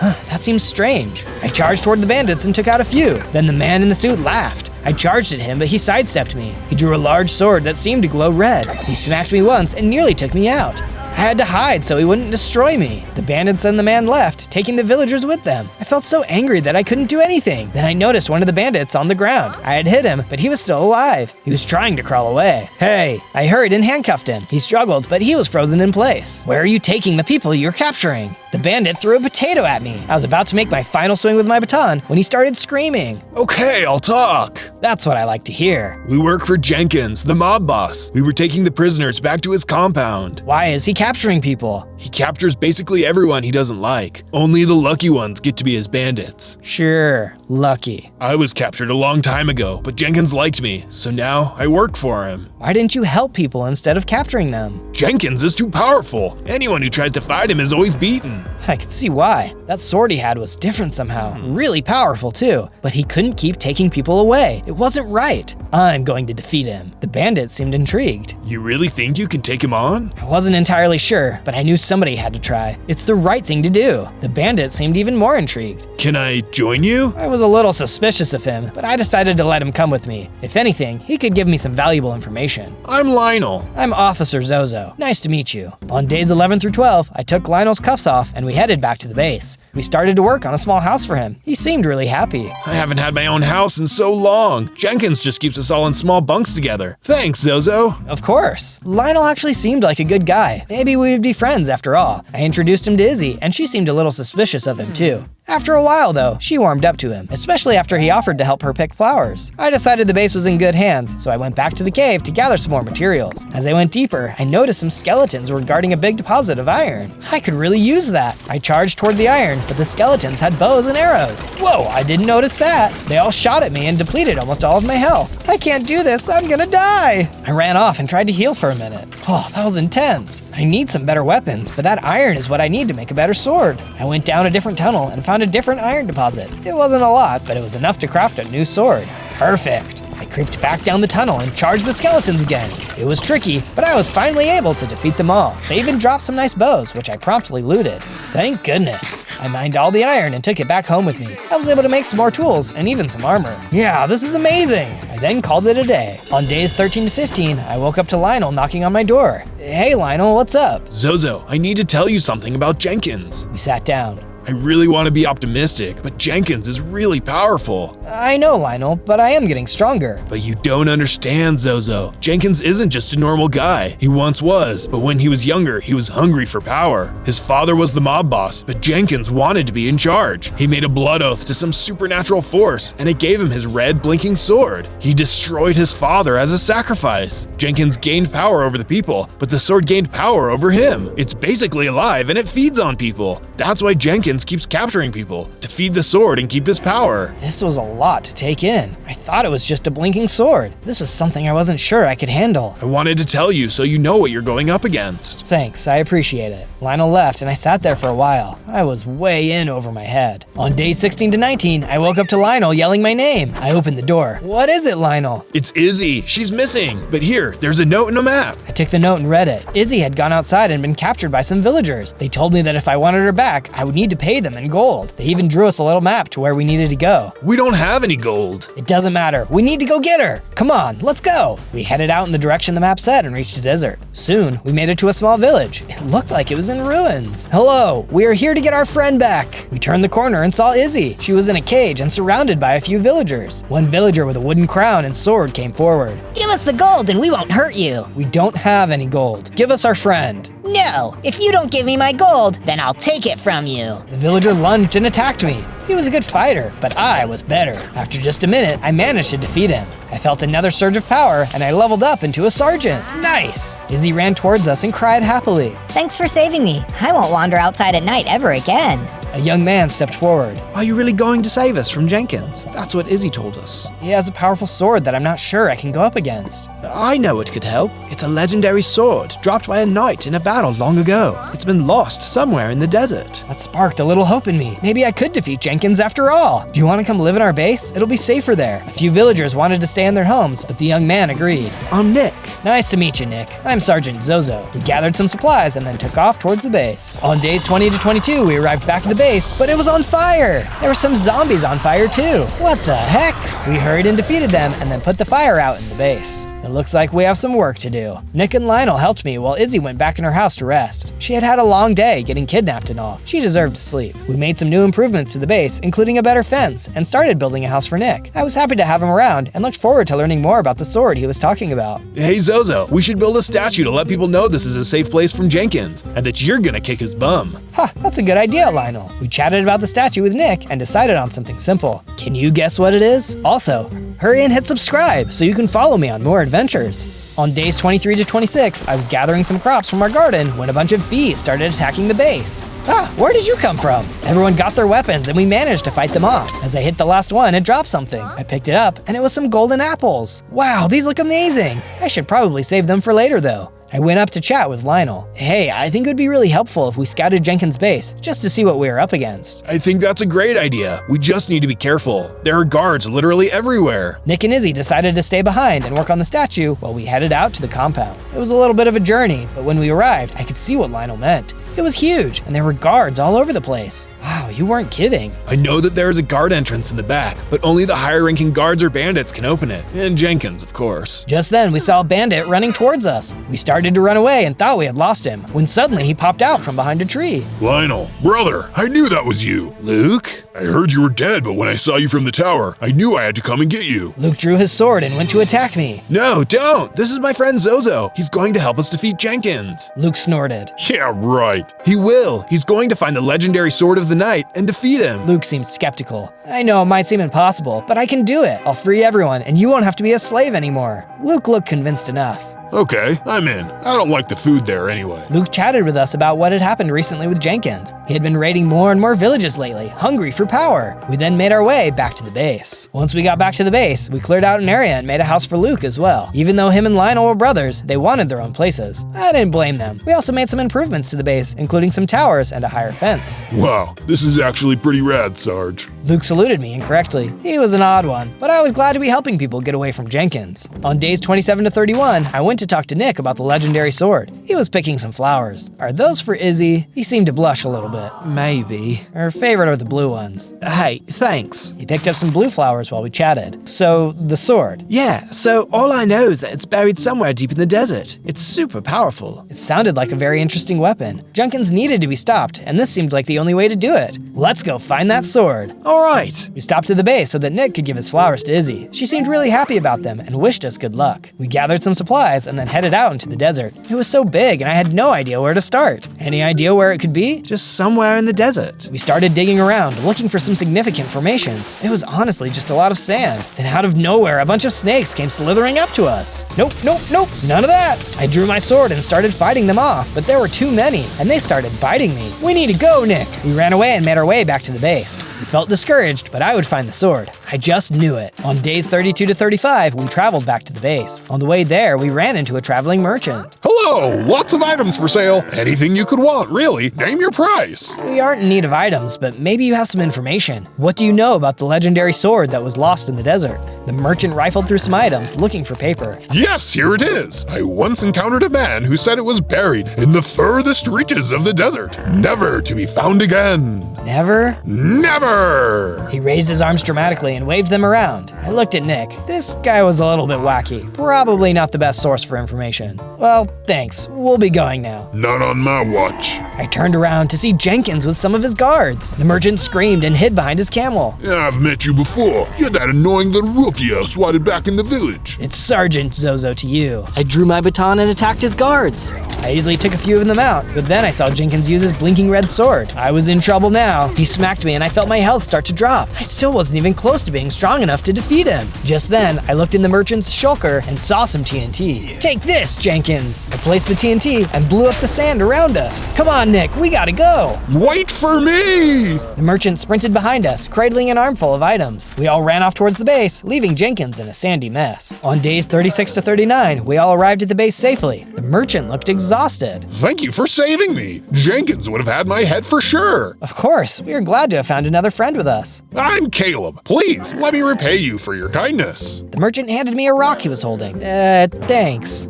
It's my favorite rock. Take good care of it. I pocketed the rock, thinking how odd this man was. But then we decided to help Caleb set up a little shop in the base so he could continue to sell his wares, whatever they may be. I lost most of my items in the commotion, but this will do for now. Anything else you need? Actually, if you could gather some sand for me, I could make some glass bottles to store more items. I decided it wasn't too much of a hassle, so I went to the desert and gathered some sand for Caleb. When I came back, he was very grateful. Ah, yes, perfect. This will definitely help. I then decided to do some work on the statue for a little while. It was looking pretty good, but it wasn't done quite yet. On days 40 to 43, I went out to mine some more materials to make some upgrades to the base. On my way there, I passed by a small group of travelers. They looked like farmers of some sort, but they must have thought I was working with Jenkins because they yelled and tried to run away when they saw me. Wait, I won't hurt you. I'm a police officer. They stopped running and approached me. Oh, a young hero. Maybe you can help us. Sure, what is it? All of our animals were stolen by some hooligans in the forest. If you could go get them back for us, we'd be so grateful. It seemed like an easy enough task. Sure, do you know where they are? Yes, they live in an outpost next to the foot of the mountains. We don't dare get close because they have better weapons than us. I'll help you. In the meantime, you can stay at my base. I pointed them in the right direction and they headed that way. I went towards the mountain they mentioned.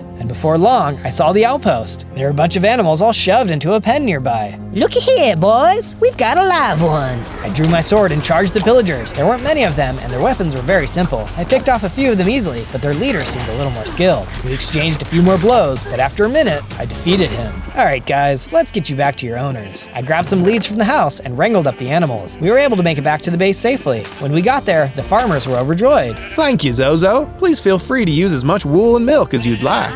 Thanks. It'd be really good to have some more food sources, and the farmer seemed more than happy to stay with us. On days 44 to 49, I journeyed back to the desert where I'd gathered the sand for Caleb. I figured there could be some other useful materials nearby. When I got there, I noticed there was a sea turtle being attacked by a squid. Hey, you let him go! I jumped in and smacked the squid. He tried to maneuver back deeper into the water, but I was too fast. Before I knew it, the squid was defeated. Thank you, sir. You are my hero. The sea turtle nodded in appreciation. Of course, I am here to serve and protect everyone. That's so good to hear. It's been so long since we've had a hero in this land. I remember when that knight promised to protect everyone, but he went bad. This was new information. Bad how? Do you not know the story? Can't say that I do. The knight was named Polybius. He protected the king and his daughter, but he realized there were too many enemies, and he was only one man. So he prayed to a deity, begging for their help to protect his friends. They granted him the sword, and he named it Brink. Brink? Because everything was on the brink of destruction. Okay, continue. So he was gifted Brink and was told that it would always be his if his goals remained true and right to the kingdom. Time went on, and he was able to vanquish all of the king's enemies. But after a while, Polybius became prideful and decided he wanted to show everyone how powerful he was. He challenged a man to a duel of strength, and he was defeated. The sword fell to the ground, but nobody was able to pick it up. Over time, the ground changed and it was buried within the earth. So how would someone pick it up?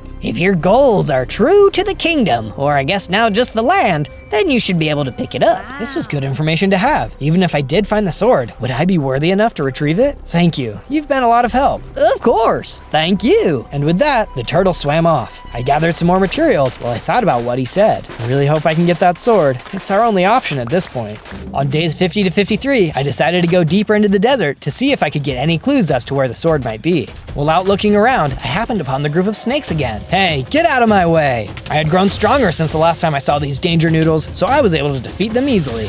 If only I could defeat Jenkins that easily. Did you say Jenkins? I flipped around and saw an old backpacker standing nearby. Yeah, I did. Good for nothing, scoundrel. The man spit into the sand. If you want to defeat him, you better get that sword I've heard so much about. I'm trying to, I just have no idea where to find it. The backpacker pulled out a paper with a drawing on it. It looked like a hand reaching up. I was told that the sword is buried deep underneath this rock formation. I haven't seen it in my travels, but maybe you'll find it. Wow, thanks, this helps a lot. Of course, you might want this too. He handed me a bunch of diamonds. I can't take these away from you. Sure you can. Just promise when you defeat Jenkins, you tell everyone how much I helped you. I will, sir. It's good old Tim. Tim. No, good old Tim. The whole thing. Oh, right. Thanks, good old Tim. He waved goodbye and headed off. What an interesting dude. On days 54 to 57, I went back to the base to make some new armor out of the diamonds I had gotten. Wow, this is incredible. I also made some new tools so that I could do some renovations to the base. I added some lanterns, expanded the garden, and made sure everything was well lit. Everything was looking great. And then decided it was too late to do anything else and went to sleep. In the morning, I heard a familiar voice coming from outside. Zozo, I need your assistance, if you please. Caleb was calling to me from his shop. I headed over to chat with him. Hey Caleb, what else do you need? Those bottles were great, but now I need a few more things in order for my shop to really thrive. Okay, what do you need? Melons. Melons? Yes, melons. Now off with you. I shrugged my shoulders. Caleb was odd, but I wanted him to be happy. It seemed like an easy enough task. I went exploring for a little bit in the forest before I happened upon some melons.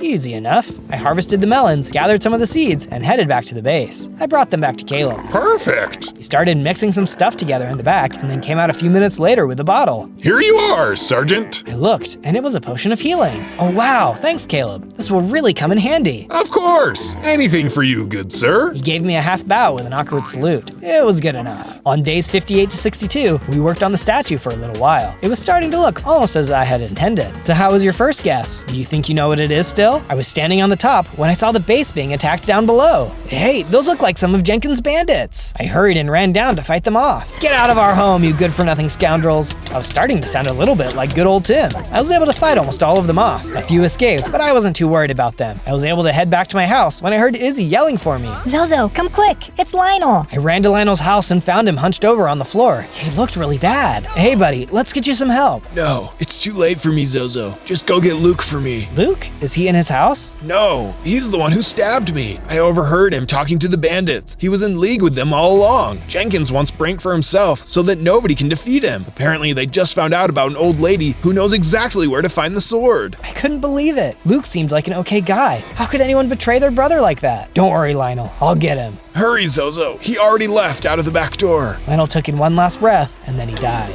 I was so angry, but I didn't have time for that right now. I needed to go after Luke and find the sword before he could. On days 63 to 66, I followed some tracks leading into a woodland area. They must have been Luke's and the other bandits that got away. I tracked them for a while before coming to a small rundown cottage. The door was broken and I heard some yelling. I ran inside, drawing my sword. The two bandits were rummaging around, stealing from an old lady. She was sitting helpless in a chair. Hey, you get out of here! I quickly picked off the bandits and gave the old lady back her things. Thank you, young man. I owe you my life. All I need is some information, ma'am, and apparently you have it. She nodded like she understood. The sword is under a rock formation, shaped like a hand reaching toward the sky. It is said that is how the knight, Plebus, died. I gave her the picture that good old Tim gave me. She looked at it. That's the one. I saw it a long time ago when I was traveling through the far east side of the desert. She drew me a simple map that led to its location. It seemed to point into the desert. Here you go, young man. I fear that the other young man called Luke will find it before you do. So hurry. Will do. Thank you. I took the map and ran as fast as I could toward the line the old lady had drawn. I hoped that Luke hadn't found it, but I did hope to find him. I had a score to settle. On days 67 to 70, I arrived at the rock formation. I noticed that more bandits were there, and I saw Luke with them. They were gathered around a cart and a tunnel someone had dug. I charged at them all. How dare you hurt my friends! I swung and slashed and managed to defeat all of them, which left Luke and I alone. Just give up, Zozo. You've lost. I yelled in anger and charged at Luke. Lionel was your brother. How could you have betrayed him like that? He was garbage, just like you. I'm gonna enjoy throwing you out as well. I charged again and he smacked me really hard. I didn't realize how close I was to the opening of the tunnel. I fell down and nearly died. Luke sneered at me from above, then took off running. Coward! I looked around and noticed that the tunnel extended further into the ground. I hoped that I would find what I was looking for down there. On day 71 to 74, I walked down the tunnel for a little while before entering a large cavern. There seemed to be something in the middle of the room. I went closer to examine it and realized they had dug out all the dirt surrounding the sword. They must have taken all of it with them. They had the sword, but obviously they couldn't wield it. Maybe I did have a chance, but I was really discouraged. If Jenkins had the sword in his compound, how was I supposed to beat him? I looked around to see if I could find anything else of value. There were a few deposits of coal, but nothing more. I climbed back up through the tunnel and into the desert. It was going to be a long and painful journey home. On day 75 to 78, I headed back to the base, my head hanging low. Nick ran toward me. So did you get Luke? Where's the sword? Luke escaped. They took the sword too. I didn't really feel like talking. I honestly just felt really sad. Zozo, I have something for you, my friend. Caleb motioned me over. I'm not really in the mood, Caleb. Trust me, you'll like this. He pulled out something from underneath his counter. Since you really liked the TNT from last time, I decided to make you some more. He gave me a whole stash of it. It didn't really cheer me up since I already had loads from before, but I figured it could be useful later. Thanks, Caleb. I started toward my house, but then decided to go into Luke's instead.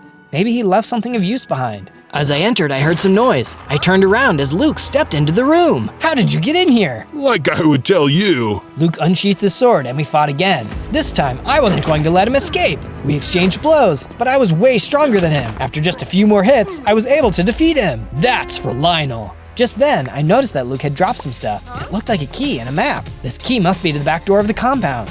All of a sudden, I felt power coursing through my veins, and I leveled up into a lieutenant. I even grew a mustache and got some cool new shades. Wow, look at me! I looked at the map. It led to a section of tundra. This must be where they were taking the sword to. Luke must have come back here to get some of his stuff before heading there. But how did he get in?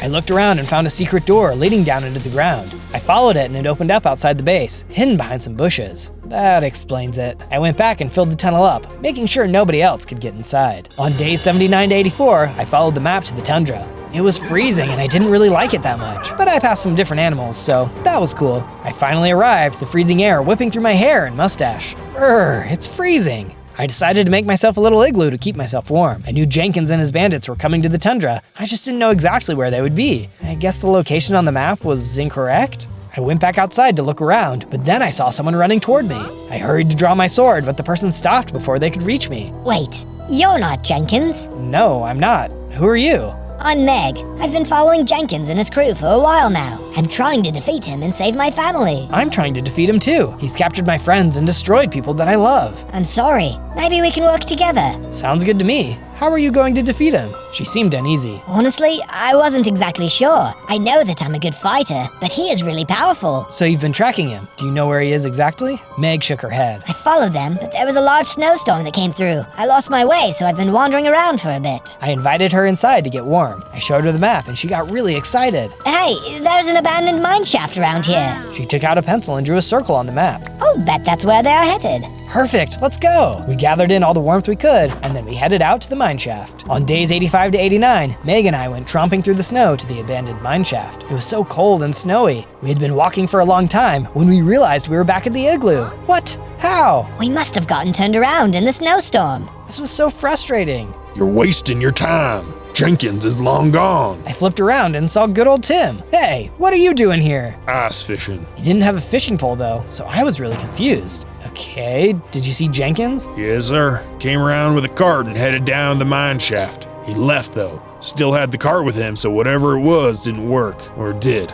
I don't know. He shrugged nonchalantly. He must have taken the sword back to his compound. It all felt like a big waste of time. Good old Tim must have noticed I looked a little down because he put his hand on my shoulder. It's okay, Lieutenant. Here, this'll cheer you up. He handed me some ingots, which I realized were netherite. That'll make you a good and proper sword, Lieutenant. Now go save us. Wow, thank you. Where do you keep finding all of these things? My secret. Good old Tim smiled and winked at me. I looked at Meg, who smiled at me, and when I looked back, good old Tim was gone. Whoa, where did he go? I was starting to think that maybe good old Tim was my guardian angel or something. Meg and I shrugged at each other and headed into the igloo for the night. It had been a long and cold couple of days, and we needed some sleep. On days 90 to 94, I invited Meg to come back to the base, and she happily agreed. We gathered some more food along the way, since we figured our friends would be hungry. Once we got there, I repaired my armor and used my smithing table to upgrade my diamond sword into a netherite sword. It was amazing! I swung it around to test it out. This isn't Brink, but it'll sure give Jenkins a run for his money. I also upgraded my armor into netherite. It was going to be tough to beat me. I went outside to show my friends. They got really excited and started cheering me on. Yeah, Zozo! You're our hero!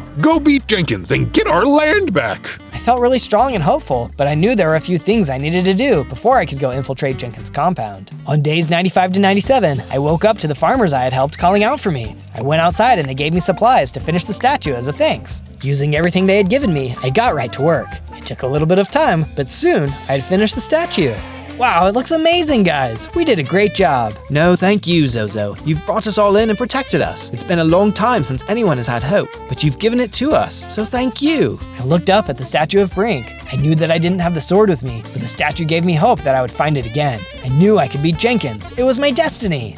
On day 98, I went to say goodbye to my friends before heading out to the compound. Just then, Meg approached me from behind. Zozo, I'd like to come with you. I want to fight alongside you and find my family. You are more than welcome to come. We crafted Meg some better armor and weapons, and then we made one last trip around the base. You take care of yourself, Lieutenant. Will do, Nick. Take care of the base for us. If anyone else needs help, let them in. For sure. I talked to Caleb. He rummaged around and gave me and Meg another potion of healing. Now go and be triumphant, young hero. Thanks. We stopped at Izzy last. She gave me a beautiful arrangement of flowers. Thank you for saving me, Zozo. Now go save everyone else. Will do. I then left Izzy's house. If you want to support the last of our journey, be sure to subscribe. The more people we have, the stronger we can become. And with that, Meg and I headed out to the compound of Jenkins. On day 99, Meg and I arrived at the compound. We snuck to the back door and used the key Luke had dropped. It worked, and we snuck up through a tunnel into a large room. There were bandits everywhere. We decided to charge in and fight them. Meg and I fought our way through all of them easily, making our way to some stairs. Zozo, I'm going to look for my family. You go find Jenkins. Be safe. She went down the stairs and I went up further into the mansion. There were a few more bandits on the way, which I easily took out. I finally came to a large dark red room. It was incredibly creepy. At one end of the room, there was a lava lake with a pedestal. On top of it was a sword. That has to be Brink, but it's different than what I had imagined. I started towards it, but then felt something hit me backwards. It was Jenkins! He must have been hiding behind a pillar, waiting for me. His red sword blinked. The young police officer. Why won't you just stop bothering me? I'm here to bring justice to those you have wronged. He laughed at me. Sure. Do your worst, rookie. I charged at him and our swords clashed. Then I noticed that my sword was not really effective at all. I needed to get Brink sooner rather than later. Just give up. You're no match against me. If that's so, then why couldn't you wield Brink? He yelled in anger. It's just a silly, stubborn sword. I thought freezing it in the tundra mine would work, but it didn't. But it doesn't matter. I don't need a dinky little sword when I have this. He swung his sword around, slicing at me. My health went down, but I hurried and drank a health potion. Thank goodness for those. I was able to maneuver around Jenkins and hit him, causing him to stumble. I knew this was my chance. I ran towards Brink, reaching towards the hilt. Jenkins ran after me, ready to swing. No! On day 100, Brink released from the pedestal into my hands. I felt an amazing surge of power, and I transformed into a bigger and stronger police officer. I was now the chief of police. I had robotic features, and the power from me stunned Jenkins for a second. Give up, Jenkins! He growled, and I attacked him. Our swords met, and his shattered into dust. No! He tried to run away, but I attacked. Jenkins was defeated in one single blow. I did it! I jumped for joy. I knew I would retrieve the sword and defeat Jenkins. We could all go home now. I hurried down the stairs and helped Meg release the prisoners. They all went back to their homes, finally at peace that the land was free of Jenkins. Meg and I made our way back to the base with her and Izzy's families. We all celebrated the victory, happy to know that everyone was safe.